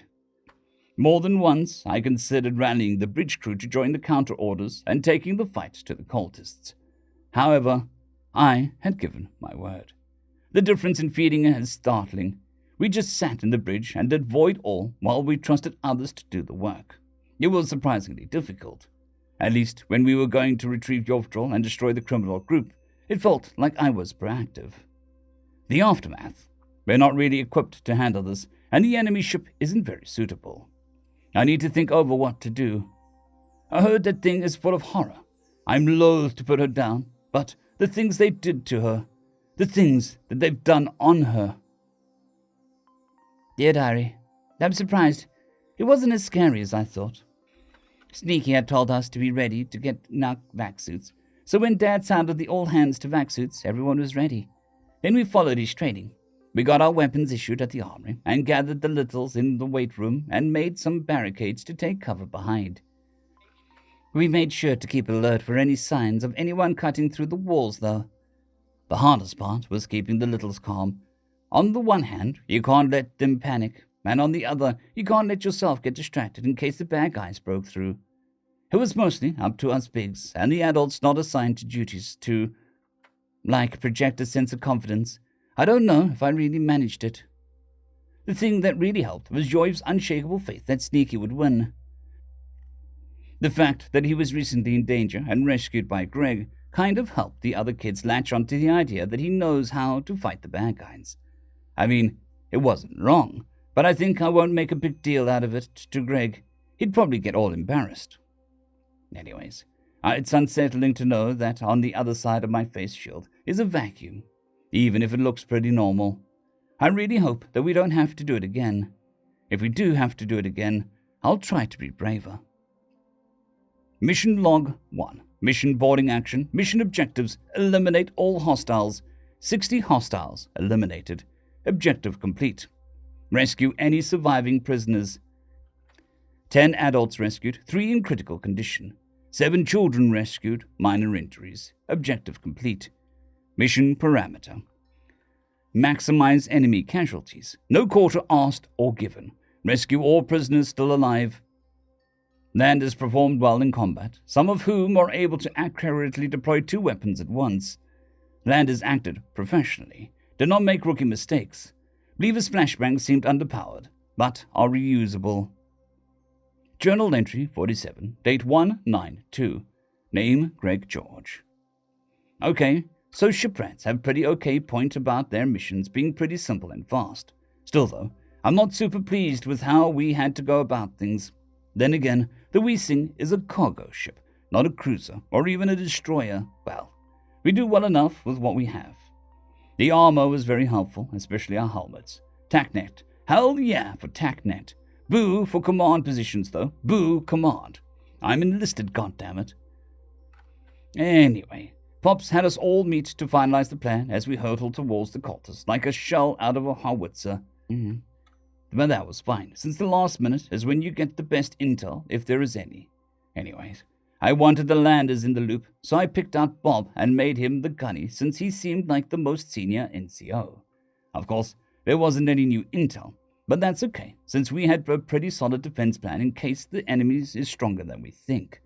Well, there was a job to do and work needed done, as they say, and we had what we needed to do it with. We managed. We managed well, all things considered. It sucks, but had to focus on big picture developments, so I stayed behind and to direct things, which I didn't have to do much since the landers are competent. They have that breach and clear procedure down pat, and they had a couple specialists get me the specs of the ship as soon as they found a system readout. That made coordinating the whole deal way easier. And since the enemy's ship was so much smaller, I was able to pull teams away from the untouched airlocks and leave just a couple of dudes each at them to keep an eye on them and reinforce the counterboarding. It was right move, since there was some cultists trying to sneak around and cut my landers off from behind, probably thinking that they were our entire force. My dudes made them into piles of broken carapace and ichor. In any case, I don't like the way the Spider Centaur people move, and the way that these cultist fighters were pretty stupid, even when compared to their mafia. Apart from that one attempted flanking move, they went with the wave of body strategy, and failed to notice that their weapons didn't even scuff our dude's armor. It was unsettling as feck to watch, though. Fecking scuttling. The state of the survivors, well, it's not very good. Not much on the injury front, except for 3 of the infirmary. Our EMT dudes say that they'll probably be okay. But it's still somewhat touch and go with them not dying. Fecking ritual torture. Glad we killed them fecking all. Glad they didn't even try to surrender. Feck them. From the memoir of Beastmaster Sulface. I got pulled out of Hyper by a bunch of religious nuts for the Lady of Pain. The idiots believed my venerations, and I was able to convince them that she had granted me a vision of her preferred sacrifice, namely the braided warmbloods. If the Queen won't bring back the age of the courtiers, well, she's too weak to stop us anyways. I got a new slave out of it, small, female, supple. It is especially pleasant to make her beg for scraps to eat. Then again, she screams so beautifully when I push her past words. End of story. Part 5, Chapter 8, Refrain. Journal entry 48, date 1/9/3. Name Greg George. So I had this confusing dream that was just a jumble of clickety-clack spider centaur cultists and googly-eyed fecks coming and taking the Weesing away from me. Unsettling. The enemy ship was fecking weird in the first place. Apparently the spider centaur people can spin webs, which is weird enough on its own. Even worse was the fact that apparently the spider centaur people have a similar digestion method to spiders. So we found what was left of the dead in the sacks of acid. It's fecking weird that we find spiders on every fecking planet. But these huge clickety-clackers are just goddamned creepy. Look, I get that the cultists are weirdos and not a good representation of their entire race and crap, but still, fecking scuttling. Anyway, we did a final sweep of the ship to make sure that we didn't miss any survivors, downloaded the database, and scuttled the thing. I was originally planning on turning it over to the Bleevises, but it's better to fecking burn that thing. After seeing the inside of that ship with my eyes, I was feeling kill it with fire feelings. Not much of use to us on the data front, but apparently these cultists had been pulling ships out of hyperspace and demanding tributes of livestock until very recently. A certain googly-eyed feck convinced these wackos that their goddess wanted Bleevises to die in particular and was no longer satisfied with the animals they'd been torturing to death. Bob said that's why whenever they find a cult like this, they generally arrest the leader and send the followers back to the governments for treatment. Bob's going through the data to see if there is any clues to how long the cult was operating, which I guess is pretty important since he's from a law enforcement ship. Gotta keep an eye on weird cultists. I started to get concerned with how often I run into weird crap. Am I cursed or some stuff? I better not be some kind of chosen one hero. That crap is lame. Whatever. Mom cornered me again. She noticed I hadn't eaten much over the past couple of days and threatened to feed me like a kid. Okay, so technically I could fight her off, but she knows I won't hurt her, so the threats were completely fecking unfair. Anyways, she interrogated me for a while about how I'm doing. Couldn't really lie about crap. I told her that the cultists give me the willies, both because of the whole ritual torture thing and the fact that they're giant spiders. It kind of threw her for a loop that spiders are actually dangerous to me. Maybe they're immune to most spider venoms, or maybe humans colonize dangerous planets for the sake of not having to edit the gravity. Anyway, I got her to admit that scuttling is fecking unsettling. She tried to get me to rat out who taught me profanity, but I held strong. Besides, I picked up some of it from the SWAT dudes, and I don't really remember most of them so well yet. I'm trying not to worry anybody, but I have a lot of work to do. Well, I let the kids have a day to themselves while I checked up on the rescues. Most of the kids wanted to come along, but I had to put my foot down on that. Flooding recent traumatized kids with a bunch of visitors is a great way to overwhelm them. So I only took Sarge and Lucy. I told Linus it was his job to make sure his friends had all the fun while I was gone. So that solved that problem. Plush me toys galore, plus shoulder rides, feats of strength, and several silly dances later. I was pretty sure the kids were going to be okay, compared to, suicidal. Crap's going to leave some fecking scars, though. I mentioned to one of the surviving moms that the wee thing isn't really equipped to deal with their needs, both physically and, psych-wise. It's not like the SWAT dudes are complaining about moving into an empty cargo bay, but we're past capacity. She told me that they'd be looking for a hospital ship, which work a lot like our volunteer ships, except that they're also the long-term healthcare system for the Star Sailors in general. They really can't stand being stuck in one place. Well, it might not be our problem for much longer, since Pop sent out a general call for aid and got a ping back from the Star Sailor ship of some kind. Hopefully, they have room. Dear Diary, I think that we have the plushie line down pretty well, but next I'm working on what Greg calls the dress blues, or the close enough dress blues. Greg's always got this weird self-deprecating way of talking about his ability to model things he'd like made. It's sort of like a halfway joke. I'm not sure if I like it. So, but if you're not good at art, he's really good at other things. I guess it's okay so long as he's not down on himself over it. What isn't okay is how hard it is to make that fancy outfit even smaller. The little gold trim piping details keep going all weird. Then there's the collar. I can't get any of the material to stand up right, and I refuse to sell them with floppy collars. Which was important today because we had more rescued kids on board. I wanted to give them something special, something that only they could have. I just added the heraldry of the Joy to Joy on the back of the jumpsuits on the normal ones. I'm glad I did. It was something of a thing, I guess. Like everyone wanted to go with our Sneaky to check on all the kids from the murdered ship, but Greg only let me and Yag go with him. He told Yoiv that he had a very important job to do, to make sure all of the other kids had fun while we went to check on the hurt kids. I thought he'd protest, but I guess Greg made him feel like it was a serious responsibility. Is that cheating? I kind of think Yoiv should have gotten to voice his points. I didn't want to delay things, though. Some of the families were intact, others were missing. Well, they were missing moms, dads, sons, daughters. Either way, they had their own quarters where they could be spared or shared with their shipmates where it was available. Everyone is helping out where they can, and Greg is doing his bit, but I almost feel like he's pushing himself. We made the rounds, then he did his best. In some of the cabins, he just talked to the kids through how he found them. He convinced them that they weren't dreaming, and that this wasn't a trick. He even went so far as to let one little girl poop his nose to prove that he was there for real. Other kids just wanted to see what he could do physically, which I admit is amusing to watch, or experience in the case of the rides, which I kind of wanted to try. In every case, though, there was a quiet moment where he admitted that he knows how much it hurts to see loved ones die.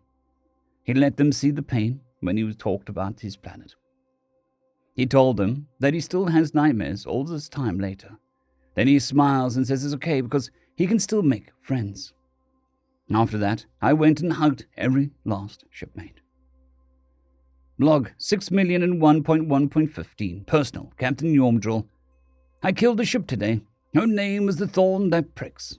I ordered our defensive laser cannons to bombard her lifeless hull until she broke up and was consigned to the void. I killed a ship today. A ship cannot be evil, but the evil done inside her hull could never be washed away. The ritual, torture, and murder of innocent people could not be redeemed. I had to do it. I killed a ship today. The wives and mothers are out in force, keeping us men away from the tea, keeping our bellies from gnawing at our hearts, making sure that none of us are left alone with our dark thoughts for too long. Gregory felt the full force of my wonderful wife for perhaps the first time since she made him sit still for a bath with pure matronly will. I hear she threatened to spoon-feed him, which I admit conjures a very funny image of him in his full battle armor in a high chair being fed against his will. I intend on sharing the thought with him later, as I'm confident it'll make him laugh. In any case, I'm more than a little glad another operation went well. I sent out a call for aid, and a patrol boat gave me a ping back. I've ordered that we set an intercept course since their location was on the way to our destination. It seems that they have enough room for our guests, and they're interested in the data we downloaded from the Thorn That Pricks. It's likely they were in pursuit of the cult already, but had failed to catch them before they turned murderous. Anybody who actively venerates anything they call a great old one has got to be insane in the first place. Who in the void actually wants the favor of a horrible bug lady who lives in a lake of poison? Madness. I killed a ship today. Dear Loggery, today Sneaky gave me a job to do by myself. I had to make sure the other kids had fun while he was checking on the hurt kids. I did my best, but I was worried. I do not like the pain lady. She sounds mean. End of chapter. Just a quick note, I stream every day on the main channel at 9 a.m. GMT+1. If you're interested in that sort of thing, I would love to see you there. Anyways, on to the story. Part 5, Chapter 9, Ship to Ship. Log 6,001.1.16. Personal, Captain Yormdrill. Our medtechs were more than glad to hand over the injured children to the Reeve-class ship. They had full surgery aboard and were therefore much better equipped to treat their severe injuries.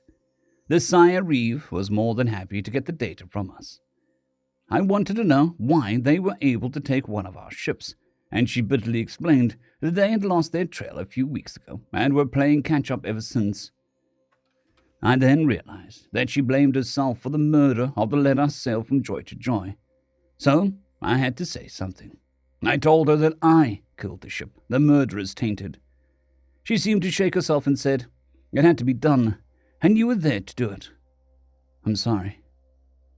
I only regret that the cultists didn't ambush us instead, with our guest aboard. I doubt they would have found sacrifices for their idol. Stars knows that your master at arms would have something to say about it, she said with a knowing smile. That he would, and me too. Then again, he'd likely have ordered me to defend the bridge. This is what mine would have ordered as well. To command is to trust our subordinates. I trust my crew. The We Sing has good people. She went quiet again and said, It will be. Honor has been satisfied, and none could have done more in our circumstances than we. I noticed the let the call for aid be answered has 6 star marks for valorous crew aboard, 2 for combat actions and 3 for hazardous evacuations. My condolences. She barked a laugh and said, So you know what those really do. I thought I was speaking to a civilian. My first job was a rescue engineer. Tug or excavator? Tug. No wonder. No wonder what? Well, you adopt what you think is a weird lemur, figure out he's sapient, learn he's trained killer, and don't freak out about it. I bristled a little over that and said, Gregory is part of my family. Exactly. Not everyone could accept someone like him so well. He's lucky to have you and the among the star tides we sing.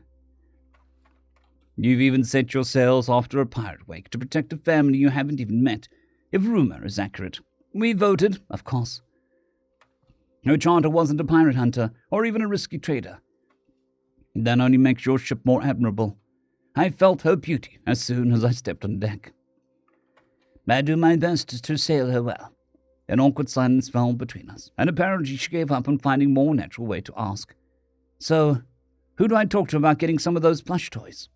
That would be my daughter, Trandy. She'll be happy to sell you up to 208 of them. Sell? Come now, we're a merchant ship. A burgeoning cargo master. I just smiled and sent her on her way. I'm still troubled by getting that ship, though. I know how it had to be done. Ships with stains of murder such as that tend to be sought out by the depraved to add further dishonor to their names. I did share the image of that rumor that Trevty had threatened to spoon-feed him with Gregory, and he did indeed laugh at my description. Dear Diary, we said goodbye to the orphan families today. I hope they can all find a new ship together someday. With pirates, it's usually not as bad as that. If you can put up a decent enough fight, they usually cut their losses and run away. But I guess these cold people, they were bonkers. Completely bent in the rudder. From what I heard, that was good for the landers since they weren't very good at fighting fully equipped and armored opponents. I got Greg to just hang out with us, Biggs, for a little bit. He told us that he is very proud of how we handled ourselves during the operation, which felt pretty good. Also, our vacation from training would be over tomorrow, but that's okay, because I still don't feel prepared to do my part if we get in a real fight. Well, it was enough to rejuvenate him anyway, and I got him to admit that he'd like a movie night. Unfortunately, he's letting Yag pick something out, since he wanted to come over. And he didn't want another sappy love story where they just don't kiss for 2 hours. Beyond the Tides is a good movie, boys. Disregarding boys and how wrong they are about movies, I made my first sale today. The Sire Reeve tried to get me to give her my entire stock for free, as if I can just donate my first run to help the children in distress. I want to make more, and it's not just my savings that got invested into the equipment and materials. She, of course, knew all of that already, and was just trying to get it out of me anyway. My mom is one of the best cargo masters in the sector. Oh sure, there's not a lot of glory in it. But the Weesing has been a top contributor to the fleets for half of my life. I told her she was paying cost plus 20%. I made it clear that she was getting a discount. I can't believe she thought she could pull my sales away like that. Like, I'm not some planeter. Journal entry 48, date 193, name Greg George. Bob confided in me that the googly-eyed feck took one of the kids. There's a lot of fecking leeway in taking him alive, if possible. We double-checked the security footage against the manifest that was on the escape pod. It was the boy's sister. Her name was Brexvi. Her name is Brexvi. She's only 10 years old. There's a lot of fecking leeway. End of chapter. This is a supplemental chapter. Also, I stream every day on the main channel at 9 a.m. GMT+1. If you're interested in such things, I'd be honored to see you there. Anyways, on to the chapter. Second report to the Lord Justicar on the new species. Uncle, I must report to you that once again I was in combat. I still will not transfer away, so perhaps you need to recommend some of your lieutenants for major soon. The combat was, well, it was different. Usually, we can expect a surrender at some point. It was a massacre. I've never been more grateful that our ship is a Justicar and not a Reeve or a Circuit. These guys have to deal with the scorching garbage far too often. There are advantages to only ever fighting against large pirate groups or competent criminal organizations, such as non-obliging suicide cults. As I mentioned before, the toddler-sized biped does know what he's about as an officer, even though to me he seems to have the soul of a non-commissioned officer. There was a sense of wanting to do it myself over the TACnet. The interior of the Turantai ship was covered in webbing, which you might scoff at, as they tend to only spin a small web in their living quarters, but not so. Additionally, there were carcasses of animals encased in sacks of webbing throughout the corridors, and some with the remains of well, let's just say they had definite ideas on what to do with their sacrifices once they were dead. It was more or less routine. We waited for the defenders to cut down the initial boarding force and moved through the docking tube to their airlock and tossed flashes before making entry. Unsurprisingly, the cultists did have armor, but Greg, or Sneaky as he's more often called, insisted that we go with both plasma and kinetic loadouts. I am unsure if this is a personal preference for redundancy, or a more general racial paranoia of the odd, tailless, scarcely furred lemur people. I suspect the latter because he said something about being better safe than sorry, which had the cadence of an old saying, even if it had been translated in the mind first. The other interesting thing is that I did not have to explain how to set up a tactical network. Only the actual use of our user interface, and only then at the points where I could see some ambiguity for a new user. He effortlessly set up an officer's channel for himself, a command channel for the three of us, and directed us to set up our squads with team channels for the junior non-commissioned officers. Importantly, he gave himself permission to break into any of the channels below his, which we used to inform team leaders of details like extra enemy hiding in a room, what looked like a possible explosive device, and signs of life in a victims in need of medical attention. It's clear that he's very used to picking details out of a big picture, and it saved more than one of our men. Umvia was an example of his physical combat ability, to be sure, but he was also in command of an ad hoc militia force. We are professionals, and so is he. When I tried to compare charts with him over how a military man operates, he was frustrated by his inability to translate some concepts into our language, and swore by what I think to be a deity that he would learn a civilian language as soon as he was able to finally be able to explain things properly, such as his closest animal relative not being lemurs, apparently. I find this unlikely, but perhaps his world has a wider variety of certain animal types than the rest of the galaxy, not uncommon for heavy worlds. The survivors were mostly intact. It seems that the cultists were working through them one at a time, so the longer it took to ritualistic torture someone to death, the longer it would take to get to the next victim. The stomach-churning thing is that they worked through the families in order to maximize suffering of their sacrifices, a logical outgrowth of their worship of the idol of pain, but still disgusting. Speaking of disgusting, our quarry met these cultists, and he's the one who convinced these wackos to go from torturing animals to torturing people and murdering ships. Specifically, our people. Specifically, our ships. I know we're meant to take him in alive if possible, but I might kill him on sight. Worse, he took a child, the sister of one of the orphaned survivors, as a slave. I told Sneaky about it, and he became so angry that the pale pink skin on his face flushed so darkly that it was almost purple. If this reaction is to slavery, or child abuse is common amongst these people, I think they'll make fine allies indeed. He didn't think his duty was done once the civilians were rescued, however. He went and visited every last family with 2 of the children from the ships to ensure that they knew that they were in a place of safety once again. I had the immense privileges of witnessing one such interaction. A child of 7 and another 2 years younger. The younger of the two was entertained and uplifted with his presence alone. Yet he still obliged her with shoulder rides and many, many spins, while the older one was much more closed off.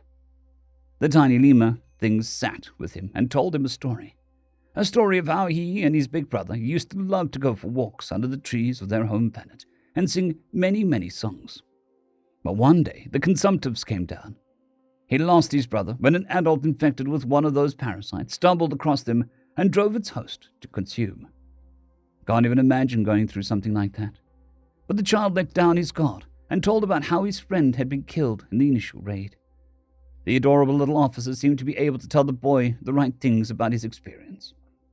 Or maybe it was just the pain that they shared in having lost someone important to violence.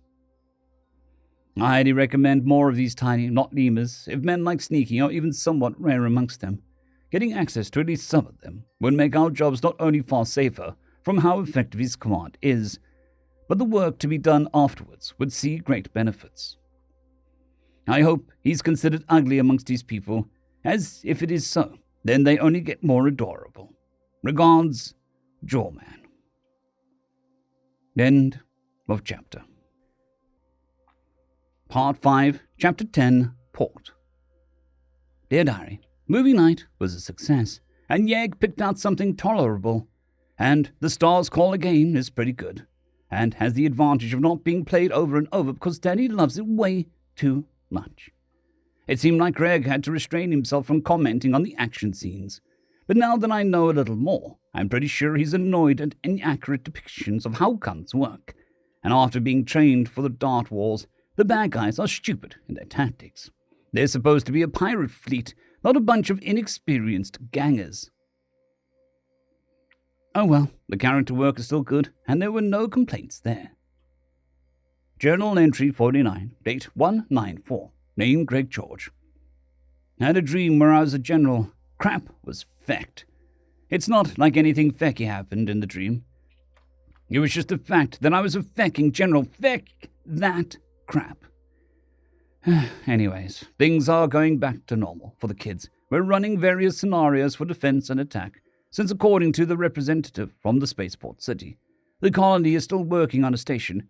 They want to do something a bit more fair, namely giving both teams a chance to attack, defend, or achieve an objective. I suggested the concept of catch with the flag, but the rep wants to run it by the other parents first. Apparently, they're running a tournament to try and ensure they don't humiliate themselves like the stationer kids have. On the adult front, they're finally acceptable. Not just my defense squad. Everyone is up to standard. Hell yeah.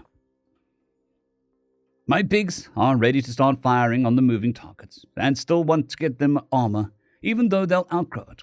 It's whatever. Mine's pretty ad hoc and MacGyvered as it is, but you put up with what you have and try not to pine for what you've had. Log 6,001.1.17. Personal, Captain Yomdril. Ah, the joys of a watch where nothing happens.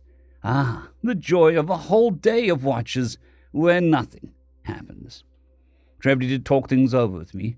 It was well to tell her that I was disturbed by killing the thorn that pricks, and she understood. You and I shall carry her name in our hearts, and lament for what she could have been, what she could have done, shall be part of the song we sing. When I drew out the charter for the Among the Stars Tides we sing, my sorrow is a place of safety, a place of joy. I never expected to bring her safety, her joy, to those in peril. I had hoped that her weapons would be mainly used on the odd rogue scrap heaps of asteroid, but to actually kill. Even when we thought the stars had been safely charted, the White Seas found us, and the Leviathan of evil reached out and touched our very hearts. Heart, she is a place of safety by how you captain her. She is a place of joy by those who you brought to sail her. The seas are wide and the depths are dark, yet your love shall ever guide my way, my wife.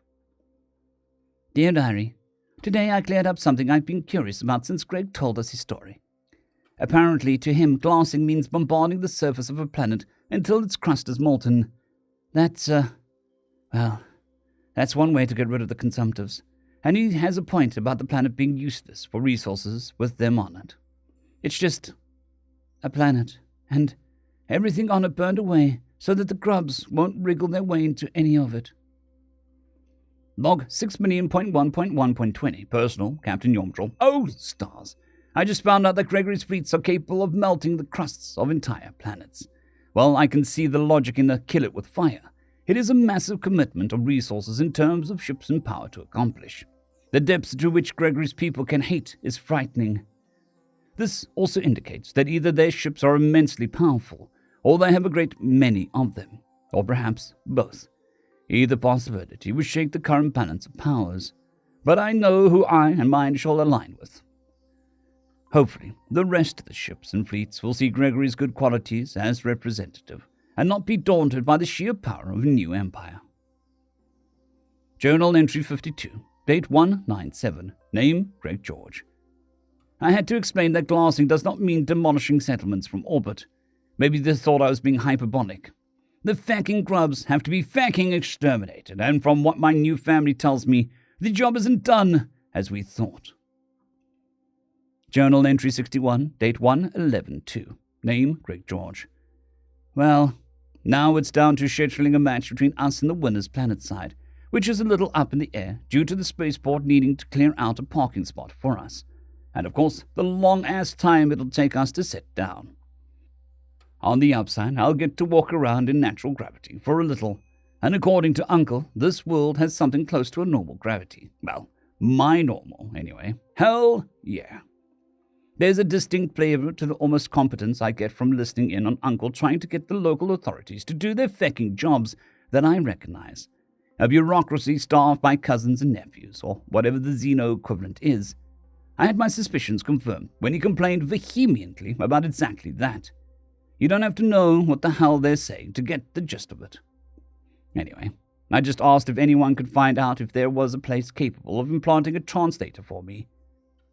As much as I like my dudes, I don't want to tie anyone up to be my translator who could be doing something otherwise useful.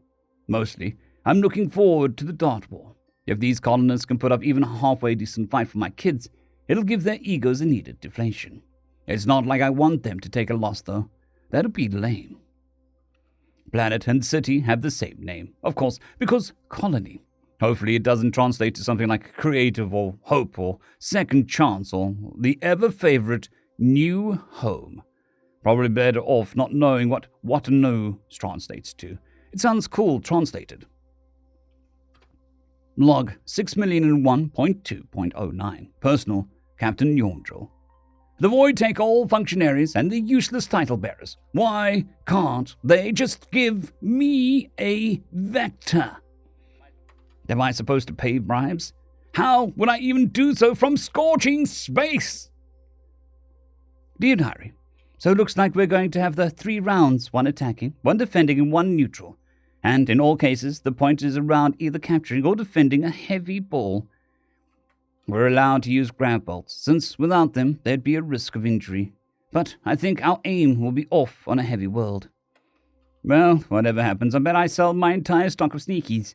I even have 111 of the Dress Blues version. I already pre-sold 375 of the regular ones, and I'm trying to talk Greg into another distinct outfit so that we can have more repeat customers. He says he likes my attitude. Hopefully we can make planetfall tomorrow, but it's looking like it'll have to be the next day. End of chapter. Part 5, Chapter 11. Whispers. Journal Entry 61, date 1/11/2. Name Greg George. Well, a potential customer is enough to send up a shuttle for one of the local surgeries. It doesn't hurt that I wanted the fanciest, most expensive one. What the hell else am I going to do with my pay? I don't actually want for much on board, and most of that can be dug out of storage. Understanding the other Xenos, though, that could come in useful. Besides, if our nanosurgeons can take one of our translators out, I don't think the Xeno versions will give them any trouble. However, used to dropping in low intel situations I am, I realized it would be a bad plan to go alone, so I asked Bob to put together an away team. And called up Paindrol, thinking me to write out a chart with everyone's names. Anyway, I needed Pendrell to watch my back, and wanted the away team to see if they could make some subtle inquiries in the scummy parts of town if they'd seen a particularly fecky googly-eyed feck being a general shitbag recently. Speaking of, Mob's name is something like, what the feck was it, George Man? That crap should be easy for me to remember, but once you give someone a nickname, guess what pops up first? Bob, not George Man. I'm starting to think that we owe General Chest an apology. We gave him conflicting duties and kind of forced his hand to deploy us before he was strictly allowed to. With my loyalty to the Navy, to my brothers, to the We Sing, each has a duty, and they don't exactly mesh. We didn't know what that was like, but now I do. That's a future problem. Today me needed to go see a nanosurgeon. A nanosurgeon who looked like an otter, on a planet full of adorable tiny otter people. A planet with normal gravity, which felt kinda nice to be in without my bones feeling weird. From a grav bubble. I wanted to pet them so fecking bad. Well, to be fair, they're actually huge compared to otters, but tiny compared to me. Jesus. In the galley baking birthday pies, the water noodles are goddamn cute as hell. Friendly as feck too. Nano Bro was chill as feck when I blurted out that he was cute when my translator came online. Well, I thought the retort about how I'm the cutest meme in about 10 years was a chill response. He showed me some memes made with the pictures from the Fancy Pants grandkids, and I have to admit that the ones I could read were pretty funny. A lot of them focused around putting a happy face on doing an unpleasant task, like being cute for the amusement of Grandma and Grandpa, who were the only ones in the picture with real smiles. Kinda wild that the net picked up on that from how little they're exposed to humans. But then again, the Beavises are a lot like us in their face, so maybe they're just going off that. I slaved it to my compad so I could fiddle with the settings, and unfortunately, there's no way to change translating profanity to anything other than profanity, which fecking sucks, because how is anyone supposed to know how severe of a swear I'm using on them if it's just profanity?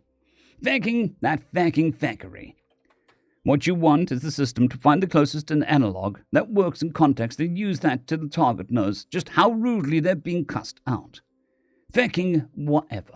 Anyways, I did have to turn off translating audio cues because my left ear was bombarded with cuteness exclamation over and fecking over fecking gain. These otter people have no fecking room to fecking swoon over any fecking else being cute, for feck's sakes. I might miss out on learning some context, but crap was getting unbearable. It worked out, because without that drowning everything out, I gained the ability to eavesdrop. Hell yeah. Anyways, I didn't really get anything in regards to my GEF quarry, but I did learn that there is a pretty big movement of people coreward.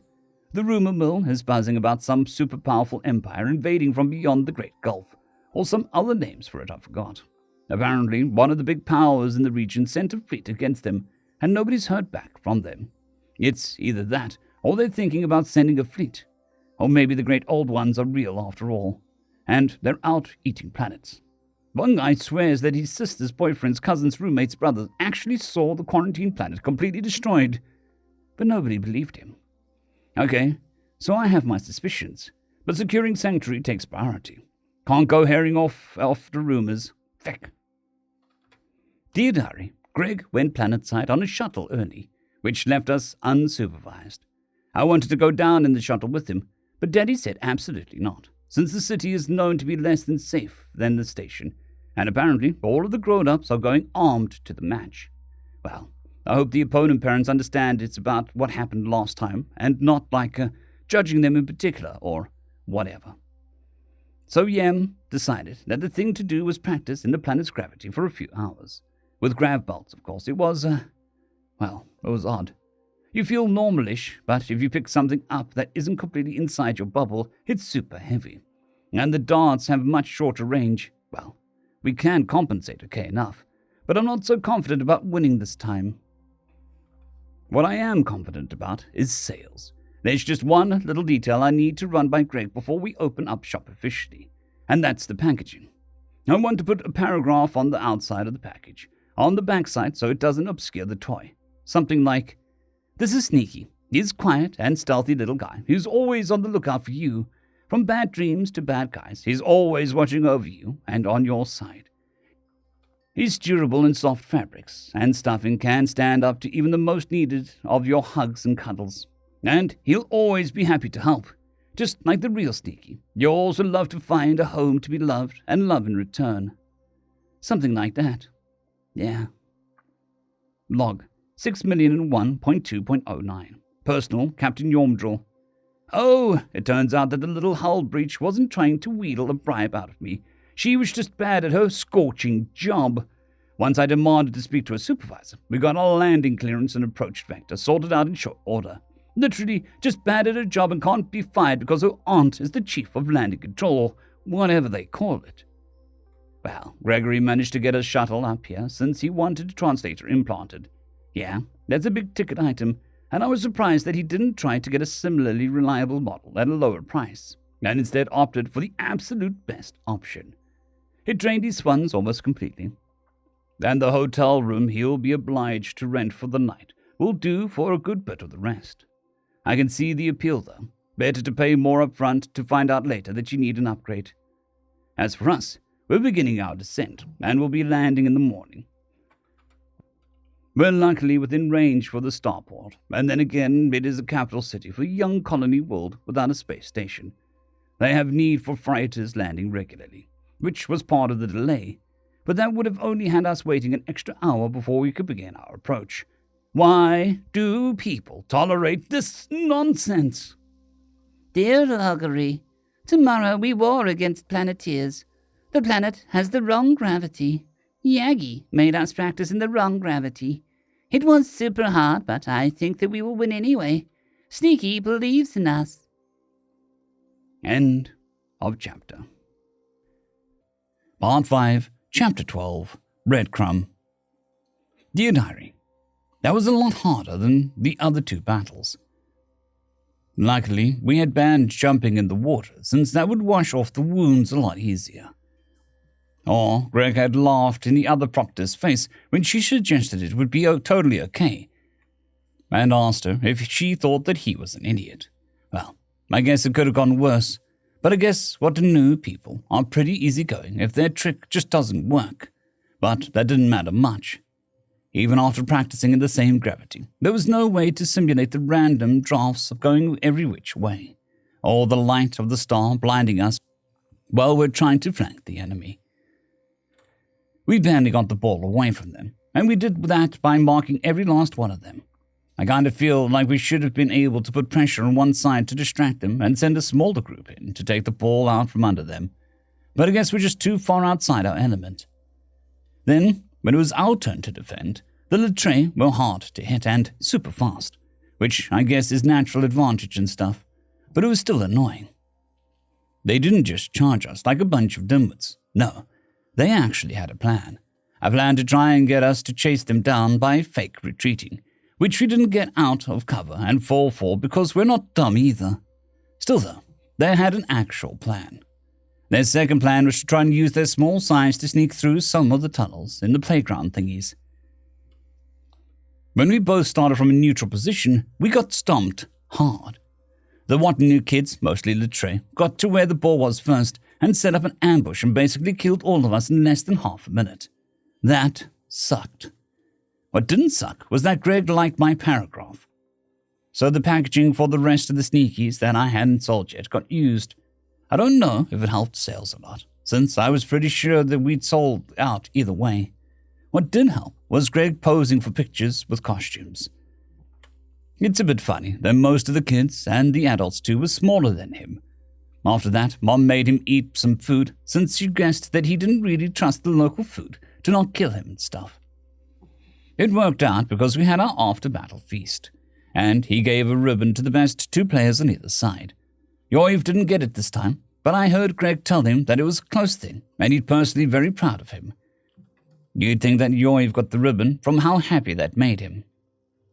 Then there was a meeting I didn't get to go to, and us kids and most of the grown-ups went back to the Wee Sing.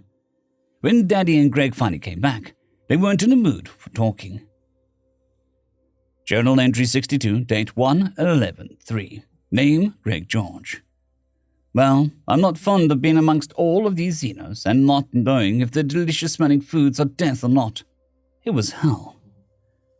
God, it smells like a fish fry from around the corner from my hotel room, which is just a little on the small side compared to the Beaver-sized, but it is actually pretty cozy. Pendrell had a room more of his own size or floor up, which he offered to share, but the dude snores like a chainsaw going through gravel. Besides, I wasn't all that worried for my own safety on account of the fact that if anyone tried crap, I would just stab them repeatedly. Anyway, we worked it out that we could meet everyone at the park in time for the match, which was everything I could have hoped for. In the first place, the other parents were trying to get a fair advantage over us through guile, which is a sign that they actually care about them enough to want to affect things within the set parameters. Though the idea that I wouldn't see how much of an advantage otters in water would have was hilarious. Leaving aside the fact that it would be a convenient way for the kids to avoid being hit by falling into the water and washing away the chalk marks, laughed my ass off at that crap. But they didn't want to win by cheating, so I didn't have to interfere once. Which I kind of wanted to do, since these kids are probably used to being able to at least resist adults who aren't water sausage people. The surprise on their face would have been priceless. Well, the kids decided to be honest and not indulge my sense of humor. The little jerks. Mom made a big deal about me skipping a couple meals, but really, I didn't want to go through all of the steps to make sure the food was safe for consumption. And Wang Pendrell isn't very knowledgeable about what is and isn't poisonous. The poor sap normally just eats what gets put in front of him, kind of like me. I'm going to swap him out for a lover boy, Quindrim. Someone with culinary aspirations will be much more helpful in that regard. But really, that wasn't until after my totally accurate Viking feast and story about Valhalla that isn't mostly shit I made up to fill the gaps on what I don't remember from old movies I don't speak the language of anyway. Linus was kind of disappointed that he didn't get another ribbon. And it was a close-run thing between him and Loki, but he seemed pretty pleased that I'm proud of how he did. They were out of their element and up against kids who didn't totally suck, and they still did pretty good. They even have the properly humble attitude about how tough of a fight it was. Man, their parents are doing a great job with them. Then I had a meeting with Pop's uncle, Bob, Girl Sergeant, and other guy. It turned out that googly-eyed Fex leaves a trail a mile fecking wide behind him here too. Just not with the respectable, normal people. The various scummy places are buzzing about the Beastmaster bringing back the age of Corsairs, or some shit. Sounds fucking stupid to me. Especially since the fecker is going to get his ship pushed in once I get my hands on him. Which reminds me, I need to find out what kinds of permanent marks are considered shameful for the googly-eyed lizard people. I'm planning on using all of the fecking leeway I have. Mostly because I had a run-in with some feckers from his fecking crew, or maybe a crew affiliated with him somehow. I don't give a feck how they are connected. They are not anymore. What blows my mind is the feckers thought that they could actually take me sober and alert. Too stupid to live for feck's sake. Log 6,001.2.09. Personal Captain Yormdraw. Today, I spectated my children participating in a military drill and cheered. I realized that it's really a game, and a true drill would have a much greater level of intensity. Yet still, it carries a distinct militant flavor, which before Yormdraw's kidnapping I might have recoiled at. Such as it is, I've concluded that the best protection I can give my children is competence in dangerous situations. That isn't to say that I'll be any less vigilant about keeping danger as far away from them as I can manage. But the seas are vast and full of peril. Besides, I quite enjoy watching them win. The other thing I witnessed was, Gregory and I were ambushed as we walked back to the ship after discussing the findings of the Landers investigation team. Now my plans to make some inquiries amongst the almost illegal marketeers. Or rather, my wife's plans. Those types are sometimes a good source of information. Anyway, Major Koo stepped in our path, and 3 more stepped into the path behind us, and brandished knives and shock clubs in our general direction. "Come with us, if you don't want anyone to get hurt," the leader hissed. Gregory signed to me. "Too many people around. They might have guns." While he said aloud, "I'll follow." I stayed silent as the gangers led us down an alley away from the more trafficked areas. I'm curious, Greg began. What makes you think that this is a good idea? The leader obliged him. If we return you to the pit, we'll be rich. No, I mean, knowing how dangerous I am, what makes you think it's a good plan to try and threaten me? You're unarmed, in an open, and do not have combat drugs in your system, plus you forgot your grav belt. You're harmless. Gregory began to chant, Hey-oh, lucky lad, oh, look while you can, lad. Ken as you can, lad, for ye see a Republican scout, oh. Hey-oh, luck's gone, oh, can't look now, lad. You didn't ken, lad, for you cannot see a Republican scout, oh. Hey-oh, we dropped in, oh, right under your nose, lad. You missed the pot, lad, for we are the Republican scouts, oh. Hey-oh, I'm behind lines, oh. I'm looking at you, lad. You never heard a report, lad, for it was aimed by a Republican scout, oh. Hey-oh, the pods are dropping, oh. They're landing on your heads, lad. The infantry is coming, lad, for their way is shown by the Republican scout, oh. Hey-oh, lucky lad, oh. We're pretty on parade, lad, so look while you can, lad. For downrange you can't see a Republican scout, oh. By the time his chant was finished, the gangers were on edge, and when one turned to say something, he found Greg's knife buried in his throat. And he was already caving in his skull of one of the cronies while I drew my sidearm and shot one of the remaining two. The last fled, but before I could take aim, the blood-stained knife was spinning through the air and caught the final ganger in the back. I can't believe you thought that I'd be less dangerous sober. End of chapter. Part 5, Chapter 13. A Fine Day. Log 6,001.2.10. Personal, Captain Yomdril. Well, I shouldn't have worried about Gregory's finances. I also should have expected the plushies to sell out immediately. Really, it's amazing how quickly his gruff refusal to act cute melts away, like fog, in the sunshine the moment there's a little expectation from a child.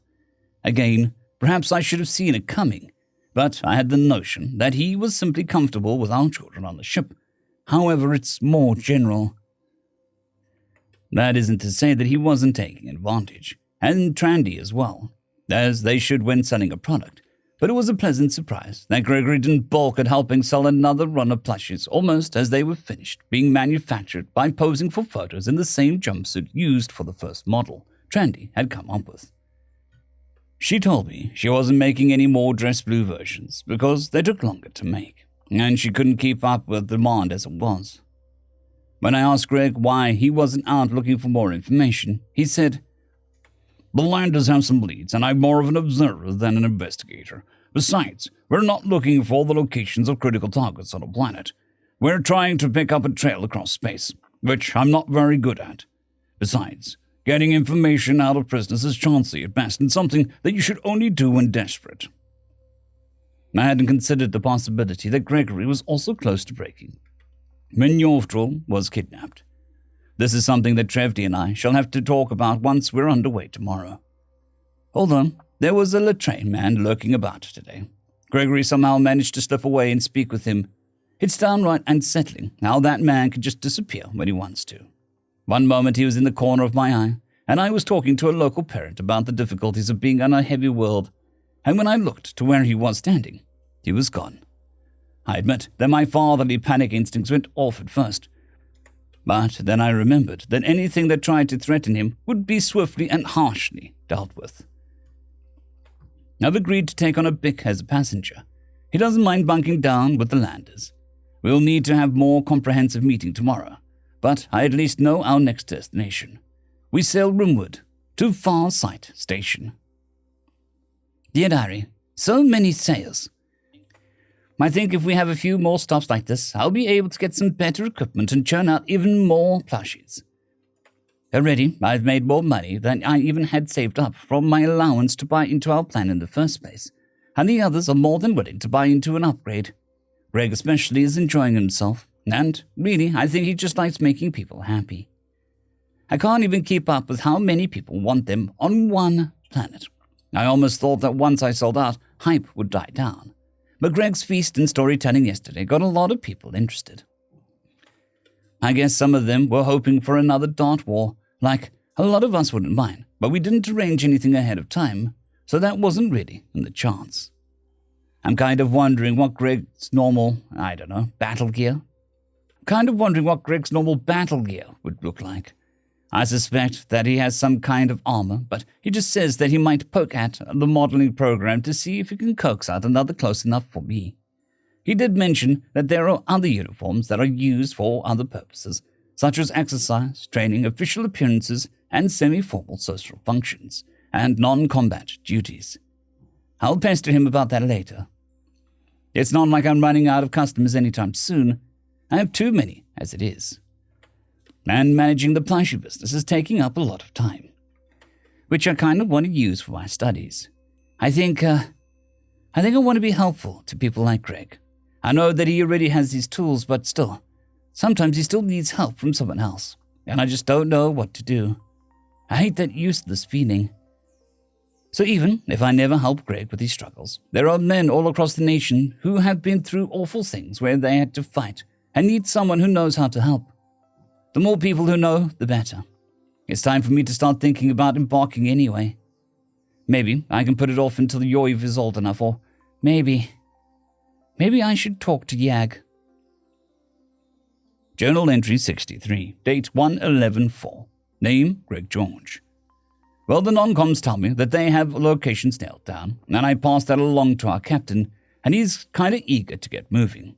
These guys really hate sitting still. Anyway, we made a crap ton of money from the plushies, so much for trying to spend my pay. It's whatever. Lucy is already talking about upgrading the machines, and I'm all in. These Xeno kids love the crap out of her plushies. So much that I barely care that I'm a meme fodder in the sales session. I haven't felt this human in a long while. Honestly, it's kind of nice to only be memed. There's a difference between, hey, you're the guy from the meme, and, oh my god, you're the reporter, oh my god, oh my god, oh my god. Kind of like it. The otter dude was lurking around, being all shifty and shit, so I slipped away to have a little chat. Well, he wasn't up to any shady crap. He was trying to figure out how to talk to me without a giant crowd around. Well, he got what he wanted on multiple fronts. I kind of scared him a little, which in retrospect he didn't have coming. But I was on edge from yesterday. Apparently, he had some info on a certain googly-eyed feck and wanted to trade the info for passage off planet. Well, I got what he knows, which wasn't much. Otter Dude has a vendetta against googly-eyed feck for some feckery. Imagine my shock. Anyway, Sausage said that Fecko was making noise about getting another terror beast, which I guess is me, and that meant going to a station on the border of explored space. There's some kind of hyperspace crap past a certain point that they called the Gulf or whatever. I wasn't really paying attention, and Sausage was crap at explaining it. It all lines up with what non-coms told me, but I asked Pops if we could take Sausage on anyway, and he said fine. I told Sausage that he's going to have to make himself useful aboard. I'll have him doing PT and scrubbing bulkheads if he can't figure something out on his own. I don't care if the robots clean better. Idle hands and all that crap. God fucking damn it. I'm really a fucking officer. Nah, I'll have to get Pops for this. Jerk. From the memoir of Beastmaster Salbase. I cunningly left some crew behind on Wetanu in case of the primitive is left unattended on that planet. Sessin and his crew should be enough to take one lemur thing away from the braids. Speaking of braids, my slave has finally started thanking me for her beatings. Progress. Even if I can't get my beast back, I know where to get another one, even if there are those impossible egg-breaking ships in the area. The Great Egg only knows what made them. But they probably don't care about some privateers in their territory. Even if they do, I can probably talk my way out of any trouble. They're bound to be civilized, scaled folk. End of chapter. Part 5, Chapter 14. Underway. Dear Diary, we have a guest aboard. Well, not like a guest, more like a passenger. But he doesn't have any money, so he's working in the engine room. which is going pretty okay, I guess. Maybe he'll come sailing with us permanently as another trainee engineer, or maybe with someone else. He says he wants to see the beast taker, or whatever he called himself, get what is coming to him. But it's hard to imagine someone going back to living stuck on a planet once you start sailing. I think we have that exercise uniform down. It's pretty simple, just shorts and a t-shirt with shoes. But Greg couldn't get any of the shirt logos right, according to him, so I just put our heraldry on it. He's working on the semi-formal and duty uniforms next, but I have the idea for the future. I'm holding back one of every 50 plushies for now as a separate stock, and I'm looking into adding logos to the back and chest pockets of these jumpsuits after the fact. Hopefully, I can do it without getting a whole new machine. I'm also holding back another 1 in 50 and putting the heraldry for the hospital ship on them. I can donate some. I couldn't donate my first run, though. That was just crazy. I wouldn't have been able to afford the materials for the next run if I had, but you can't really blame someone for just asking. So, that's going well. What's not going well are the combat drills. I just can't hit target type 4. Journal entry 66, date 1/11/7, name Greg George. Oh boy, chart time. Captain, Yorm Drill Drildy, Pops. Exo, Yam Drill Drilga, Uncle. Navigator Brulzy Ronzi, Sextant. Communications Officer, Nightran, Chit Chat. Tactical Officer, Runji Draggy, Pink. Pilot, Saudran Ronzi, Flyboy. Cargo Master, Trevdi Drildi, Mom. Head Cook, Braxton Yonra, Chef. Undercook, Quindrum, Loverboy. Undercook, Pearl Duo, Vox Duo, Hooters. First Engineer, Wexlin, Greasy. Second Engineer, Vivdra, Yonra. Sprocket. Third Engineer, Rocksdal, Static Frizzle. Trainee Engineer, Rydioak, Intern. Trainee Engineer, Bick, Sausage. Ship's EMT, Nandran Dranlai, Scrubs 1. Ship's EMT, Noivdram, Dranba. Scrubs 2. Ship's Teacher, Mrs. Howitz, Teddy Tutor. Ship's Advanced Math Teacher, Mr. Howitz, Professor Teddy. Hydroponics Technician, Brendua, Thirsty. Quartermaster, Bexvian, Cupcakes. Hand, Brenton, Bren. Hand, Pavdril, Pav. Hand, Pendril, Wang. Hand, Circa, Tease. Hand, Boindrag, Draggy, Scruffy. Hand, Maugga, Drilga, Auntie. Hand, Brox, Vox, Vox Duo, Brax. Hand, Krillia, Dranlea, Knockers. Hand, Remba, Drango, Tig Ol. Sergeant, Field Promoted Gunny, Jorman, Bob. Sergeant, Trandower, Girl Sergeant. Sergeant, Yorm Drev, Other Guy. Nobody seems bothered by the nicknames, but I'm going to make an effort to at least avoid using boob-related ones. While I think they're hilarious, they're not very professional. Probably. Fecking hate officer mode. I'm trying to keep names in official settings, but I keep calling Jorman, not George Man, Bob by accident, and it doesn't help that he's such a fecking good sport over it. Girl Sergeant gets mad at me, which would be helpful if she didn't have a chip on her shoulder, a fecking mile fecking wide. I think she's mad at me for making Bob the gunny and not her. But tough crap lady, he's obviously the most competent out of the three of you, so handle your crap. Family names seem to only be important in formal settings, so the single people didn't even bother giving me theirs, probably since they change when they get married or some crap. It seems kind of neat, but I don't really have time to look into the ins and outs of their naming conventions, since I'm busy getting the landers to integrate, which they're actually doing. Keeping up the crew's readiness and training up my bigs. They're picking up on how to lead targets surprisingly quickly, but with recent events, I think they're taking the drill more seriously than kids otherwise would. Crap is pretty harrowing. I did finally get a meeting with Pop's uncle and the sergeant scheduled. It seems that anyone who had even a little contact with the planet's barely competent bureaucracy was so fecking exhausted that they could barely grunt a reply. Fecking nepotism. But Pop says we're making all speed towards Farsight Station, which is in the same nation.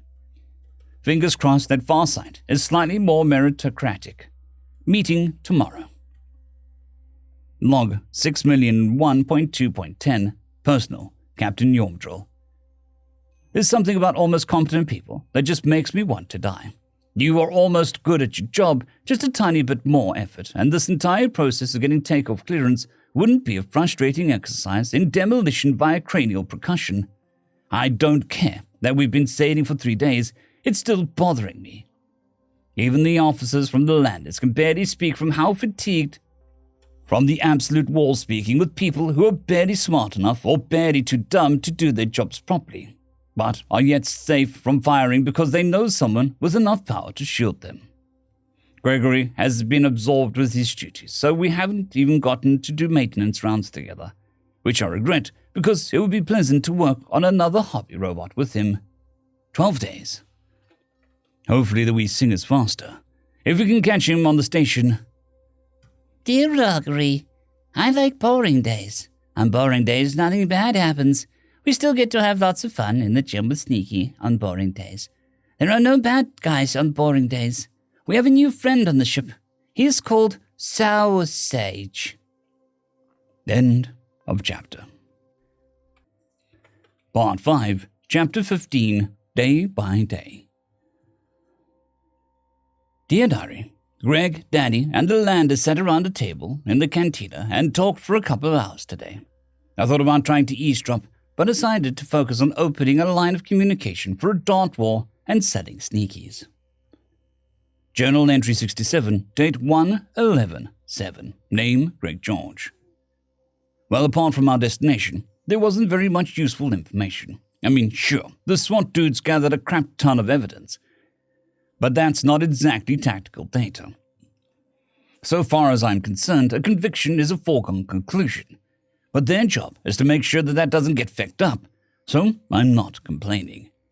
An interesting tidbit is that the local scum were buzzing about a general escalation of hostilities against the Believer Seas to bring back something like an age of piracy or some stupid crap like that. I've decided to increase the difficulty of the combat readiness drills. Log 6,001.2.10. Personal, Captain Yormdrill. Listening to the reports that I can do literally nothing with is soul-crushing. It does make me wish that the Weesing had her own shuttle, preferably of the assault variety. I floated the possibility that alive if possible doesn't necessitate that we ensure that all of his limbs remain intact. Journal entry 71, date 1/12/5, name Greg George. Sometimes the rules I've set for my own sanity journal are really fecking annoying. Who would know if I broke them? Nobody but me, because I never even fecking wrote them down, so I could just leave this as sort of a musing on the nature of self-imposed rules and crap. But I won't, because I'm just that fecking autistic, I guess, feck's sake. So, crap was fecked.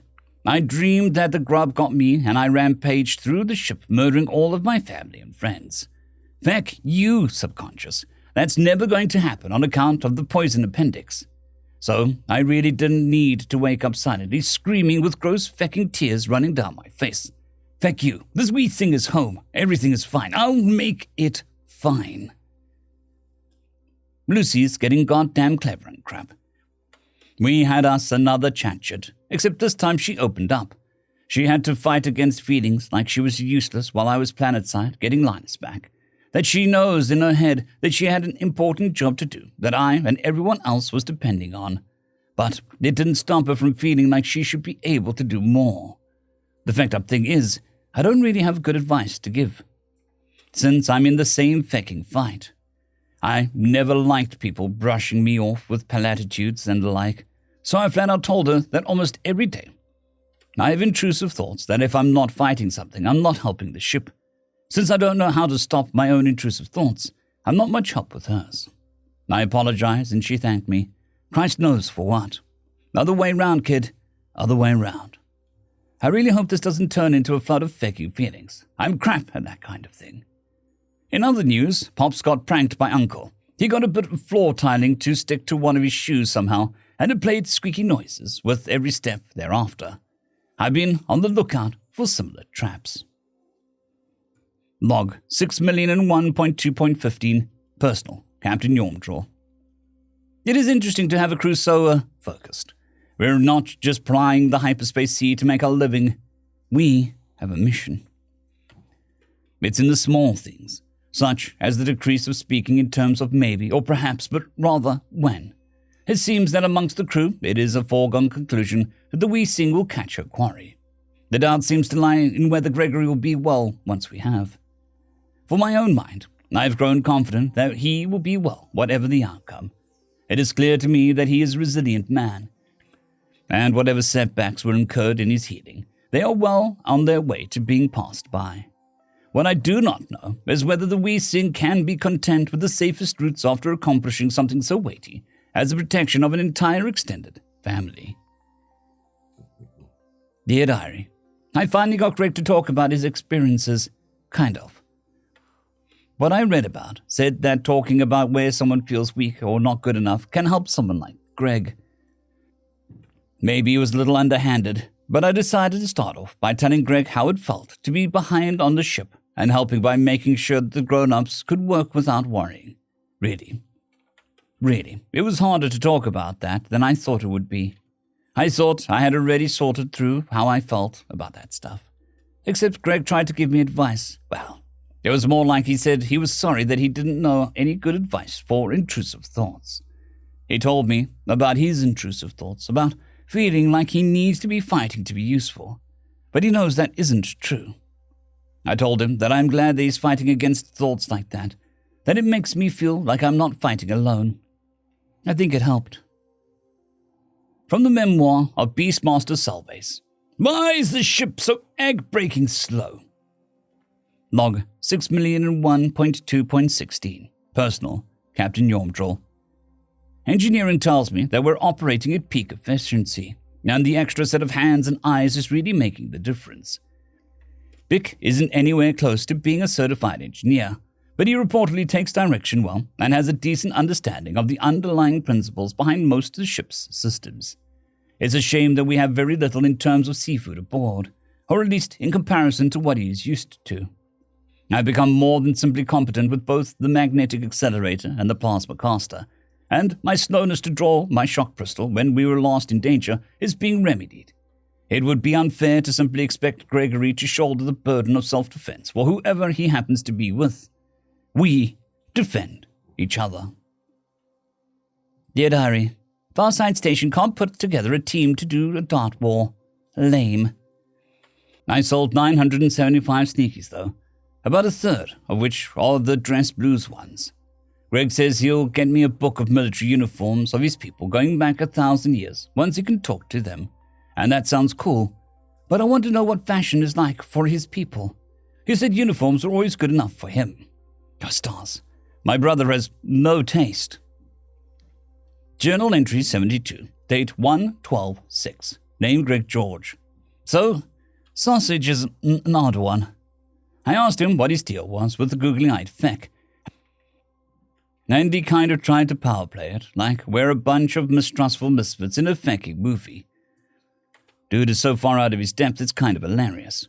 Anyway, I just answered his questions about why I'm after him and reminded him that he's a guest in my home and he doesn't have to act all mysterious if he doesn't want to talk about shit. Anyways, he got all embarrassed and admitted that it wasn't as dramatic as my reason. I don't think I'd call it dramatic, but I guess to a guy who experiences other planets through movies, it must seem that way. Anyway, apparently the fucker has been getting away with poaching some endangered wildlife on Sausage's planet for years now, and he said, I know I can't stop him myself, but if I can help, then maybe it'll be one less animal poached. Not much, I know, but it's better than just letting him do it over and over and over again. Especially if I was close enough to do something once, was too much of a coward to try.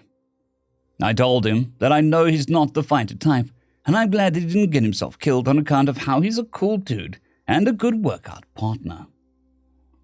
Dear Loggery, the Landers are making friends now. I think that we will have to say goodbye to them soon. I do not know if I want the Wee Sing to keep being a hero ship after we get the bad guy. I know that we will win because we are the good guys. End of chapter. Part 5, Chapter 16, Casting. Dear Diary, The good news is that I sold every last available, Sneaky. The bad news is that we ended up not having a match for dart walls after all. All in all, not a terrible day. But we didn't leave the embarkation level. Well, I said that we didn't leave. But really, I mean that none of the kids left the embarkation level. Well, us and some of the moms. Most of the moms. Actually, come to think of it, anyone who isn't on Greg's defense team stuck to the embarkation level. Except Sausage, for some reason. Well, I guess that makes sense. Farsight Station has a kind of rough feeling to it. The bad news is nobody could get more materials at any kind of price that makes any sense. More of that rough feeling to this place. I think if I had the right contacts, I could get a fairer price. But as it is, they see an unfamiliar face and lash on a stranger upcharge. Greg said that that's a feature of places like this. That's the higher prices for strangers helps protect the locals from the fraudsters sailing in and passing off fake chits on them. Since if they do get tricked, they at least still have some stock to try and recoup with. I think it's depressing. We're not allowed out of the ship tomorrow. Yam and I are getting the vac suits and baby pods ready, just in case. Log 6,001.2.20. Personal, Captain Yomdril. 2 days early. 2 days early, and from a gentle probing of the landers, it seems that we've managed to arrive ahead of our quarry. I handed Bick some full chits, and contract was work for passage, but I feel that the effort he put forth was worth more than passage. I also had the pleasure of informing him that if he wishes to continue pursuing an education as a ship's engineer, Wexlin is more than happy to take him on as a second apprentice. Of course, the lad has more than plenty of time to chart his course before we cast off. But I could see there was a heady offer. Though perhaps I should have waited. The recognition of his potential seems to have emboldened the poor boy beyond his capacity, as he confronted Gregory in the gymnasium while we were doing morning exercises. "I don't see why I have to be left behind," he said gruffly, or rather squeaked as gruffly as he could manage. "Because the station is a hotbed of criminal activity. And the embarkation deck is literally the only place that pretends to have law and order that isn't you obey the laws and orders of whoever has the biggest gun. It's not like I can't handle myself. I can bench nearly as much as you do. Have you ever killed? Yes. A person, not a local prey animal or a predator after your livestock? In a place like this, when things go sideways, they get scorched. You follow? They get profaned? Incorrect spelling. Jesus. Commanding an artillery battery, commanding it to hit whichever twice voided son of the hull breach program that translation software. Gregory burst out with a sudden venom. And I suppose that I can see his point with finding analogies, rather than just translating something as a word profanity, especially with how fluently he swears. He took a calming breath and continued, "Okay, so what I mean is when things go bad in a place like this, they go very, very bad, deadly bad. And I'd rather not risk you on account of you being the only one who can spot me without extending a grav belt." "I understand that is a risk, Sneaky. I just think I could help." Gregory lifted his weights in silence for a few seconds, and I could see his tack changing before he asked, "You don't mind the risk?" I didn't say that. I said I'm willing to take it anyway. Witnessed. I will not deny your courage, but the best way I can think of for you to help is as bait. First, we know that the googly-eyed pirate is coming here, and is due to arrive tomorrow from a conveniently bribable hypercom technician. Second, we know that he has a very high opinion of himself from the cultist ship. Don't ask. Third, we know he wants me, or at least another specimen of my people for his pit fights. What you'll do is to go to the CD bars and start to claim that you have information on where Sneaky is going to be very soon. But you're not willing to sell the information to anyone who doesn't have experience with dangerous creatures. You will appear to be alone. You will not be alone. Does that courage hold?" Bick gulped and nodded, unable to say anything aloud. "Witnessed," Gregory said again, and finished his set before laying the weights aside and saying, "I'll go put together an away team. Pops, you're not on it this time." I laughed at that and said, "We're much better prepared now, thanks to you. The Wee Sing needn't send her captain and first officer away again." "I wouldn't say that, sir. You and Uncle are still the best shots. So, if combat is a sure thing, then having your accuracy might be worth the risk." I nodded, and he left the gymnasium. I do not like being on the away team. It feels wrong to command from a place of safety while my crew takes on a very real risk. We shall see tomorrow if the nets haul anything up. Journal entry 76, date 1/13/2, name Greg George. Well, Sausage's feedings and conservation are pretty strong motivator. He screwed himself up to insist on joining the away team, and since I don't really have a protocol reason to refuse, I had to witness. Now, Sausage isn't a very superstitious kind of guy. Oh, he's furtive and hesitant and has his head on a swivel, but none of that is particularly great for moving through a crowd without drawing attention.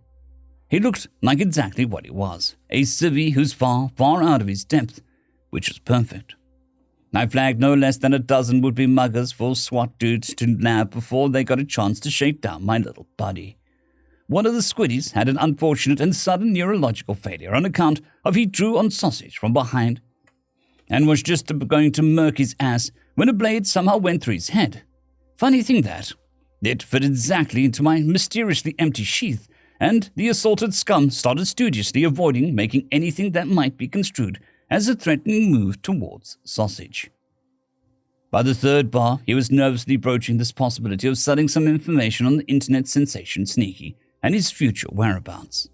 They stopped just blowing him off and started offering to get him in touch with Beastmaster Sulbase for free. Now, Sausage thinks it was down to his macho aura that folks started taking him seriously. I don't have the heart to tell him that the repeated and sometimes fatal interventions between him and the local scum did more to convince them he was a big deal. The weird fecking thing is I feel on mission, but also kind of not. What the hell? Anyway, we got him home, and the SWAT dudes had a crap ton of independently confirmed intel that not only the googly-eyed feck docking tomorrow, but the word about Sausage has gotten around amongst the local shady dudes and scum. Everyone's pretty sure that someone has sent the fecker some hints. From the memoir, Beastmaster Sulbase. Despite the bosun flagging the worthless engineers, we made rotten bad time for Farsight. Such terrible time that a waterworm made it there ahead of us, and is apparently looking for me. For who else might have the expertise to capture and care for savage beasts than myself? The fool took official passage and is staying at the above-board dock. Well, that's one way for a new player to keep knives out of his back. If he is a fool, I think I'll invite him down to the real docks. End of chapter. Part 5, Chapter 17, Hauling. Dear Diary, keep your stars fixed, Daddy. Keep your stars fixed, Sneaky. Keep your stars fixed, Uncle Yeem. Keep your stars fixed, Quinn. Keep your stars fixed, Raid. Keep your stars fixed, Pendril. Fair winds and tide speed you safely back aboard. The rest of the page is occupied by a sketch of the named individuals in a small bubble of calm amidst the suggestion of a stormy sea. Mission Log 1. Date 1/13/3. Name Gregory George. Mission Docking Ambush. Mission Objectives: Capture GEF if possible. Capture successful. GEF is breathing and capable of speech. Eliminate or neutralize all hostiles. 57 hostiles eliminated. 89 hostiles eliminated. Capture GEF ship. Ship captured. Rescue Brexvi and any other prisoners. Brexvi is covered in welts and lacerations. Immediate level for medical attention required. Evidential exam required. Displays signs of prolonged abuse. Adolescent male googly-eyed lizard person rescued. Immediate level 6 medical attention required. Evidential exam required. Displays signs of prolonged sustained abuse. Adolescent fluffy teddy person rescued. Immediate level 3 medical attention required. Evidential exam required. Displays signs of recent severe abuse. Assess conditions of animals and arrange for their care if possible. GEF voided animal pen bays upon ship being boarded. Mission parameters: minimize collateral casualties. GEF crew injured 6 stationers in our initial ambush. Minimize collateral damage. GEF ship damage station by incorrect decoupling from dock. Prioritize capture. Note: the local scum threw in with the GEF forces at first, indicating a sort of pirate code of mutual defense. That fell apart once the boarding torpedoes hit. Log 6,001.3.1. Personal. First Officer Yamdril. This is the first time I've had to put my logs in the captain's logs file. I dislike being the acting captain. The plan seemed simple. Go down to the scummy part of the station where there's an unofficial dock and some less than savory drinking establishments, and wait for our prey to walk blindly into our trap. Then it would be a simple matter of exerting pressure until the criminals decided it's better to be arrested than dead. We did not count on the local scum heaving line with the pirates. While the landers prepared to take on the crew, we prepared to take this beast taker, or whatever he called himself, at the meeting place where he thought he would buy information from Sausage. It all went to the void when we sprung our trap.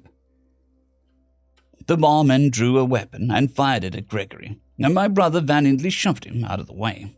We gunned down everything that even looked like it was holding a weapon, but the beast taker flaked before we could establish stability. Worse, my brother was less an arm, and Sneaky had taken a belt off the corpse to make the tourniquet with. Then all scorching void broke loose. A voice came over every last speaker, including our tactical network, saying, "Attention, unidentified station and ships. Power down any weapon systems or shields and prepare to be boarded. Lay down any arms and comply with the orders, and you will not be harmed. I repeat. Attention, unidentified station and ships. Power down any weapons and systems for shields and prepare to be boarded. Lay down any arms and comply with any orders, and you will not be harmed." Sneaky's response was startling to say the least. His hands covered in blood, he lifted his head up and brayed out a call 3 times. I think it must have been a single word, or maybe 2 words, since the 2 syllables were the same repeated over and over.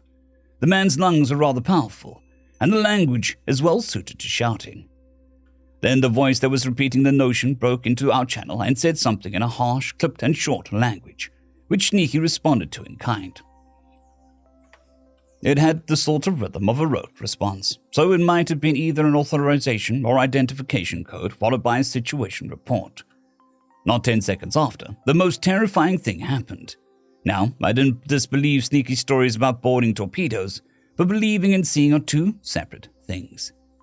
The station hull slagged mere paces away from us, and instead of vacuum tearing the atmosphere away from the unfortunate compartment, there was an escape pod welded to it.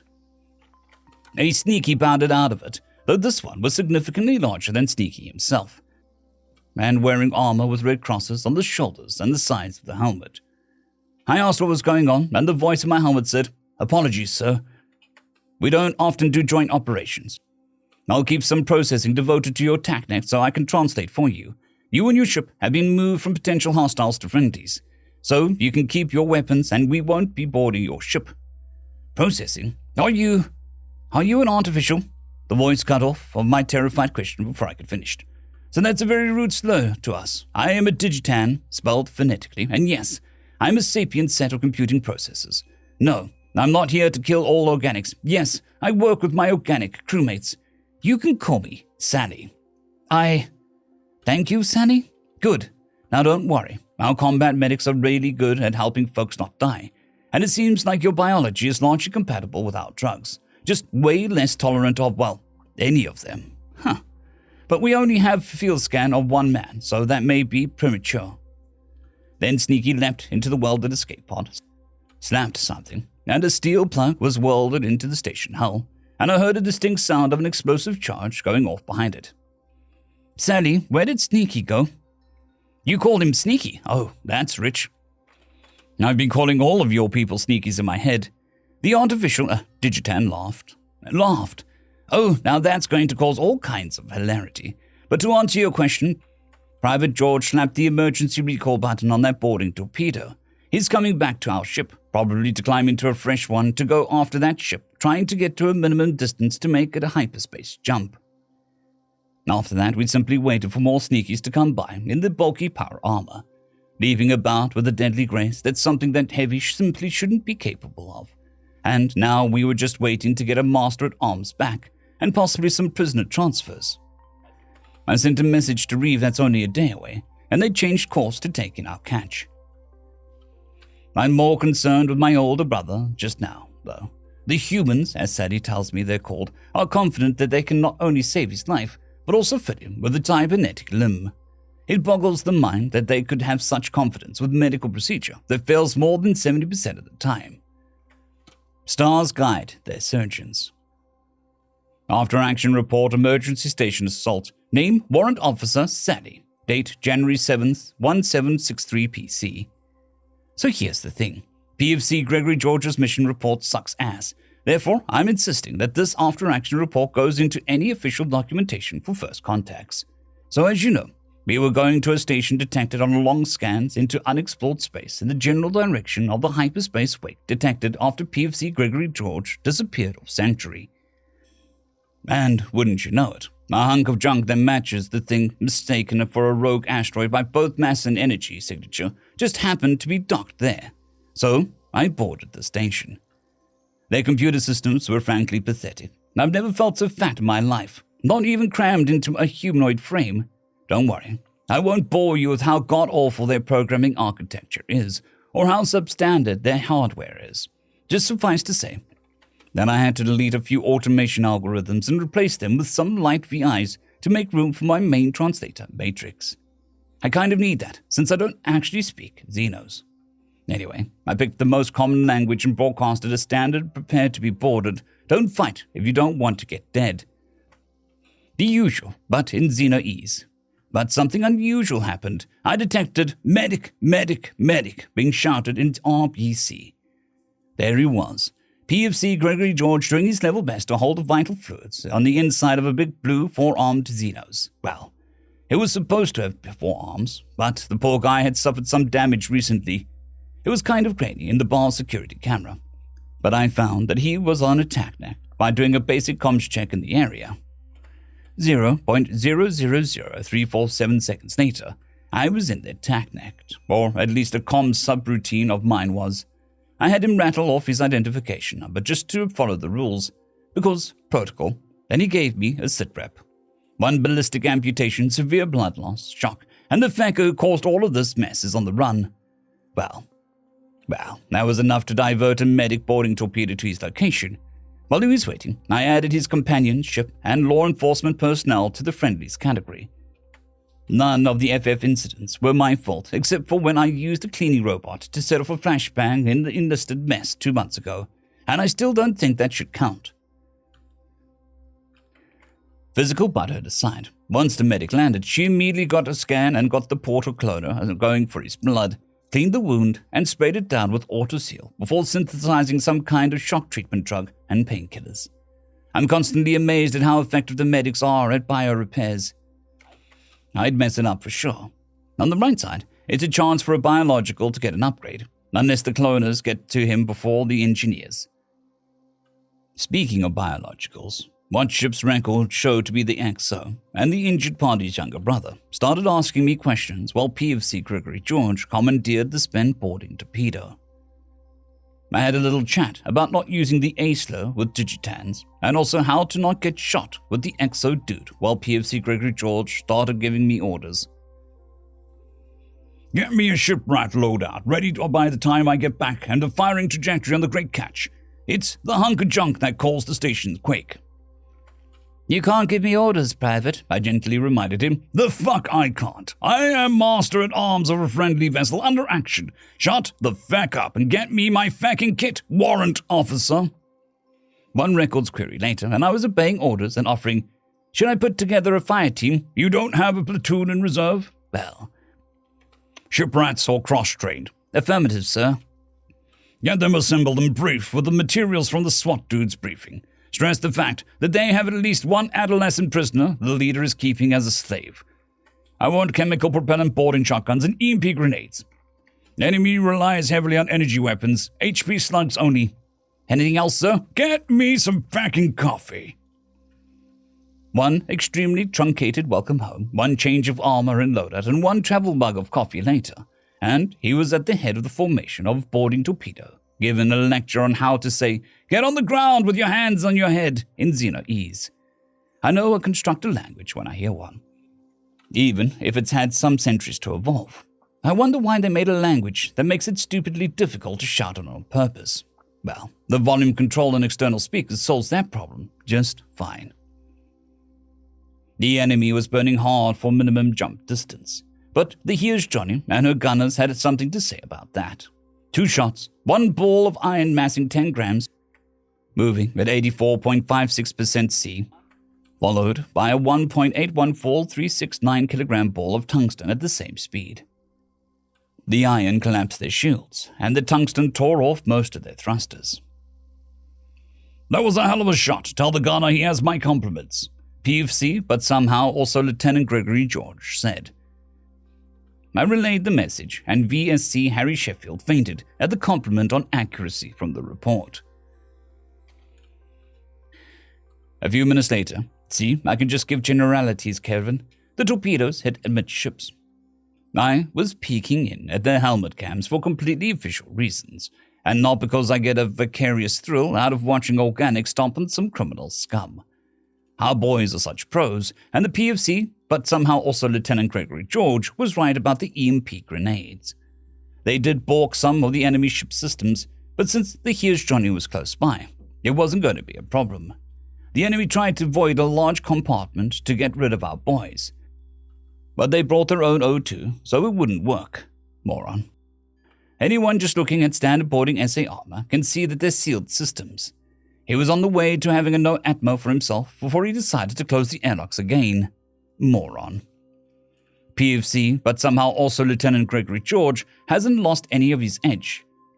And between their weapons not doing crap and his ventilating heads, the enemy very quickly decided that being arrested was superior to having what possesses as the grey matter splattered across the bulkheads.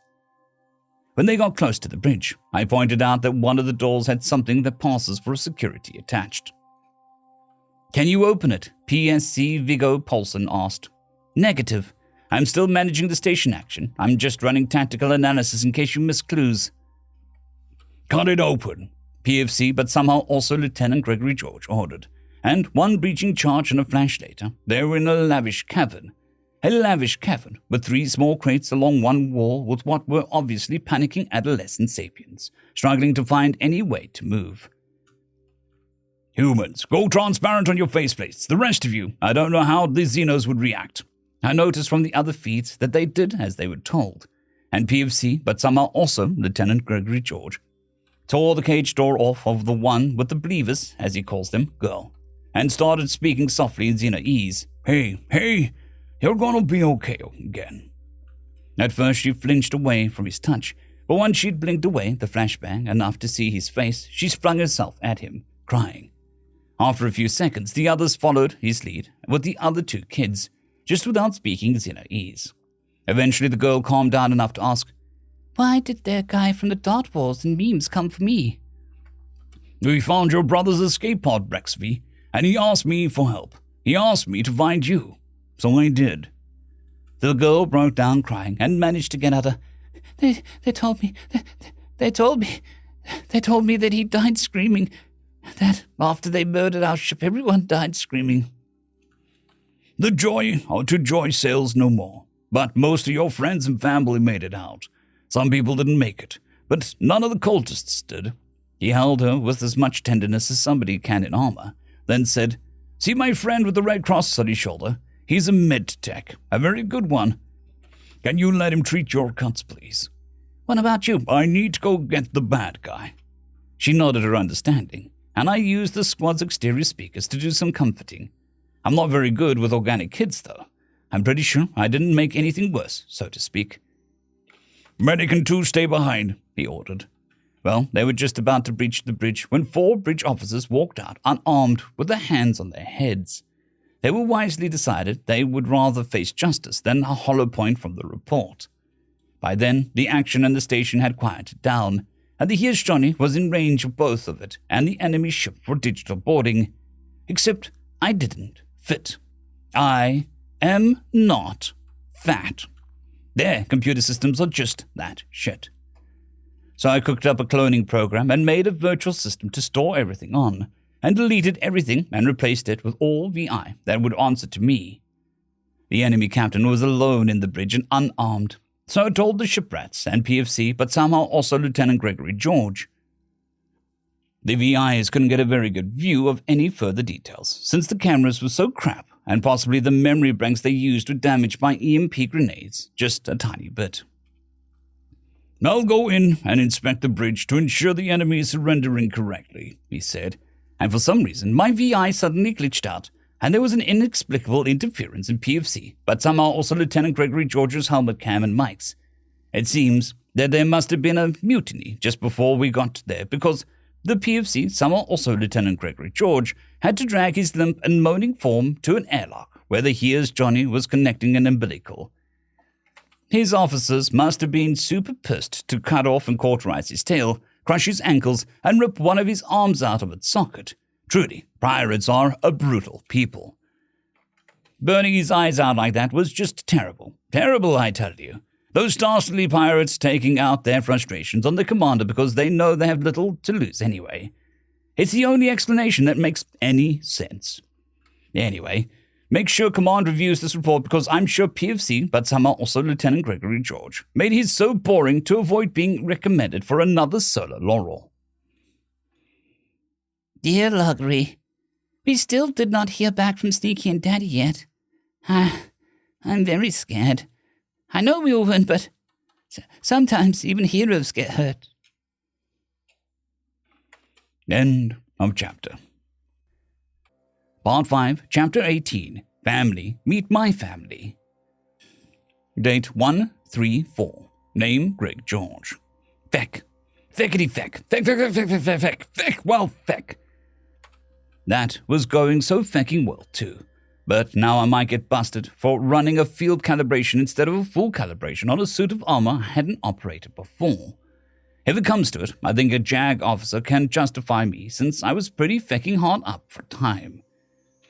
Still though, it is generally not allowed to feck up a surrendering combatant.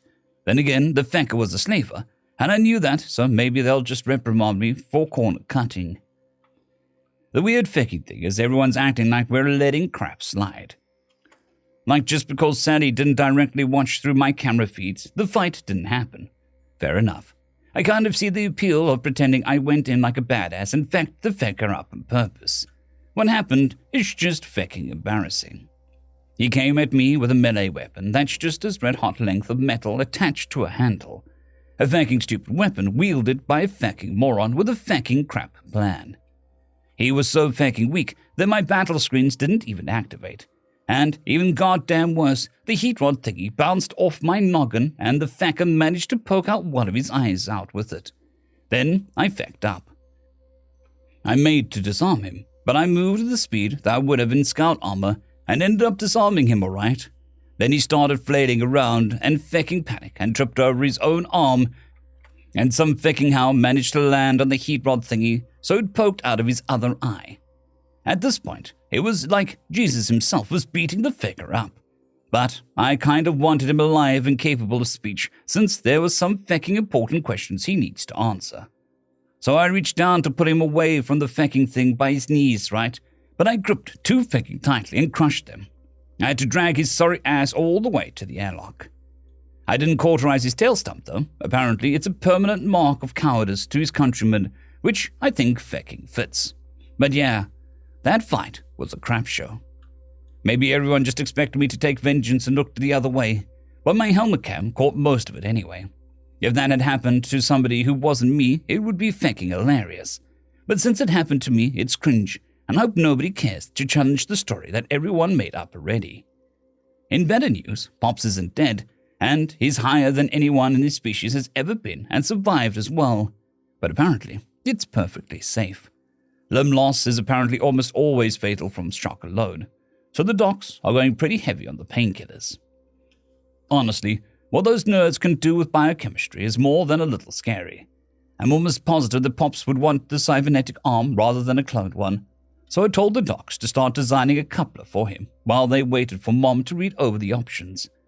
I think they're going to have to lower the dosage until he's lucid enough to hold a conversation. Even if it'll put him in considerable pain, they won't make a decision without talking it over first. In even better news, a Reeve is here, and they had a magistrate aboard. Hell yeah. We can get some trials fecking rolling for the general scum. There is a little question over who gets the burnt-eyed feck, though. On the one hand, he is a wanted poacher in like 4 nations and wanted pirate in both Star Satyrs. But on the other hand, he kidnapped a Republican serviceman from Sanctuary and is a slaver. Either way, he is fecked. There's talk about unbeaconing him, since slow spacing is too good for him. Sandy told me about what the docs found and the evidential exam found. For my part, I just want him dead for sure, so that he can't do that to any more kids ever again. Apparently the speaking softly is just 2 days out. And thankfully Captain Ayaz Demur decided to kick my debriefing upstairs, and none of the infantry officers on the Here's Johnny argued the point with him.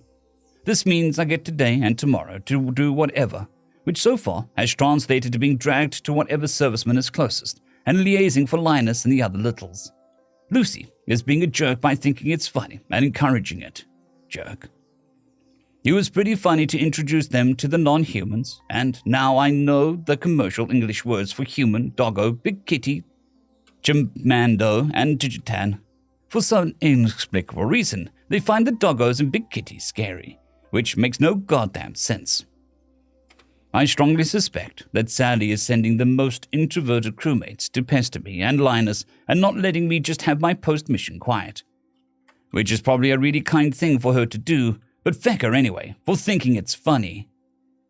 More good news, apparently. Dr. Johan has been working out for a fleet ship that's also 2 days out. And she's going to alter course to meet up here at the Farside station. The reef captain, I didn't catch his name, is already in contact with some fancy diva seas, so more than likely we'll dock the wee sing aboard her and sort out some crap on the way to making official first contact. Such as some new plushie models, since Sadie very helpfully leaked a still of me holding Brecht's V in that Lieutenant Porter armor. Arsehole, she won't stop sirring me either, even though Lieutenant on the ship is a civvy rank and we're not under action.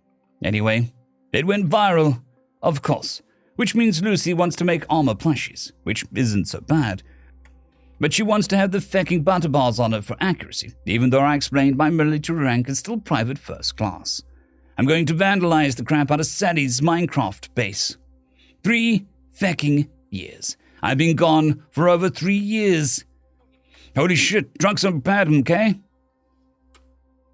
Dear Diary, I know that Greg likes to sit and listen to the ship after getting through danger, but he also said that he doesn't like feeling separate from the other military types. So I got Yoiv to pull him around to help him ask questions of the other sneakies. Except they weren't all sneakies. It turns out the Republic has more than one species, one of which is, well, most people would call them artificial intelligences. Several of them explained to me that saying that is considered very rude, since they're grown and not programmed.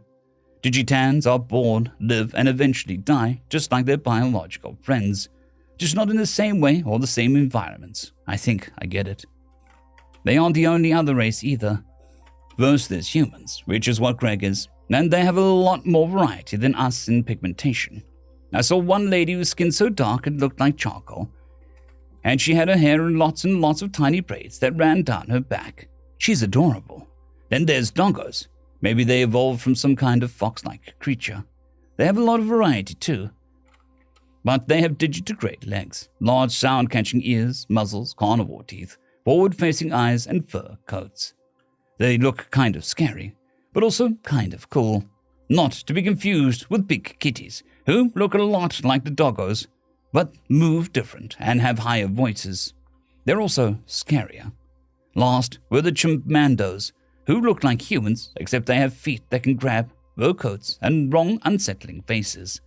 They're very friendly, but uncanny to look at. I thought that Greg had said that his people only met unfriendly races before, and when I asked him about it, he insisted that all of those other races were his people too. Eventually he explained that they're descendants of animals from his planet who were genetically modified to have sapience, which I didn't even know was possible. Greg just said that he isn't a biology nerd and doesn't know how it worked. Some variations of human plushies might be a good idea, but I don't know if the other ones would be popular. Log 6,001.3.1. Personal, First Officer Yamdril.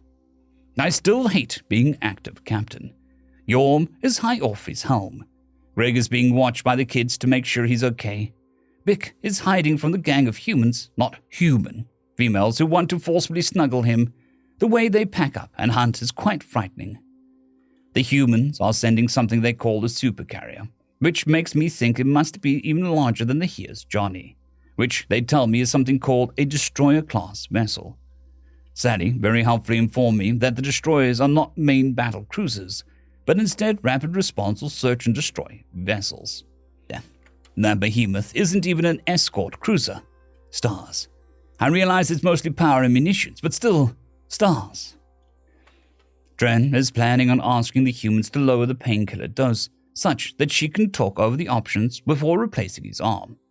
I'm still reading in gratitude from the fact that they managed to keep him from dying of shock in the first place, and they're offering options on how to go about replacing an arm.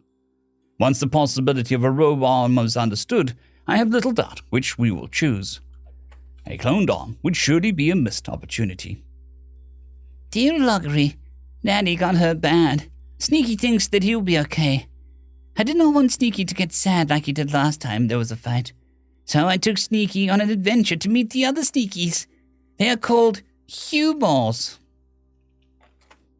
End of chapter. Accidentally adopted finale. 2 weeks after the Battle of Farsight Station. All across human space, the media and social media had been practically frothing at the mouth at the news, or rather, the lack thereof. Scanned images of new Xenos were causing all manner of speculation and arguments, both the intelligent and moronic variety. From what their classification would be, to what their political system might look like, to whether the water sausage people or the giant teddy bear people were cuter. Likewise, the patch of the Orion arm slightly more forward from human space, known by its inhabitants as the explored region, and by humans as over there. The news that contact with Sneakies had been made was causing a stir. There may or may not have been a small riot or two when local governments failed to furnish demanding constituents with data on the location of the sneaky nation they simply didn't have. It was only some minor property damage, and nobody except one aged and unhealthy security officer died, and that of a heart attack from the fright of being shouted at.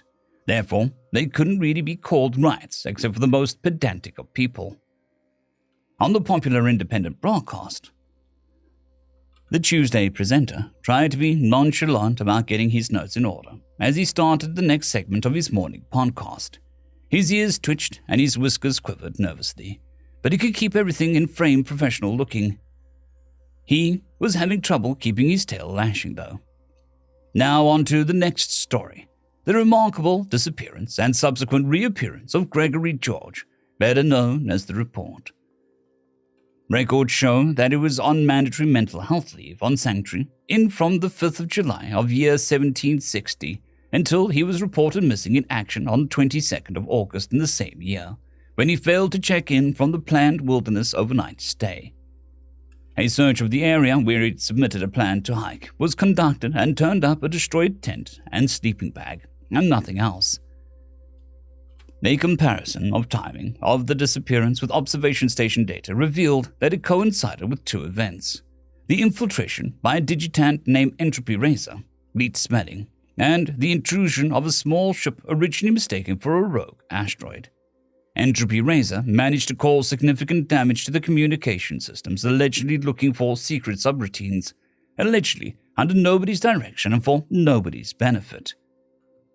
The guest for the day, a chimp Mando, bared his fangs and interjected, "Definitely not a CIP agent or anything."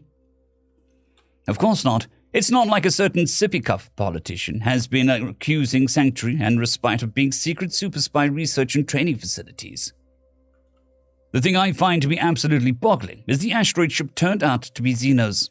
Well, at least the idiots didn't start a war with us by kidnapping one of our most famous heroes. The Xenos. These googlies, no, the sippy cups. I see. It turns out that googly ship got supremely lucky. In the short term, well, 3 years later makes a difference. What we know is that PFC Gregory George was taken by these googlies as part of a criminal poaching and pit fighting ring, and that their government in no way condoned it. I find it difficult, to say the least, to believe that a being could get away with running an operation for that long in a civilized nation without some level of state corruption. But more details to come after the diplomats start talking, I suppose. After a period of about 2 3/4 years, the main pit fighting ring was apparently busted up, and somehow PFC Gregory George wound up in the custody of a believous man called Yomdril, the captain of a merchant ship called Among the Star Tides We Sing. We haven't seen very much on the Blue People, but the ship names we've gotten are just lovely. Yes, I do quite like the phrases they use. It gives their ships a sense of aim, I think. And the aim of the ship was clearly to be a place of beauty, which it may well have been for George, seeing that he apparently got officially adopted into the family. You know, it's nice to see the Lost Boys making connections of this nature. From a psychological perspective, it seems like a trauma bonding, but in this case, he managed to find some good people to latch onto. It's not like the last time he bonded with the baddies. No, but they did encourage each other to live a very risky lifestyle.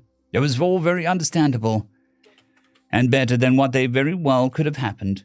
But you can't call what the Lost Boys were doing good for them. Did you ever meet him or any of the other Lost Boys during your service? No, but my unit was in the same operation as Gunner Juan. He took out an enemy tank just as it was firing at us from his artillery battery 30 miles out. I don't know if I can handle that kind of stress. It's amazing what you can get used to.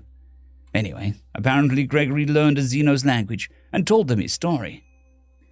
Then they decided to hunt down the criminal scum with a complement of Bleaver's SWAT, and coincidentally caught up to him at the same time the Here's Johnny was closing in on a station past the last hive the Navy glassed. From what the Navy can tell, apparently the Xenos were quarantining the grubs until they scanned our expeditionary fleet and ran screaming. Well, we're fixing their mistakes, indeed. That brings us to today, when apparently the Wendy has gone MIA. Now, I never served, but I do have brothers, and if one of them was missing for 3 years, you wouldn't let the reg stop you from going to hug him? Exactly.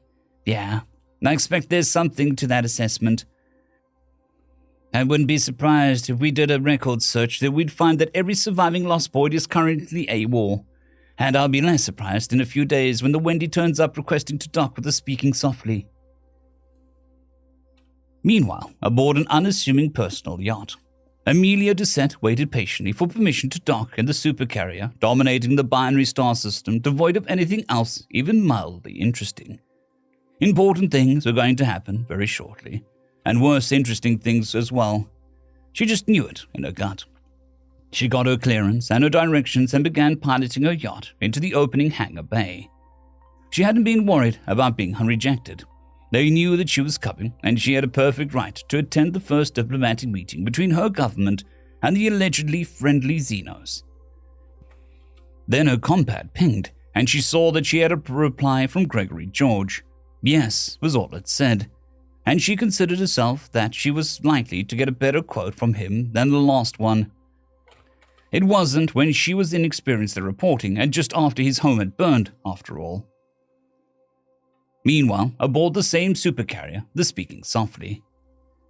The Admiral wiped away the first contact materials and pursed her lips in thought. Warrant Officer Sadie's AA report was probably going to get the Dirt Pounder another solo laurel, or another cross of terror at the very least. His captivity in the pit fighting ring would rate him the broken chain and the red drop as a matter of course. Poor boy doesn't want another fecking medal, he wants his brothers, she thought ruefully to herself. But then a smile curled up her lips as another thought came to her mind. Well, I might as well make that promotion permanent. Lieutenant Gregory George.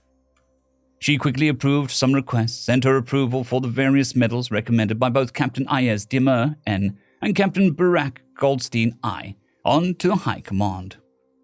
She noted that they had already recommended Gregory George for the same spate of medals she had considered after reading. Then she toyed with the idea of promoting him to first lieutenant, but then decided that the generals didn't need any more toe-stepping from the naval officers. She did send a few of them PMs along the lines of, shouldn't we promote the idiot another rank so he can't just bust himself down? Then she pressed the intercom button on her desk and told her secretary, get me a model of Among the Star Tides We Sing in a bottle to give to a good Captain Yomdril as a gift, and some coffee that he can drink and not die. Then, once the shrink is done breaking the news to Lieutenant George, please inform him that I'd like to speak with him as soon as his duties permit. Aye, ma'am, he replied. Meanwhile, aboard the Wee Sing, currently docked and speaking softly, Captain Yormdrill flexed a muscle that wasn't there and tried to ignore the pain from an arm that also wasn't there, and concentrated on using the soldering iron that popped out of the middle finger of his newly cybernetic lower right arm. Well, newly relative to how long the biological one had been there. He's had a week and a half to get used to it, which has had all sorts of benefits in his workshop. But since he's been docked, the ship's systems have been in need of precious little maintenance. He would have accompanied his adopted son to visit the therapist for moral support, but the humans had such awfully tight corridors and terribly heavy gravity that he mainly found ways to occupy himself aboard his own ship, where he didn't have to wear a grav belt to move normally. He'd learned a lot about Greg's people that hadn't come through in the stories very well. For instance, they were incredibly friendly, and Greg is considered unusually introverted. Captain Yormdrill wasn't sure if that was a good thing or not, but the visitors have all been entertaining and accommodating. Or perhaps they were hosts. He was docked in their ship, after all. "Hart," came his wife's voice from behind. "What's on your mind?" "I'm sorry that after these short months our son will be required to embark. Our time with him, though rich, has been too short in my mind." "I can see the conflict in his face as well. We're the star for him, yet the Navy is another." "I pray that he can chart his course by both stars, and not be made to choose between them, selfishly, though. I hope he'll choose us over the Navy if it comes to it." Trevdy looked at her husband as he hunched over a robot he was modifying to help the children practice for dart walls, and a look of deep worry came across her face. "Hart, I do not believe it's selfish to desire such a thing. I also hope that we are a better and more wholesome place than amongst the service which demands he risk his life." "It is well," he replied, as some tension left his spine. "It shall be well. If he embarks, it does not mean that he is lost to us, merely far. All parents must prepare for such a thing." "Yet we believed that we had years and years and years to sing together. It is well, my husband. It shall be well, my wife." Meanwhile, in the living quarters, a teenage girl tried to avoid thinking about the same possibilities her parents so frankly discussed by focusing on modeling new models of sneaky plushies. New outfits, plus a much wider variety of skin and hair colors that she could have ever imagined. The original face was probably going to be the most popular because of how many viral memes it had produced. But the other varieties of humans were adorable, even if so few of them could properly braid their hair and instead kept it short. She thought that just as weird as the humans thought insisting on having long hair was.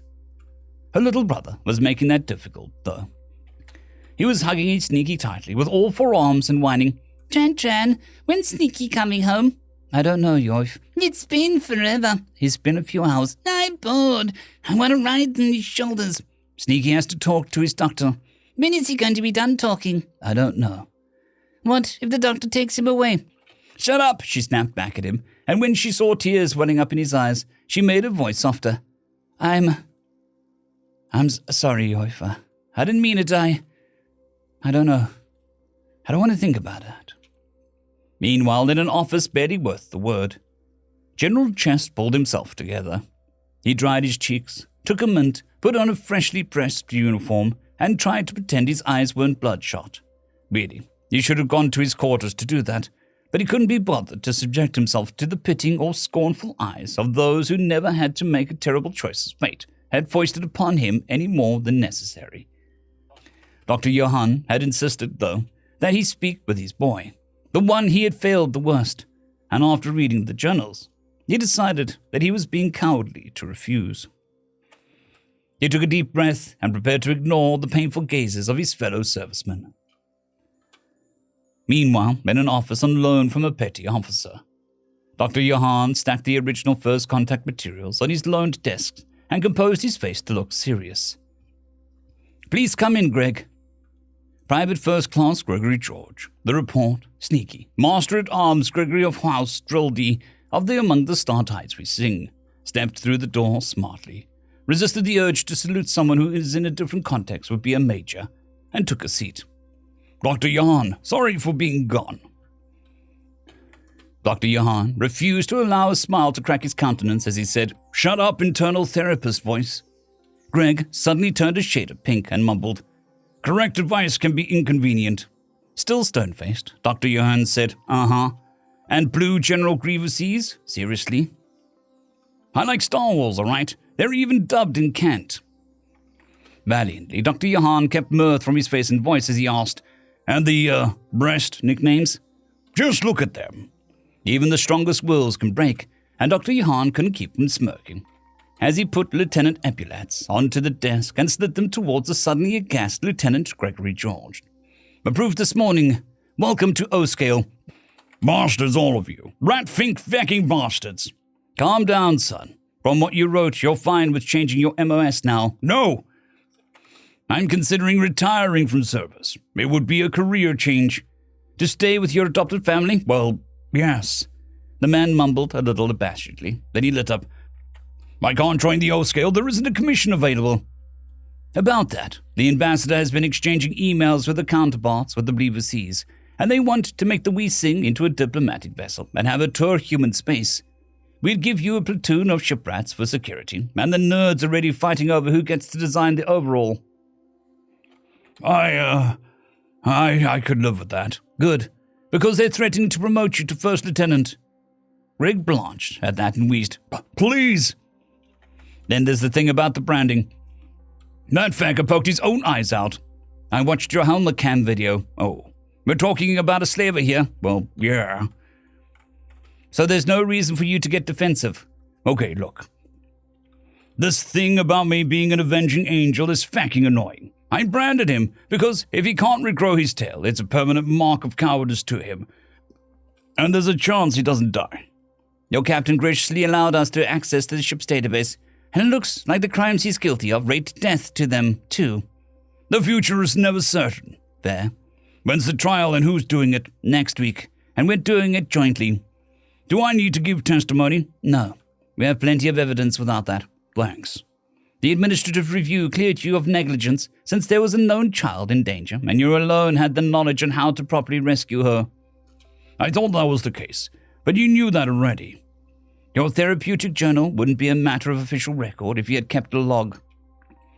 No, shut up. I was more concerned with not going fecking bonkers than preserving a first contact record. Dr. Johann let out a good-natured chuckle, and Greg's false scowl faltered as the older man said, Son, I don't blame you, but the regs say it counts as the official log from our side. The kids' diaries were a nice addition. Lucy probably didn't think us men would have written down the important things, and Linus just wanted to be included. And you finally told your story to someone. Again, Greg flushed slightly and mumbled, Everyone already knows about Ignitia and the Lost Boys. I'd be repeating what you already heard. Did you read those books I sent over? Well, yes, and? Amelia tells it mostly like it happened. Like, as good as it's getting for someone who wasn't there. I feel kind of bad for yelling at her now. The book full of anecdotes of those little brothers I was on Overwatch for was weird. They got all hero worshipy. The one by Juan Carlos de Antigua III was completely shit. Feck that guy. The one by the Roman dude was pretty funny, though. Those guys are still fecking nuts. Does it bother you that these are the narratives that people believe? A little? And to tell your story yourself? I could do it again. I'm going to talk to Amelia later. Good. Good. She's good people, you know. Served with her in the medical corps. All in all, I think I'm doing pretty okay, Doc. Dr. Johann tapped the sanity journal and nodded, and then said, One more bit of news. The Wendy is on her way here. But the regs? Do you think that any of them gives a feck about the regs after admin has been jerking you all around and you disappear and then reappear at a Xeno station? No. The Lost Boys don't need to hijack the Wendy. Not even now. No, sir. Speaking of family reunions, General Chest agreed to meet with you. He's aboard? He ought to be outside. If there's nothing else that you want to talk about, you're free to. Greg had already leapt to his feet and had flung open the door to reveal the aging general wearing a duty uniform with black patches where the epaulets and ribbon block should be, standing at attention with a look of firm determination on his face. He wasted no time in launching himself into a fierce embrace of his father figure. I'm so sorry, sir. I'm sorry. We should have listened. We were too young. I'm sorry, sir. Dr. Johann closed the office door to give the men some privacy as determination gave way to shock which gave way to grief on the disgraced officer's face. "Nay, lad, I'm sorry. I should have taught you better. I should have been better. Sir, we put you between duties that pulled you apart, and you paid the price for our impatience. I'm sorry. Please, sir. Please, I've needed to, you to know for so long. I'm sorry." General Chest pushed out the embrace and wiped the tears away from the face of the boy he failed to protect well enough, and swallowed the apology to say instead, "Let it pass, lad. Let it pass. I forgive that. I forgave that the moment Pete did it. I understood, so I couldn't hold it against you. And look how much each of you did. I'm so proud of all of you. You most of all, Gregory, since you found a family of civvies for yourself. Life after service, lad. You can have one. I'm so proud." Very shortly afterwards, in the enlisted mess of the Wendy, the debate over who is the best healers was just starting to get lively again, meaning that bruises and minor contusions were being meted out against the debaters when the captain announced that their ship's intercom, "We're there, lads. Let's hope we don't get arrested or court-martialed for this." Colonel Pete, the deadpanned Buford, closed out his compad's holodisplay and strode to the bridge. His brothers had a lot of steam to blow off, and they rarely got the chance to act like normal infantrymen, as their legends loom large over them nearly everywhere they go. His first little brother, Greggy, had disappeared from right under the Navy's nose, and he sometimes felt his control over his wrathful impulses slipping. He knew he'd break if he didn't get to hug him, and his other little brothers felt the same way. But he was his big brother, so it was his job to make it happen and pay the price for doing it. That's something he'd learned from the old general. He said a quick prayer for the old man, and forgiveness for what he had done to him in his youth and ignorance, and joined the captain as she hailed the speaking softly. She answered, and the Fleet Admiral Angela, the Hammer Churchill herself, glared at him. "What the feck are you doing here, dirt pounder?" "Attending my ship's captain, as you requested docking permission, ma'am." "And what if I tell you to feck sand until your dicks fall off?" "Then we board, ma'am. We're not letting you keep our youngest brother from us, not after what he's been through." "You'll lose." "Aye, ma'am. But so will you." "You're a fecking prick, Pete. You know that." "Aye, ma'am." "Granted. Follow instructions. All personnel are confined to the Wendy unless otherwise instructed. You, Colonel, are to report to my ready room fecking immediately." "Aye, ma'am." The hail was cut, and the captain let out a howled breath and said, "Feck! I thought we were dead when you threatened to board the fecking speaking softly." "Granny just wanted to give us a little scolding first. Don't worry, I'm getting the real scolding." One docking procedure and trip through the supercarrier later, and Pete was stoically receiving phrases like, "The feck do you think you are?" and "Because admin is full of fecking morons dicking you around doesn't mean," or "Do you have any fecking idea what kind of shit show that you could have caused?" and more than one, "Fecking boarding the speaking softly? Are you insane?" Once she'd finally sufficiently dressed down the obstinate commander, the Admiral wound down enough to ask, "Just what the feck did you want to accomplish?" "Ma'am, I wanted to keep my brothers from committing a mutiny and going rogue because we feel the Navy is deliberately preventing our family from reconnecting. Additionally, I wanted to give my little brother a hug." "So you fecking hijacked a destroyer? The Lost Boys do not need to hijack the Wendy. No fecking course they helped you. For feck's sakes, Pete." "Ma'am, with all due respect, admin's insistence that the Navy treat us like we're a bunch of victims who need to be protected from each other's volatility is fecking stupid." "I fecking know that. What the feck do you want me to do about it?" "You're the fecking hammer. Some fecking thing. Please, help us." The battle-hardened woman flinched, not at the shouting, but at the crack in Pete's voice when he asked for help. Okay, no promises, but maybe I can get someone to listen." Her combat chimed, and she glanced down and exclaimed, "Oh, Gregory's getting another solo laurel. You guys can finally be present at the presentation." "Thank you, ma'am." On High Admiral Zolfkron's stately vessel. After a long 2 weeks in hyperspace, High Admiral Zolfkron watched as the swirling steams of hyperspace gave way as his formations re-entered real space. He gawked The behemoth before him was better described as a station with engines than as a ship. Supercarrier really did mean super, apparently. He was more than a little surprised how being so tiny as the humans could make him feel so minuscule besides their works, and wondered if they'd ever feel dread of their own creations. "Hail them," he instructed in an even voice while the diplomats behind him tried not to quail. Moments later, the smiling face of a grey-haired female filled the view screen. "Hi, Admiral Zevkron. I am glad to see that you've made it safely. We already have a docking bay prepared for you and your escort vessels, so if you could follow the provided instructions, we'll be able to meet in person shortly." "I'd be glad to do so, Fleet Admiral Churchill. Please accept my gratitude for the hospitality of your, enormous vessel," she offered with a wan smile. "Status change," one of the bridge crew on the massive ship shouted. Many hyperdrive signatures incoming. CIP pings. Rover Noma pings." "My lord," the communications officer said. "We're being hailed." "Patch them into the current My lord, they have broken into our communications band." What High Admiral Zovkron didn't think possible suddenly intruded on his screen. An ugly human. He was more spherical than lithe. His black hair was greasy, his black eyes reedy, and his skin had an unpleasant sheen to it, as if it were damp. Even his gaudy coat was offensive to the eyes, with its clashing colors and dozens of medals festooning the entirety of its copious breast. The entire bridge crew of the Let True Friends Be Found and Made recoiled in disgust at his phlegmy voice intruded. "Fear not the fine Xenos, for we true representatives of humanity have arrived to liberate you from the all-conquering Republic and the terror of the foul assassin they have sent to sow fear and doubt amongst you." "Oh, for Christ's sake, John, what the profanity do you think you're doing?" "Making first contact with the first non-hostile species humanity has found, of course." "By accusing us of sending an assassin to terrorize them." "You can't hide that the report is one you sent.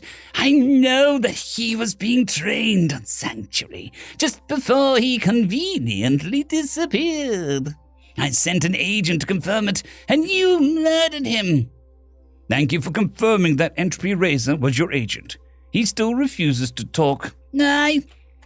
Which means you are responsible for Beastmaster Selbase kidnapping Gregory George of the House Drildy," High Admiral Zovkron stated coldly. Directly after that, dozens of messages flooded in that the various other ships are not affiliated with the speaker, and yet another human broke into the communications band. "So you caused such a dishonorable fate to befall the Emperor?" The newest human had a gaunt face covered in wrinkles and white thinning hair that it would have been endearing marks of age had it not been for the crazed light behind his grey eyes. "Prepare to feel the wrath of Rome." Suddenly the shouting humans were kicked from the band, and Admiral Churchill said with obvious exasperation, "You might want to get inside before they start shooting at each other." This sounds well." Some hours later, in a ballroom that looked suspiciously like a former cargo bay, Yomdrol tried not to think about the space battle raging just beyond the battle screens of the speaking softly, and due to his frustrations at his former robes, was having some success at that. Helpfully, there was a palpable smugness rolling off of his much smaller adopted son, despite the complete blankness on his face and rigidity of posture. Once again, Greg was able to escape formal robes due to the requirement that such a function be attended in dress blues. Real ones. Not the close enough ones that he had asked to be made while stranded far from his people. There was a suggestion of twinkling when he moved, suggesting stars in the fabric, and the golden brass buttons had the device of his service embossed in them. Additionally, his left breast was laden with mind-boggling array of little ribbons and medals, far more than anyone else present. Captain Yomdrol was pleased that he included the Nova amongst his honors, and in pride of place behind what Greg had explained was the highest possible honor for valor awarded by the Republic, the Solar L'Oreal, which he had 3. He had suspected that Greg had downplayed how valorous he is considered amongst his people. In all honesty, he likely would have done the same had their positions been reversed. But he still felt a small measure of pride that such a man found his ship a good home. Yet he was standing beside his adopted son in a place of honor, with his entire family and crew preparing to receive something which Greg had told him is considered one of the deepest signs of respect possible. The audience stood at ease in parade rest as the master of ceremonies signaled the beginning of the first ceremony. The Lost Boys marched in. They were resplendent in their dress blues, and the crew of the Among the Star Tides We Sing noted that these men had the honors and accolades to match the ones borne by their Sneaky. Yet not even their medals made a sound as they moved in perfect silent synchronized precision. It was a strangely beautiful, mechanically fluid dance of marching, turning, and spins, all without a sound except for the obviously deliberate slaps of wooden rifle stocks against the gloved palms.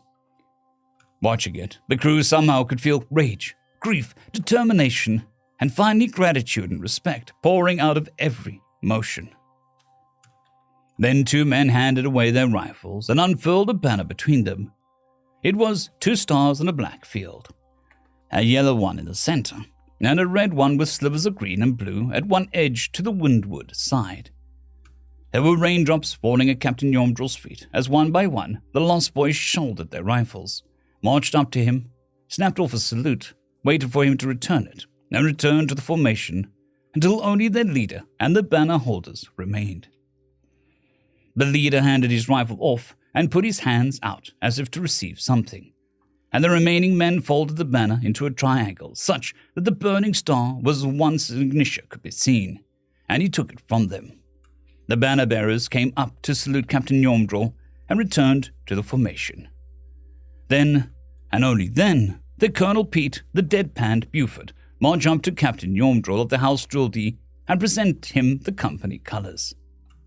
The captain valiantly struggled to return the man's salute as he clutched the cloth to his chest. All in perfect silence. Even the children were under the spell, and even the youngest of them displayed the purposely serious expression only children are capable of.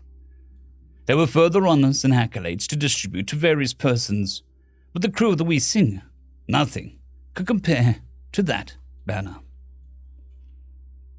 End of chapter. Accidentally adopted Epilogue. In an office attached to an armory aboard a famous ship, Second Lieutenant Master at Arms of the Among the Star Tides We Sing, 4-time recipient of the Solar Laurel, 2-time recipient of the Nova for Valor, extremely popular meme of both sides of the glass gulf, Gregory, the report Sneaky George, sat at his desk and took a deep, calming breaths. Across from him, a gold-furred doggo clutched his tail, laid his ears back, and tried to make his eyes look bigger. On the one hand, his infantrymen had stopped treating him like a figure of myth. But on the other hand, they started feeling comfortable pulling this garbage. "If you keep trying to pull that puppy eye crap, I'll have you on KP for your duty station and extra duty for the next month, Sergeant," he said coldly. Sorry, sir," Staff Sergeant Fido McAllister said, as he dropped into a more chagrined expression. "Care to explain to me why there was a fire in the hydroponics bay?" "Well, sir, T-Bone Squad and Lamb Chop Squad were having a little disagreement, and a couple of the boys have picked up jobs in there, and, there might have been a bangy involved. And they decided to construct a bad robotic device because..." "Well, Sergeant, Colhoun said that Linus thought that it would be funny." "And how did my little brother find out about the banned robotic modifications?" "Well, I think Sally told him." "Warrant Officer Sally, I know you're listening. Report." A female voice came over the officer's intercom speakers. "I swear, sir, I did not encourage any of this, especially after my extra duties from when I did it." "Warrant, I'm going to call your brother to figure out what extra duty to give you. Sergeant, this barracks war has officially caused civilian property damage and endangered the ship. Get your men the FAC in order." "Aye, sir," came the despondent chorus. "Dismissed." The chastised sergeant got up, snapped a salute, and scurried away as fast as was possible with the required dignity. "Fracking privates," Greg muttered before he took a deep breath and said, "I said dismissed, Sally." "Go easy on the kid, sir." "He passed his halfway. He's too old for this crap." "Before that, he was too young." "He's too old to be facking up and getting caught doing this crap." "Okay, fair," Sally said. "You want me to tell him to report to your office?" "No. No orders. Just say you heard I'm looking for him. Let him stew a little." "Aye, sir. I'm going to hang out in the galley node." A few hours later, Greg was returning to family quarters. Some people might think it's odd to live with giant blue adoptive parents, but they had gone through a lot of effort to make his cabin comfortable when he was stranded, and nothing beats movie night. He had to admit, since learning commercial English, movies had gotten a lot better. It turns out the RBC dubs were done by third-rate VAs who also happened to be veterans. But that's all besides the point. The point is that Greg liked his quarters, and the family liked having him in the converted closet, so there was no reason to move. First, he checked in on his sister's cabin. Linus did often go to her when he's gotten himself into trouble, probably hoping for an ally or just advice on how to face the inevitable. Usually, though, he would have been hiding from the captain, his father, since most of the rule-breaking Linus got up to wasn't related to the armory. In any case, Trandy was alone in her cabin, well, alone-ish. She was using a holodesk to attend a lecture on the treatment of combat PTSD. He unobtrusively closed the door and checked his brother's cabin. A mix of toys, Dart League ribbons and trophies, robotic parts and tools were haphazardly littered about in a system of organization that the boy insisted actually existed. Otherwise, the cabin was empty. Then he checked his own cabin. Without thinking, Greg said at ease when he saw the boy, who by then stood head and shoulders over him, standing at attention. When Linus went to parade rest, it registered. "You're practicing marching and drill?" Yes, Linus answered as his face darkened. "With the privates?" Yes. "What did I say about the privates?" "That they're all bored, clever, and have damaged common sense, and are best enjoyed from a distance." "But you're goading them to make bad robots, which you aren't supposed to know about, by the way, instead." "I didn't think they would actually make it." "Privates have damaged what?" "Common sense." The teenager sighed. "Come on, tell the orbit." "All I said is that Bangy sounded funny." "And you said this too?" "Private's pretty and bar band." "Well, that explains that. Why are you hanging around with the privates anyway?" "Well," he said as he shuffled his feet, "I've been looking for my stars, and I want to be like you, Sneaky. I want to be a citizen. I want to save people like you did." "Linus, I was just a terrified kid doing what he had to. You don't want to be like that." Linus scowled down at his older adopted brother and said, "Stop saying things like that. There were other scared kids who could have done the same things that you did, but didn't. There were grown-ups who tried to do what you did, but couldn't. Even then, you always did more than just what you had to. You did the best thing that you could think of every time." "You read the book," Greg said with a note of accusation in his voice. "Yes, I am old enough." "Which one?" "The one you and that nice lady were working on after you got the poacher." Gregory just nodded and said, "Every civilian has the right to serve when they come of age. But you have to want it, really want to put other people in front of you. It could cost you your life, kid." "I know. But I still have a lot of time to think about it before I'm old enough to embark." "Trandy is going to be disappointed to leave the wee thing by herself." "No, Jaeger's going with her. He got accepted into the same school's nanosurgery program." "So they're leaving soon?" "Sorry, they haven't told anybody yet. Sandy overheard them." "Gossiping little, well. You're going to apologize to the sergeants for reminding their privates that bad robot is something that can easily be made." "Yes, sir." Greg gave him a hug and sent him on his way. Then he sat and thought, maybe I'll retire this commission after the next tour. Medical won't like giving up the wee thing as the MH-approved ship, but maybe I want to settle down, get married. Maybe I'll go to school to retrain, strike out on my own. Humans should have ships like these. And the ship kept sailing along her way, carrying various ambassadors from various star nations to various stations and planets to discuss all sorts of things with humans. And Trevdy filled the cargo holds with valuable goods to sell at the next stop, while Trandy let Linus and Pendrell take over the bulk of the sneaky plushy business, which continued to be popular on both sides of the Gulf for various reasons. Meanwhile, Pops kept the ship running and looked forward to watching his adopted son drink what should be lethal amounts of alcohol when he told him that he was going to have another little sister. But the galaxy kept on turning, barely aware that it had turned just a little brighter. Somewhere else, another person woke up on a perfectly normal day with no reason to suspect that heroism, or perhaps compassion, or maybe uncanny luck would be needed. And they just needed to be the one to supply it. But that is a story for another time. End of chapter. End of story. If you've made it this far in the story, I highly suggest going back and updating all the chapters, if you're so inclined. I'd like to thank the author for giving me permission to read the story, and I'd like to thank you all for sticking around. It has been my pleasure to narrate this for you. I would just like to thank the T5 supporters: Bushmaster 117, Casper Arnholtz, Draxzoon WRE, Elijah Silvercross, Gray, John Carrington, and Severin Cerberus. Thank you very much.